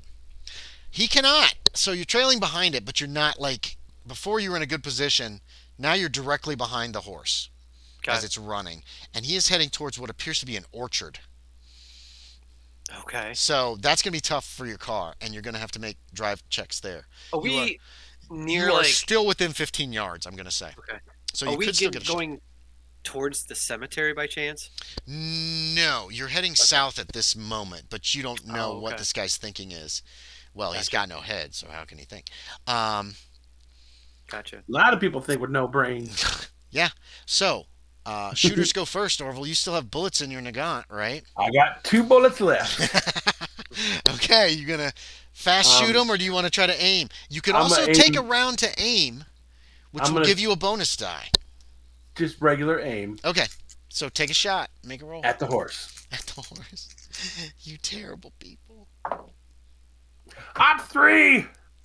That's an extreme, isn't it? Yes. All right, so it's max damage. What's your damage for it? Plus damage. 13. 13. The horse screams and crashes horse. down to the ground. The horseman flies off and also crashes to the ground.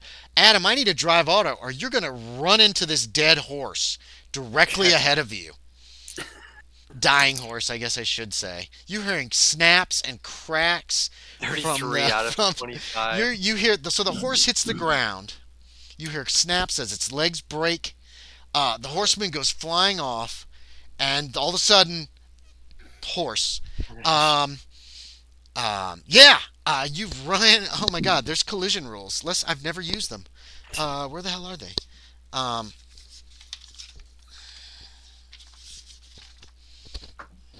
Ooh, pedal to the metal. That gives a bunch of penalty dice. I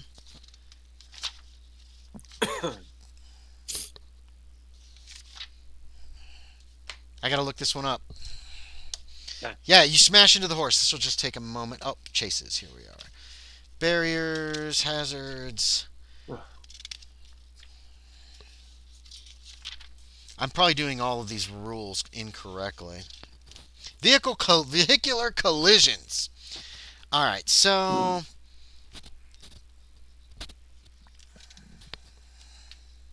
vehicular collisions.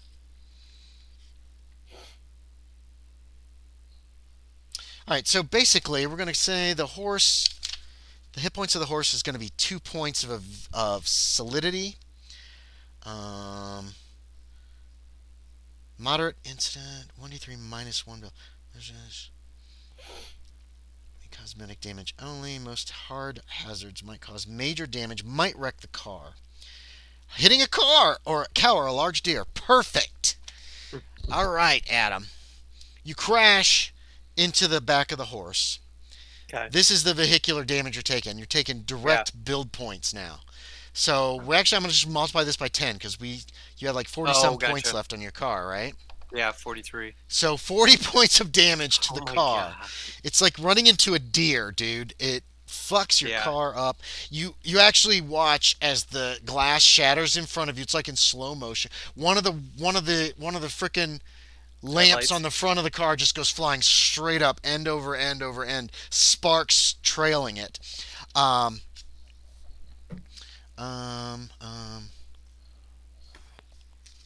How much damage do the characters take? I don't know. All right, I'm going to give you guys the same type of damage. So, Woodrow, you take a point of damage. Okay. Orville, 5 points of damage. That's more than half. Is it more than half? You fly out of the car, and this is the damage you take when you hit the ground. Make a con check to see if you're knocked out by it.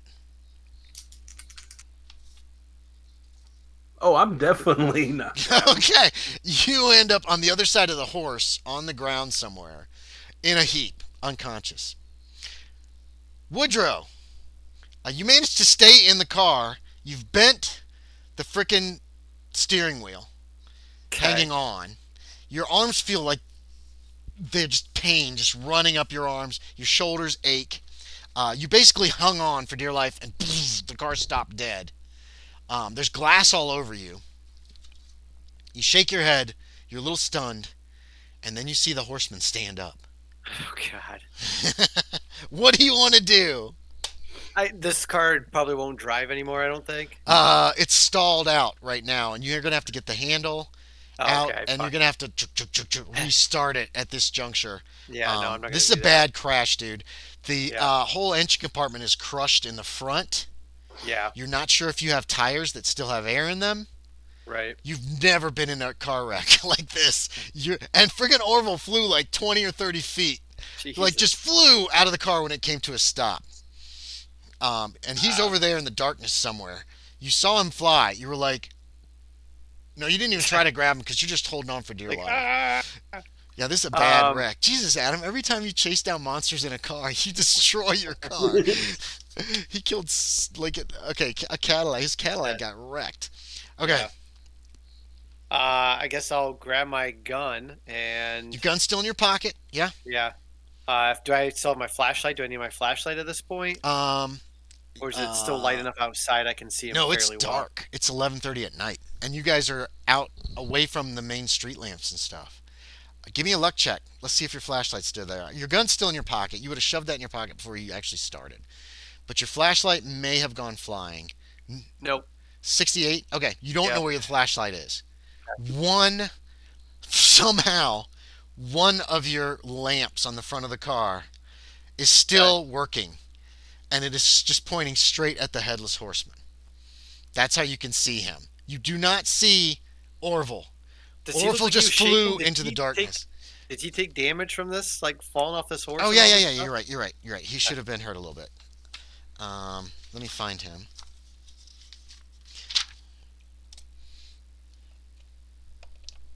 Okay. You can't tell. I mean, he's been shot couple times. There's blood on the coat. You can see that. Okay. The horseman stood up. Yeah, he stands up, and he immediately turns around towards the car. Is his he sword just- still on him? Yes, his sword is still in the sheath.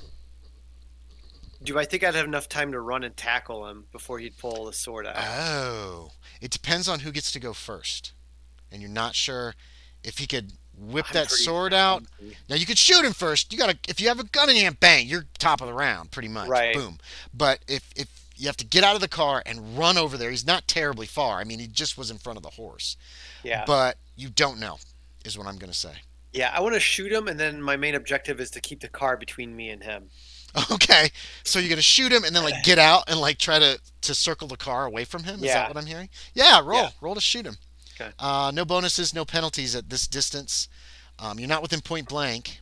33? Yeah, 33 Is it out hit? of 55. All right, roll me damage.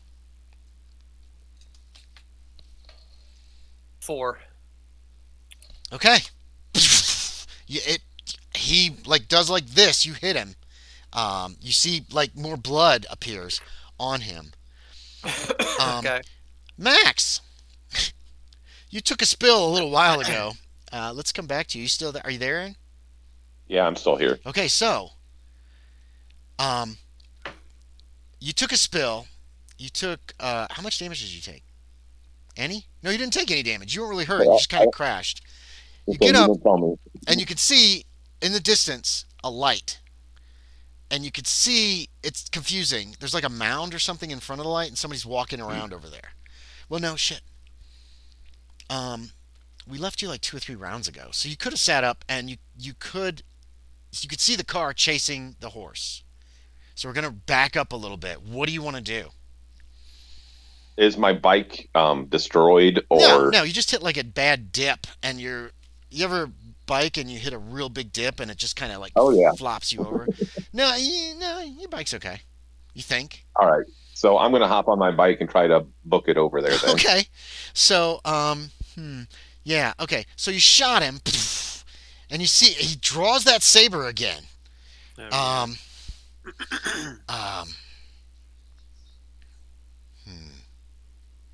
Yeah, we're after 11. We've run over our time considerably. okay. So, yeah, he's pissed. So, yeah, he's going to come for you. He heads in your direction, Murphy, as you're trying to keep the wreck of the car between the two of you. And then out of the darkness comes somebody on a bike. So, Aaron, what do you want to do Ring, here? ring. Ring, ring. Oh. Do you? Ring, ring, ring, ring. Right before you see him, No. you hear him. That would be awesome. Dun-dun-dun-dun-dun-dun-dun-dun-dun, or whatever. What happened in Lost Boys at the end when it's like da-da-da-da-da-da-da-da-da-da-da, and the car comes through the room with the fucking giant stake on it and kills the guy. I love that idea. I will give you coins. I'll give you 2 coins for the ringing of the bell. All right. Yeah. Ching ching ching ching. But what do? You appear out of the darkness. So I can get up to him then or whatever? You can Can ram I- him if you want. No, I want to just get kind of near him. Well, yeah, I want to hop off my bike when I get near him. Uh huh. And then can I pull out my cleaver? Yeah. That's probably all I can. Yeah. That's probably all I can do. So you basically let the bike go to the ground Yeah. as you jump off. So he turns his attention to you. All right. Okay, Adam, if you still have bullets, you're still the top of the round if you want to be. Yeah, I still have 2 bullets left. All right. You're top of the round if you want to shoot. Max is going for this guy with a cleaver. 76. Boom. A bullet whizzes past. Max, he comes at you with the sword. I'm going to dodge. Okay, fair enough. Yeah, give me a dodge. Oh, yeah, Max has a killer dodge check. Make a dodge roll. That is a hard success. I rolled a regular success, so he missed. How does it look? How do you want it to look? I duck under the blade as he swings. And he swung low, too. It wasn't one of these, like, in movies where they swing like this, and the guy goes. Max almost goes to the ground, and then you're up, Max. All right, I'm going to take a swing at him with my cleaver. Okay, and then he comes up with the cleaver. He's going to attempt to parry with the sword. So he rolls his sword skill and tries to block you. That's fighting brawl, right? Yes, yeah, you're using fighting brawl for yours. He got a regular success. I got an extreme success. Okay. I rolled exactly a 14. You go underneath as he tries to get the sword in between you two, you come up underneath him, or however you want to do it. Extreme success. Crap. What with the cleaver? Yeah. I got to see if that has impale. I don't know if it does. I didn't think melee weapons had impale. Oh yeah, they can. Okay. Or maybe they just do max damage and that's it. I want to say that's what it's. Something like that. We are just going to say just do double damage. Okay. Roll your damage twice. That's what we're going for at this juncture. So I need a 1, I need a 6, and a 4. Oh, So that's right. 5. You have the damage bonus. 10 altogether. I rolled 5 Good both times. Lord. The horseman falls backwards. He seems to be struggling, but he doesn't appear to be able to move. You know what I mean? Like he's laying on the ground, yeah. like he's trying to move. He's not dead. He's trying to move, but he can't for some reason. Can I? Well, it's not my turn right now, is it? We're out of combat. The horseman's down, and Okay. he can't do anything. So, all right. Technically, I want to drop my cleaver. Mm-hmm. I'm going to pull out my trussing string, and I'm going to jump on the guy and start trying to tie him up. Okay. Roll me trussing. I can't believe that came in handy. That's awesome. 25 is success. Yeah. All right, you tie his ass completely up. What are you doing in the meantime, Murphy? It's going to take a minute or two. I mean, I'm assuming you're using all your string just go to town on this guy, right? Yeah. Okay. I mean, you can look like a mummy after I'm done with, as far as I'm concerned. He's tying this guy up like a cat, like a steer at a fucking rodeo. Yeah. I'm gonna run up, kick the sword as far away from the horseman as I can. Yeah. It slides a little ways. I'm gonna try to check on Orville and see what's going on with him. Orville's in a heap just the other side of the dead stallion. Okay. Not far from a head. It's just lying there of the Van Buren lady. Is he dead? He is not dead. Okay. He is breathing. Orville, give me a luck check. Anyway? Yeah, you could try to do first aid just to wake him up. Yeah. Yeah, do me a first aid. Orville's in a bad way. Orville's probably got some broken bones. He flew out of a car going like 35, 40 miles an hour. No. I only had 8 hit points. At a dead stop. You didn't make it. You can't wake him up. Okay. You're starting to hear a siren somewhere in town. Okay. It's those long ones that they have to crank. Okay. Here's a question for you. Did I suffer any major wounds? Yeah. You do have a major wound, yes. Yeah. but you're unconscious. So we don't know what it and is yet. Well, the thing about major wounds is if you go to below zero with a major wound, you're dying. If you go below zero with normal wounds, you're just knocked out. But you didn't make your con check, so you got knocked out. You probably hit your head, or else the pain was so much that your body was just like, nope, shutting down. Yeah. One or the other. So your character's pretty badly hurt. You've probably got broken bones, but you're not like you probably don't have internal injuries. Like your ribs aren't broken and puncturing lungs and shit like that. You're just badly, badly hurt. Yeah. So it takes some time. Well, I'm assuming that you're going to send Max back to town because he has a vehicle to get help or something, since Orville's unconscious and Woodrow is in a great deal of pain from the accident, even though you didn't take much damage. Your arms are so sore. Okay. Yeah, I'll start heading back to town. Yeah, you can find the police and bring them out here. Yeah. Somebody says, let's see who this really is. And they rip open the jacket. No, this dude's got no fucking head. And the cop who did it fails his sanity check. And he's just like, oh, what? He kind of is freaking out a little bit, but not to an extensive amount. Is the thing still trying to move, too? Yes. It's not dead. But it's totally trussed up. Let me double check this spell. The horse isn't still alive in any way, right? No, the horse is dead. It's definitely dead. I would have guys reloaded my gun killed it. too, just if I was able to do that at some point. Actually, wait. What would be worse? If it's just laying there screaming. It probably was. Do you remember how much damage you did that last shot?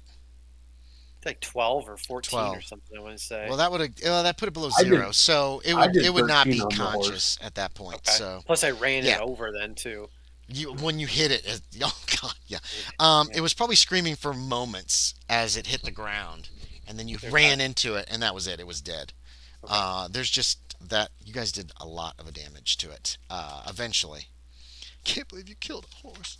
Sorry, man. That's the only way I figured we might You're be able to take this guy. monsters. Here we go.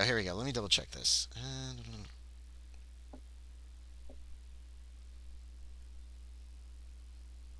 Oh yeah.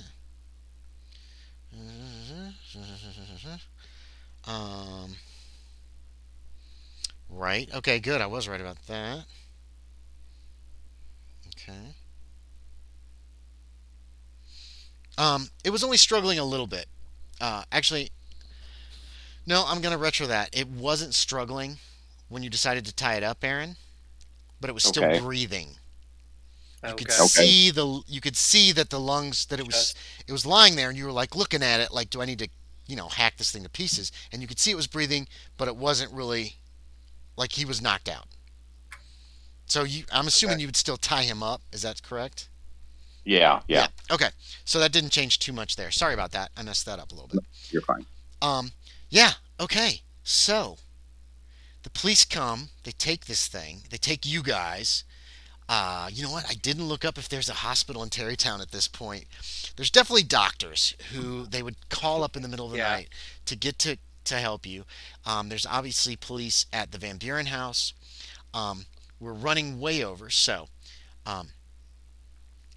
it turns out, and you find this out, that within the next day or so they've tied this thing up, they throw it in a cell. They don't know what else to do with it. It's not dead. It doesn't have a head. When Professor Platt does not show up. Wait, this was on a Saturday, so it's not till Monday. When Professor Platt doesn't show up, an investigation is, they go check out his house, and they find his head in there, unconscious but alive. The fuck? They find some weird texts, tomes. They also find what appears to be a kidney in a jar. You guys are told all this. Actually, Orville, you go to a hospital somewhere. They take your ass to a hospital somewhere, possibly down in the city, or probably White Plains has a hospital. They take your ass to the hospital. That happens that night.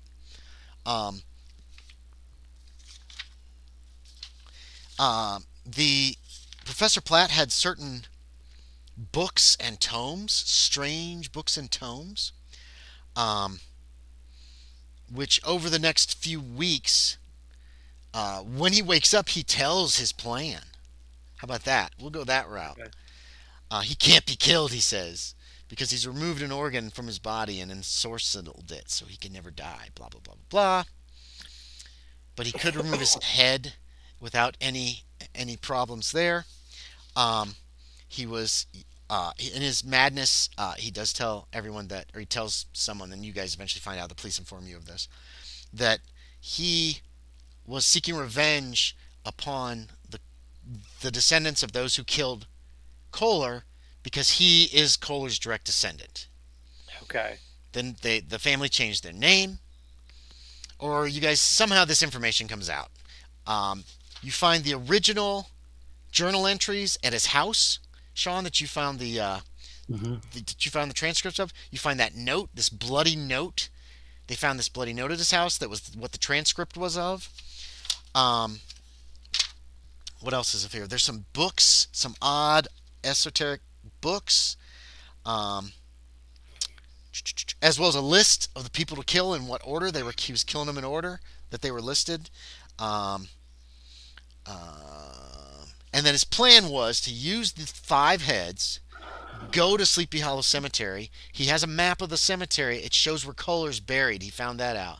Dig his ass up, resurrect him, so he could question him about his family history. Since he never knew who his grandfather was, he was always tormented by that.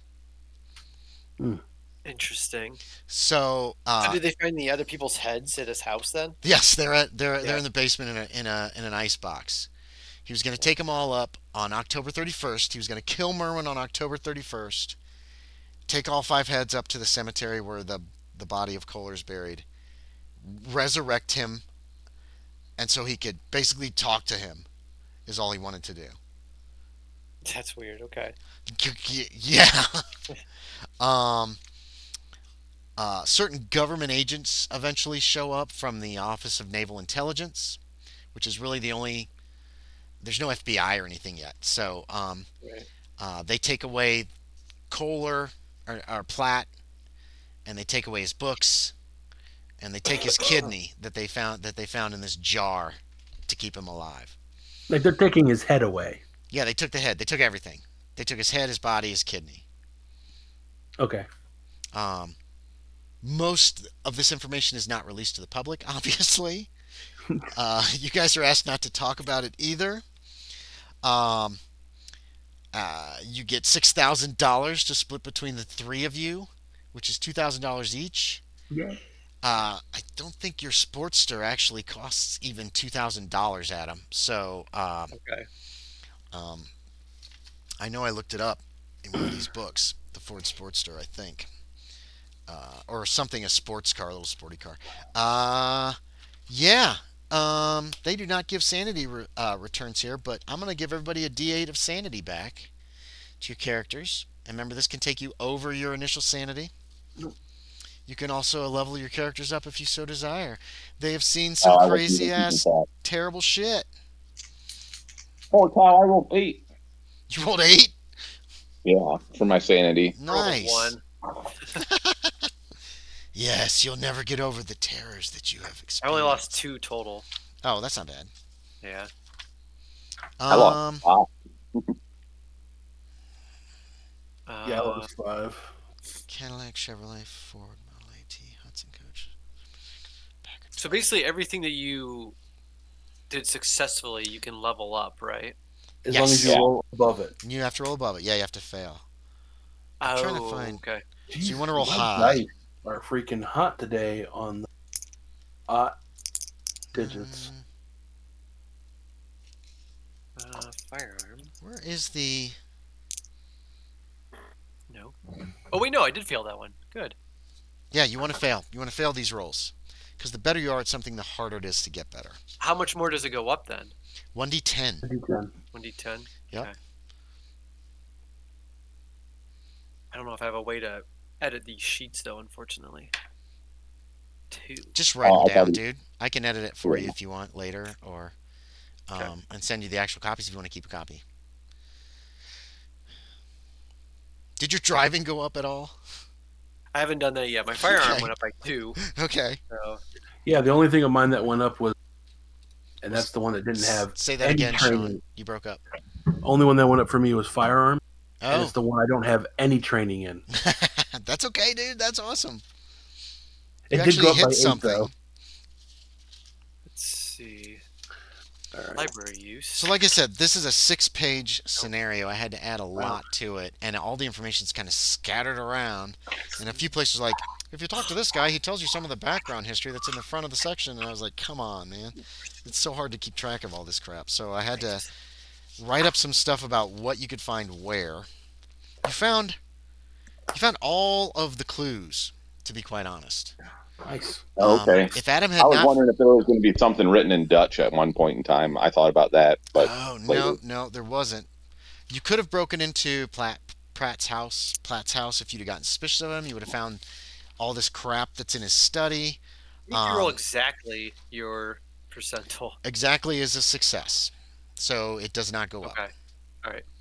How'd your car do? Did you get your car up? Oh, wait, wait, where's my drive auto? There You're it saving is. that for last. The one you used I was looking at all the ones most. that I had trained in. 20 Of course, 20. Oh, no, yeah, I did fail that one. Yeah! So Roll that 10-sided die. Roll a 10. 3. That's not bad. yeah. It'd been cool if you'd have rolled a 10 because your dude drove all over the place. So each of you can write $2,000 on your character sheet if you split it 3 ways. Or if you're going to act like James Brown, then Adam gets 5,000 and you guys get 1,000 to split.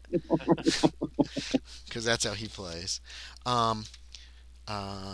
Questions, comments, suggestions. What did you guys think of that? It ran long. Sorry about that. The investigation was... I should have been pushing you guys to be like, go, go, go, go, go. Yeah, go. we were going after a little bit of red herrings there for a while, but I'm glad we were able to.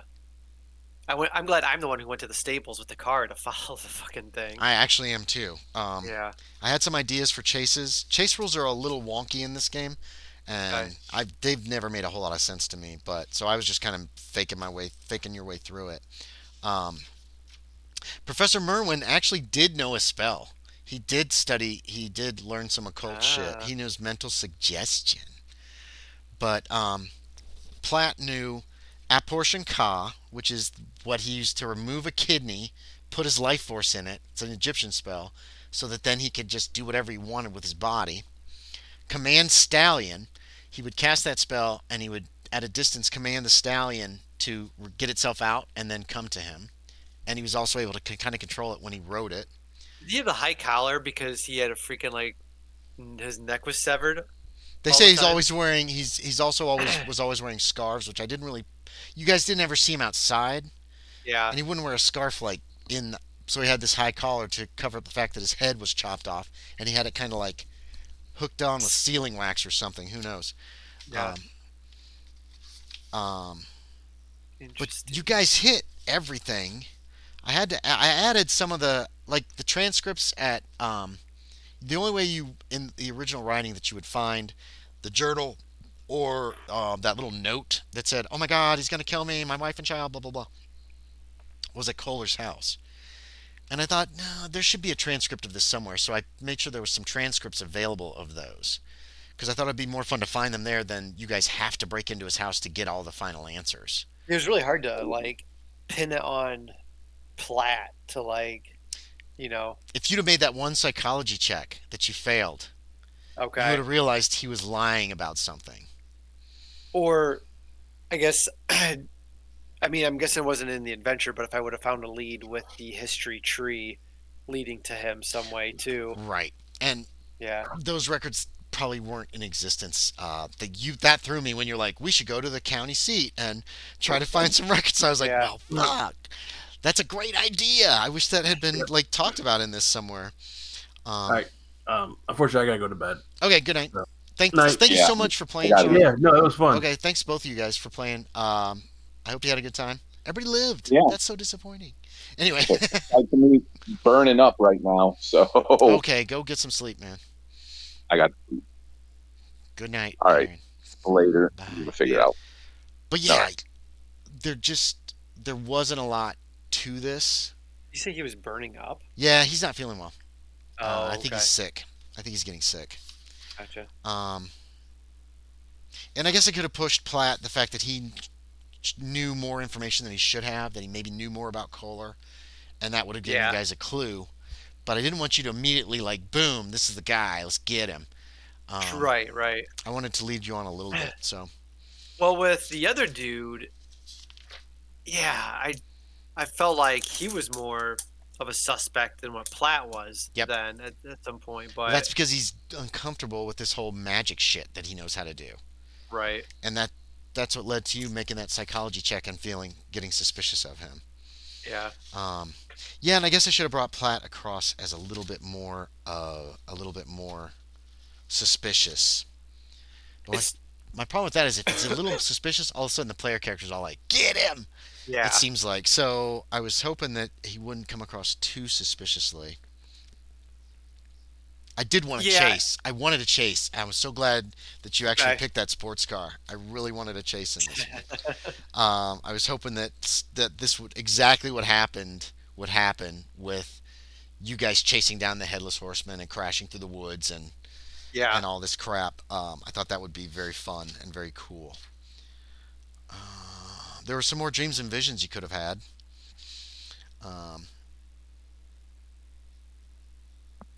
If more nights had passed, one of you would have seen a man standing like in the shadows, and when you approach him, he was going to take his head and just lift it up. Yeah.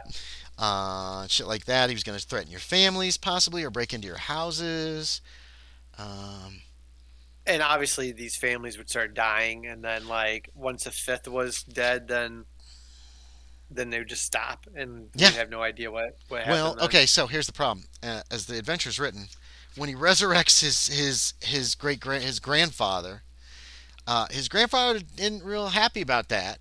Chops his head off, keeps it for himself, and leaves Platt's dead body in the cemetery with all those heads, but he doesn't have one. Yeah. And then disappears. So that's how the ending would happen if he had actually succeeded with his with his plan. Gotcha. So here we go. We're gonna play the outro music. Turn up just a little bit. So anybody who's still watching, I want to thank you very much. This actually turned out to be a lot of fun. I had to do a lot of work on the Return of the Headless Horseman. Adam, I'm so glad you played. You were kind of like the entire motivation of the entire game, it seems like, which is what games need. We got to play around with coins, and overall it just turned out better than I thought it would. I was worried about that. But yeah, so thanks everybody for watching. I'm going to play the music. I'm going to play us out with music for about 20 seconds here, Adam. I'll let you know when I turn off the stream. How about that? Sure. And we're going to put this up. And thanks for watching, everybody. We'll talk to y'all next time.